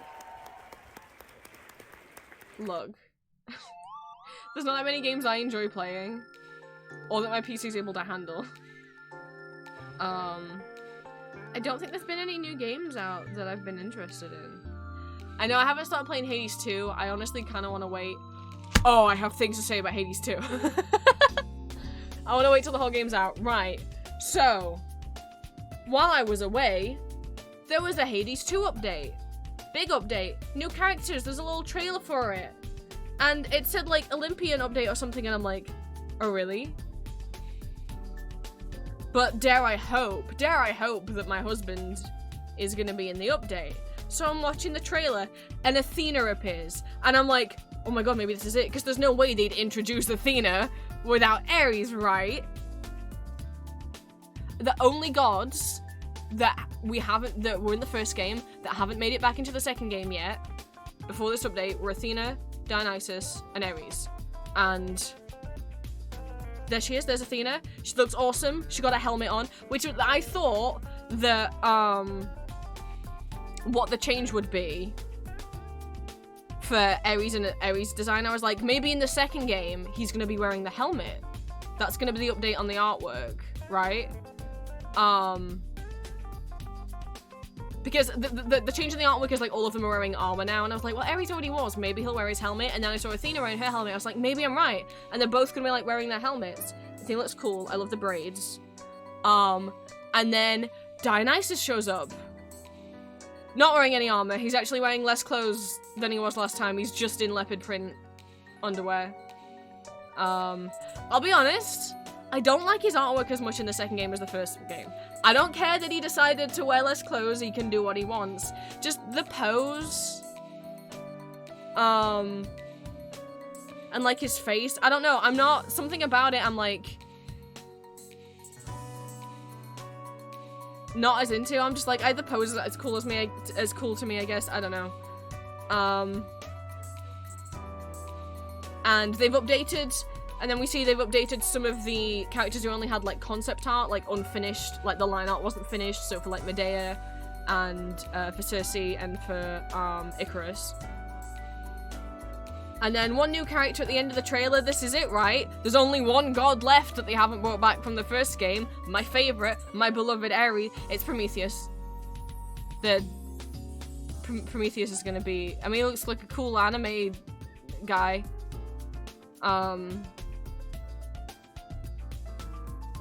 He looks cool. There's a cool Prometheus design, but... What? Where's... There's no Ares. There was no Ares in it. He's now the only god from the first game that hasn't come back in the second game. Despite me, apparently. Like... Why wouldn't he... Why wouldn't he be included with Athena? Like, unless like they're really struggling with his redesign, or they have something big planned. And if there's something bigger planned where you get to like interact with him, you know, like how Artemis, you can actually like, she has a 3D model, you can actually like meet her and interact with her in person. You don't just get like the picture on the boon. She's actually in the overworld map and you can walk up to her, like how you can walk up to Achilles, right? I'm like, is it because they're working on that? It better not be that they're giving him some kind of villain shit. I swear to... I don't think that would be it, but I'm just like, where is he? Why is he the only one not there? Also, Green, you're like, Icarus, when that trailer came out, I put it in the Discord, and I put all the images in there, and you already looked at them, mate. But yeah, no, Ares isn't there. So, boo. This is sad. What else? I'm pretty sure you saw it, because I'm pretty sure you replied like, Icarus!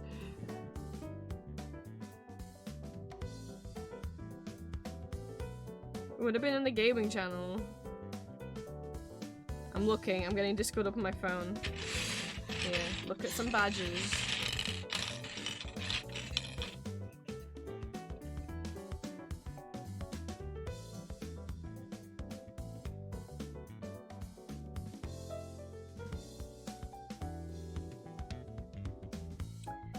Yeah, Green, you literally did. I just scrolled back up and I'm like, there's me sharing the trailer and there's me spoiler tagging the artwork for anyone who wants to go in blind. And then there's Green going, Icarus! With 3 crying emojis. I was just wondering. It's when you didn't okay. invite me back for a bite. Oh, that's right, Karen also got new art. And you can see, he, even more of his arms than you could. Also, like, 1, long hair on him confirmed. Look at how much arm you can see. Whoa. Wahey.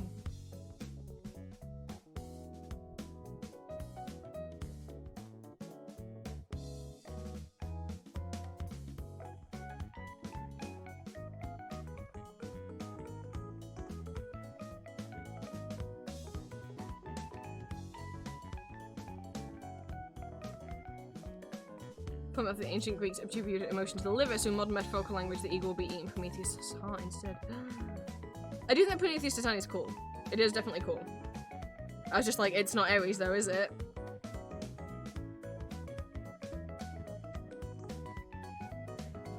But there's my other person that I get. And also, I mean, those are the 3 boons that I always get. I always go, the trinkets that I use every time I do it, every time I play Hades is Athena, then Ares, then Dionysus. That's just how it be.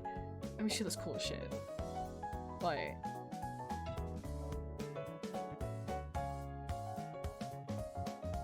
He got rid of. What are you trying to say? I should be satisfied with Prometheus because he has the same eye color?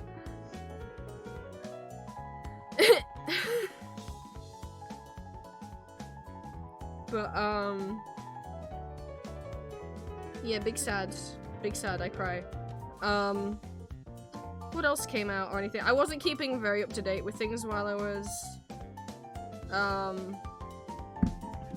away. Last night, I accidentally, when I swipe on my phone, it brings up Google News, and I'm always like, oh god, because I always see some shit I don't want to see. But, yesterday, Cartoon Network came out with a stop-motion short made by Aardman Animations, which is the people who make, Wallace and Gromit, Shaun the Sheep, for Over the Garden Wall, to celebrate Over the Garden Wall's 10th year anniversary, which made me feel old.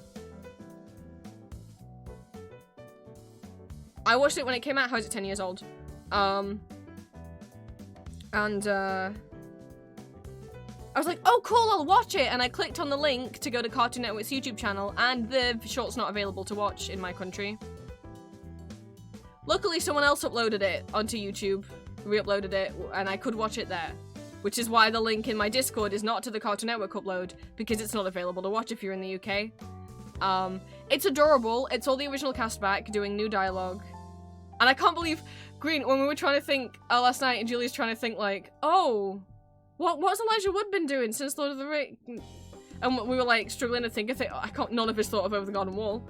He voices Wirt, for people that didn't know.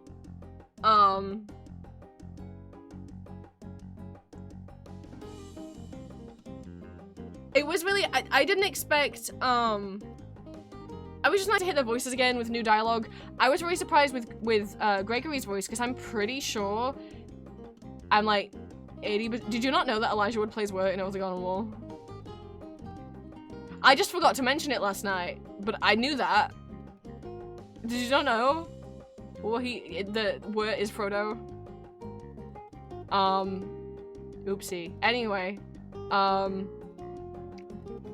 Gregory, unlike a lot of child boy characters, is not voiced by an adult woman, but I'm pretty sure was voiced by a child, was voiced by a young guy. So I was quite surprised how well he was, like, still doing the voice. Like 10 years later, his little voice came out, and I was like, oh, he's doing it. He's doing the Greg voice. And the like so many of the little figures in the background. I mean, at the end there was a lot more. like Auntie Wisps was there and Adelaide, and and the gorilla is in the back shot at the end, and the beast. But they included the vegetable man from the pilot. So there's 10 episodes of Over the Garden Wall, but there's also a pilot, and it's entirely a separate, different story. That has that vegetable man in, whose name I don't remember, who wants to go to the big city and find a lady and strum his little guitar or whatever. And he's in some of the background shots. He's in like the group shots. I thought that was a really nice little reference to include him and his lady. I don't remember his name. It's probably like John or something. But yeah, that was really cute. I was like on my way to bed and I was like, Julia, I know I'm supposed to be asleep, but you have to see.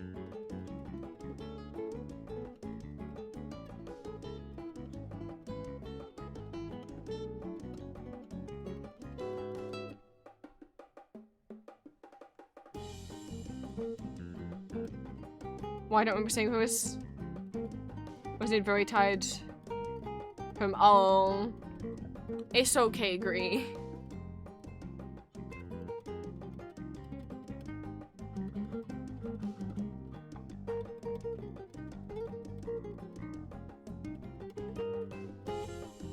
Why does it say have a Discord notification when I don't? What do you... Ha!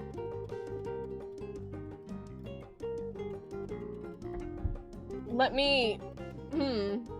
Let me find... Because I found somewhere that had Over the... Hang on. So, you might find it difficult to see Over the Garden Wall. Because, here's the thing with Over the Garden Wall, is the Cartoon Network show, so it aired on Cartoon Network, and then it went on HBO Max. However, HBO Max, a couple years ago, deleted it off HBO Max, so it's not on there anymore. And if you're in the UK, you've never been able to watch it legally in the UK. So, and I don't know about other countries. So, like, I'm just gonna go on Neocities for no particular reason. Let's just have, like, a little browse and look at some cool websites. Again, you know, like I was talking about earlier. And let me try and remember which website it might have been. I hope it's one that I followed. Is it this one? Well, I mean, not that I'm looking for anything specific. You can't see how intensely I'm staring. Was it this one? It was someone who had like an interactive bookshelf and it was really cool.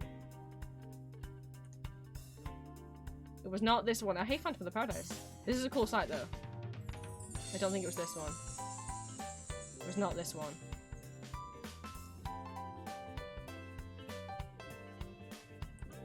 I'm just gonna try and find a specific site to show you that's really cool. You know, just like, because we were showing Neocity sites earlier.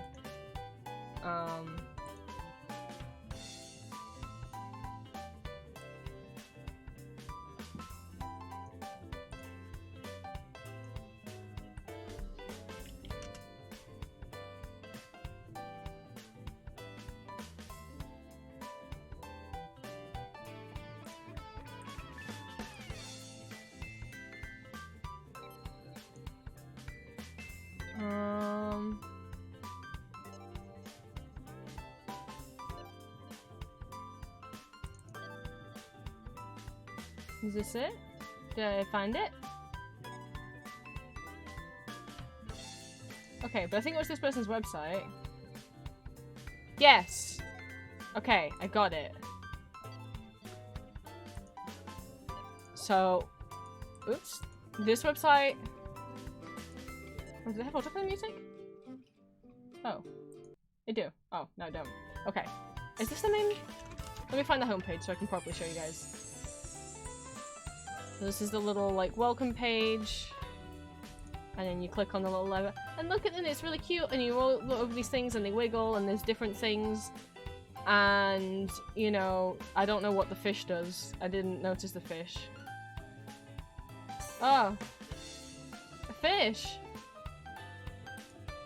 And like, where else did I go when I was on here? This is just a little page. It's just this little paper doll in a boat. There she is. Stick with me. Stick with me. If you're not interested, you stick with me. And like, where else did I go? This is a cool little thing themed around like robots, and you can leave your own little log, I guess, like pretending that you're in the platoon and enlist, right? And you might notice at the bottom here, there's Greg's rock, his rock fact rock from over the garden wall, and a little teapot. And you on your own can go explore this site. And you could click on the rock, and I'm not saying, Twitch, Mr. Twitch, what you'll find there. But if you have always wanted to watch over the garden wall, maybe you'll find some nice information there. Wink, wink, nudge, nudge. Is all I'm saying. If you were to click on the kettle and the rock with the face on it in the bottom corner, and if you were wanting to watch over the garden wall, I'm not saying anything. I'm just like, what a cool site with such a cool design. What's on the tattoo? I'm just like, each page has such cool stuff, Mr. Twitch.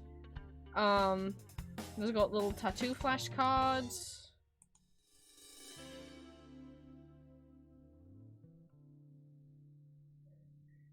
Heavy breathing.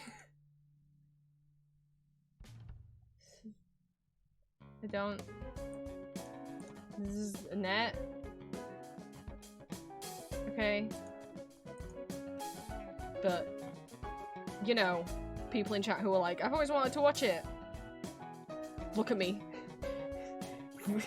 Read between the lines. What's in the library? We're just exploring the site.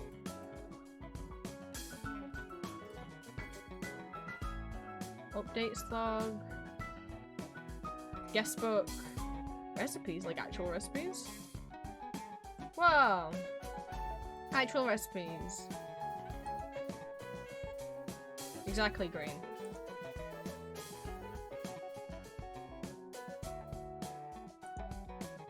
What's it? Oh, a PDF. There's nothing in. Ah! Oh, it's like scans with their little diaries and stuff. Cute. I'm just saying, if you were interested in watching Over the Garden Wall, you might be very interested in clicking that. Don't mind the guy peeking behind the shelf in the side, by the side, it's fine. But isn't your Neo City site can be anything you want.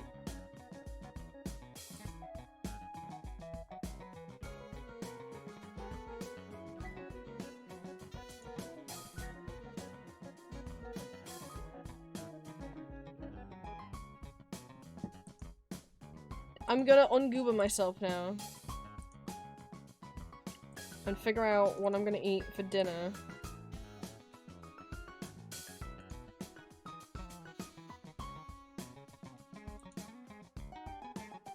Oh, don't move the wrong thing. There we go. And figure out what to play. Maybe we'll play Eve, since some people said they were interested in that. It is a horror game, but it's like, it's a little pixel art. There's no body horror, there's no gore. I don't remember if there might be a little blood, but it's like little pixel art blood that you probably can't see that well. I don't remember. There are a couple of jump scares. There are some creepy paintings and some creepy dolls. Which are, oh, you know, oh my god, Void. I was talking about in the Bandai Namco Gachapon stores in the UK, get the webcam back on. I was so excited because, you know, it's like all Sanrio stuff and then like Kirby, right? And it's like, that's fine.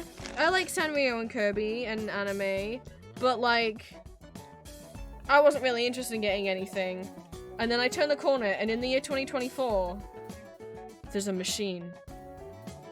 And I put 5 coins in because I want the chance to get my favorite character. And I get this. Do you know what this is, Void?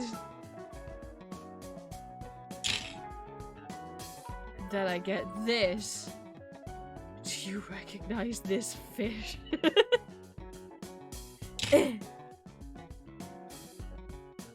And then I get my beloved. And I get his little friend. And this one. Why is there Eve merch in 2024? I'm not complaining. I mean, Fangamer, which is the online store that has like all the official Undertale merch, and like it has like Ace Attorney stuff and Hollow Knight stuff. Fangamer has Eve merch. They've had Eve merch for a while, and I've always wanted the pins, and they were always like sold out. What is? I don't know what Bandai Namco is doing.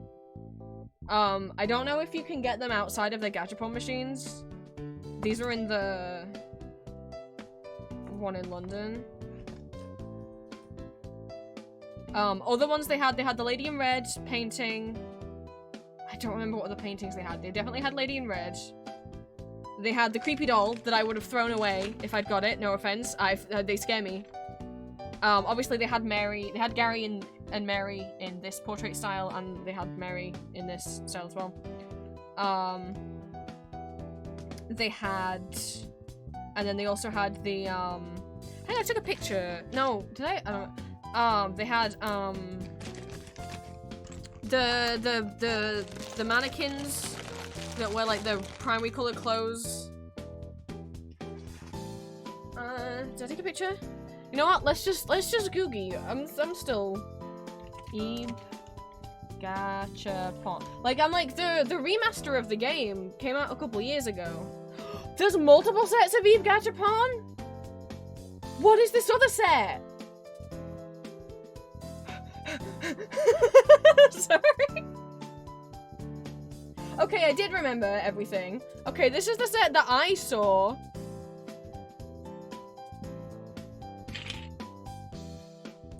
This is a set that I saw. Where's the scroll? Right. That I have ones of. There's Gary and Eve and Mary. And then the pixels, and then the doll that I don't like them. They scare me. And the sound of the music that they had, and the always like the music that plays in that room with them always scared me. The mannequins, the bug painting, the Lady in Red, and then the painting. But apparently, there's a second set.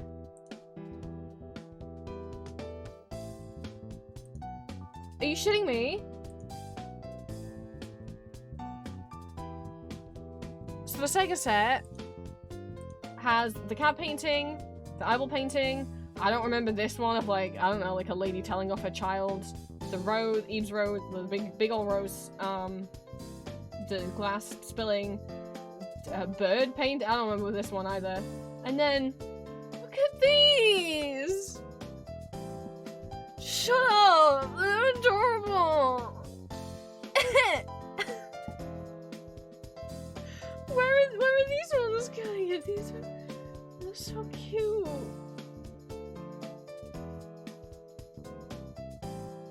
Okay. It was the only RPG horror maker game, like the old classic, like Witch's House and all of that I played, and like Mad Father, because I couldn't play Witch's House or Mad Father, they were too scary for me. But I remember watching Markiplier start to play Eve, and the moment I realized it was a puzzle game, I stopped watching him play it so that I could play it, because I love puzzles. I love figuring out puzzles. The protect pose is cute. Yeah, so for context, Gary I think is like maybe like 18, and Mary and Eve are both like 12. So just before anyone gets into the game, don't. Eve's a little kid. But that they find each other when they're trapped in the world that they're trapped in, and Gary's very protective.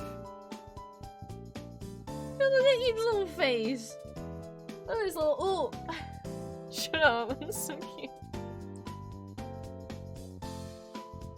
I forgot the eyeball painting. I'd be unhappy though. Where are these ones? What the fuck is this? What do you mean there's figures? What is this? I never looked up Ebe merch because I'll be honest, I never thought there'd be any. So Ebe came out, yeah, in like 2011 or something.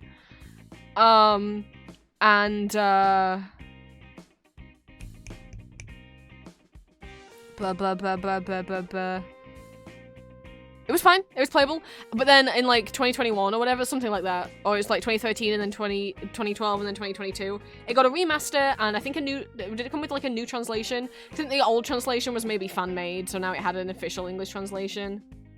I will say, when I played it the first time, I didn't get the best ending with Gary. Apparently I didn't get enough. I got to the end and he didn't remember me. What? The painting name with the lady and the kid is called Well-Meaning. That's terrible. And I don't remember if when I replayed it, I managed to get the better one. So I'll be honest, if I replay it, I'm fucking looking up how to get enough points with Gary. I'm so sad. Look at this. Are you shitting me?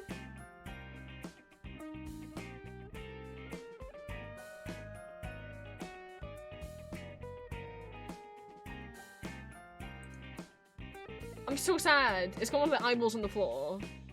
I'm so sad. I didn't know. I knew Fangamer had Eve merch, but I just assumed that was it because, like, Fangamer, like, has a lot of indie game merch. Like, it has Undertale merch, so I assumed that was all there was. I never went look. I know there were figurines. It's so cute.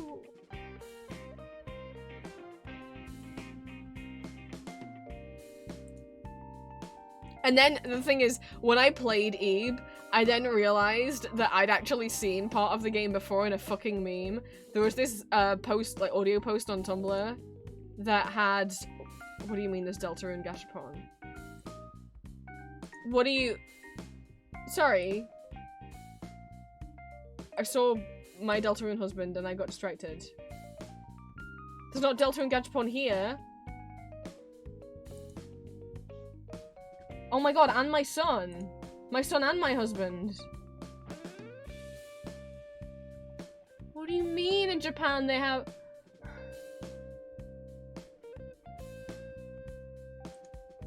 And I'm not into Digital Circus, but for those that are, apparently there's Digital Circus Japan Gachapon. What?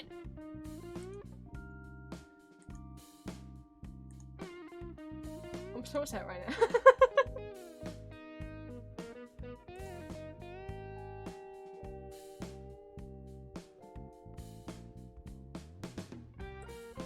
Wait, this is a different one. This is a different Lady in Red. Is there another set? There's this one with the Lady in Red crawling out of a painting. That wasn't from either set that I just saw. What the shit?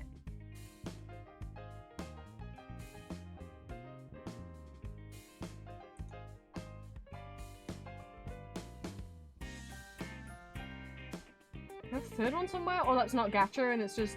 I have no idea. I didn't know there was this much Eve merch. I'm happy to find out that there is.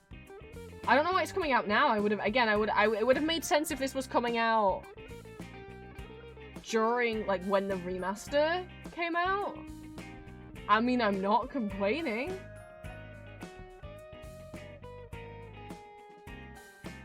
I guess we'll replay Eve. Is there a way to buy Gashapon from... I don't think, no, like online if they don't have the machine here?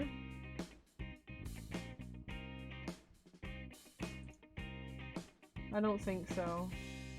Well, not officially from them anyway. Maybe I'll have to look. I mean, this one website did pop up, but I'll be honest, I don't know that I trust random sites selling anime goods. By which I mean I don't trust random sites selling anime goods. Oh no, I'm just looking at gacha things. These are cute. Again, I'm not into Madoka. But these are cute. It's like the little costumes. Hung up. That's cute. Uh-oh, now we're just browsing. Oh, hi, Karopi.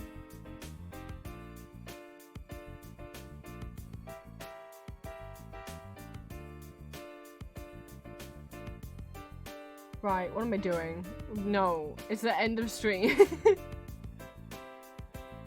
It's the end of stream, goddammit. I'm so many tabs open. Let's get rid of Sorry Olrock's figure. I guess we're playing Eve. Before we play, I'll try and find a bigger list of trigger warnings. But, the horror in the game, which if you couldn't guess, is like paintings coming to life. So, like, there's paint. There's not a lot of blood. But I'll double check. Again, there was a couple jump scares. Again, so I played E, but then as I was playing it for the first time, I realized I'd seen a screenshot from E before, which some of the artwork in the re-release is different. And I swear that artwork of when, you know, when Gary looks in the mirror and the mannequin head's behind him. I swear that artwork's different in the re-release. I remember it looking freakier in the original. But, when I played the original and that happened, I'm like, I know I'm supposed to be scared, but like, I realize I've seen this screenshot before of like this post that used to go around Tumblr with the Hey Little Mama Let Me Whisper in Your Ear song accompanied with that screenshot, and I'd never known what it was from. And then I was playing Eve when that happened and I was like, oh. Well, that changed, so that changed how I view that. But yeah, no, there are moments that creep me out, so I'll try and find like a trigger warning list. Is that why Purple Hair Guy's familiar? Okay, thank you, VG person. Okay, so trigger warnings, minor jump scares, a few instances of blood, but it's very low resolution pixel art. Mentions of hanging, and a person is hanged off screen. Very low resolution nudity in one painting. That's what VG person says.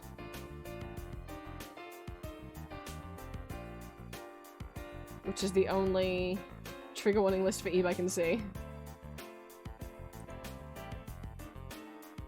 Oh, which is actually on the actual- okay, sweet. That's on the actual- this is the actual page for Eve. And it's free. I like how to say how to pronounce it. Oh, is this the old- oh, is this the old- the new version, I think. You have to pay for, and this is the old version with the fan-made. This is the fan-made translation. Yes, Ebe, pronounced Ebe. A young girl named Eve visits an art gallery with her parents. While observing the many exhibits, she suddenly realizes she is alone. In a search for others, she finds things awry in the gallery. The game is focused on exploration and puzzle solving. Yes, remaster's paid. I've got it on Steam. I was gonna say. There are no battles. And it does not, yeah, there's no, it's not an RPG in that kind of, there's no turn-based combat, which is why I was fine playing it. There are no battles, it does not demand quick reflexes, it is designed to be accessible to all kinds of players to enjoy.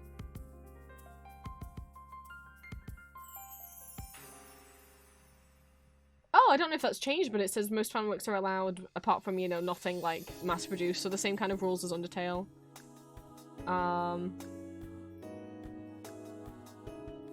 I mean, obviously the graphics in the remaster are a bit updated, but like this is the gameplay we're kind of talking about. Music. Some of the music got changed in the remaster to the original because the original, a couple of the songs in the original were royalty-free music, which is why some of the music in Ebe is the same as the music in Mad Father.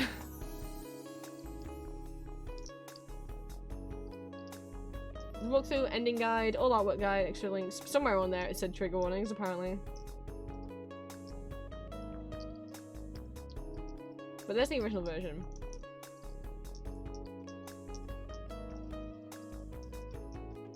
I don't think I've ever got every- I don't know if I ever got every piece of artwork. Unless you- oh, do you have to do like every- I can't do every ending because I can't do the endings where like... I can't do the ending where I leave him behind. I'll cry. I'll be too upset. But okay. But like, yeah, the atmosphere, even for such a simple pixel art style, like I tell you, I don't like the doll room. I don't fucking like it. I don't like it one bit. It got under my skin. I think it does a good job of building atmosphere, but also I like puzzles. Hopefully. I mean, I never needed a walkthrough. Hopefully I don't need one now. The only puzzle I can remember off the top of my head is like the murder mystery paintings. I can't remember, you know. And they're all saying like, well, I saw this person, I saw this one do it, and you gotta work out from all of their stories, like, who the only person who did it could have been. That's the only one that's the only puzzle I remember. Because I think that was the puzzle that I saw, like, Mark get to, and I was like, no, I want to play this. Don't tell me, Markiplier. I want to figure it out. And I did try and play one other RPG horror maker game back in the day. Which is the one with the mermaids. I never remember what it's called. And I couldn't finish it because it, like, one of the there's like this, it's not even a jump scare, it's just like for a second, this like kind of close-up pic, like, it started getting under my skin too much. It gets under my skin, but in a way that I still find fun. Because I like the characters and I like the music. But that fucking mermaid one made me feel ill. And I had to stop playing it. Because I find horror really fascinating, and I think some of the most creative, like, things can be done with horror, and some of, like, the video games that really test, like, what a game can be tend to be horror. I just can't stomach it. So I guess when we play some Eve, I'll get it re-downloaded. I can't imagine it takes up much space. So I cried playing it because I didn't get the best Gary ending. He didn't remember me, and I was like, no! No! After everything! So, even if I have to use a walkthrough to double check where to get all the- I'm like, I remember then looking at the walkthrough to how to get the best ending with him, I'm like, I swear I did all that, didn't I? So, I don't remember if I got it the second time. But I need to get it this time. Sorry, I'm shaking the Karopi Cup keychain around. I'm gonna eat food. I guess I'll play Eve on Wednesday. I hope you guys enjoy. Again, it's not too spooky. I would say, like, you know, when we played the American McGee's Alice games last year, those are way more, like, graphically disturbing than Eve could ever be. But it's good at building, like, creepy atmosphere.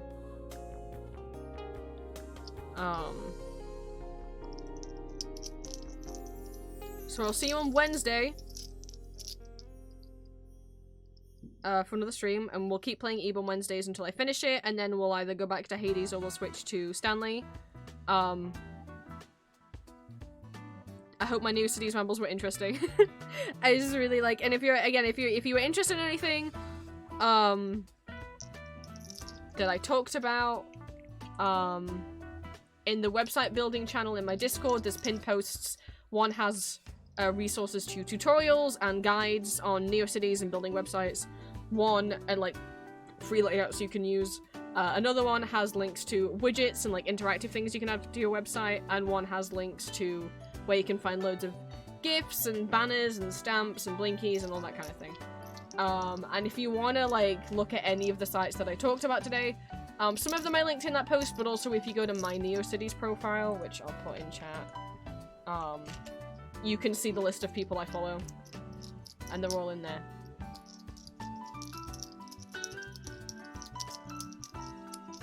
Yeah, and if you don't end up signing the guest book, obviously be polite. I don't know, you know, but I trust that you guys will be, you know, don't be mean. So yes. Void! Thank you for 10 more bits. Thank you guys for the welcome bag. I'll see you on Wednesday. For some Eve, I guess. I'm gonna go eat some dinner now. My tummy clearly wants food. You guys have a good rest of your day. Mwah.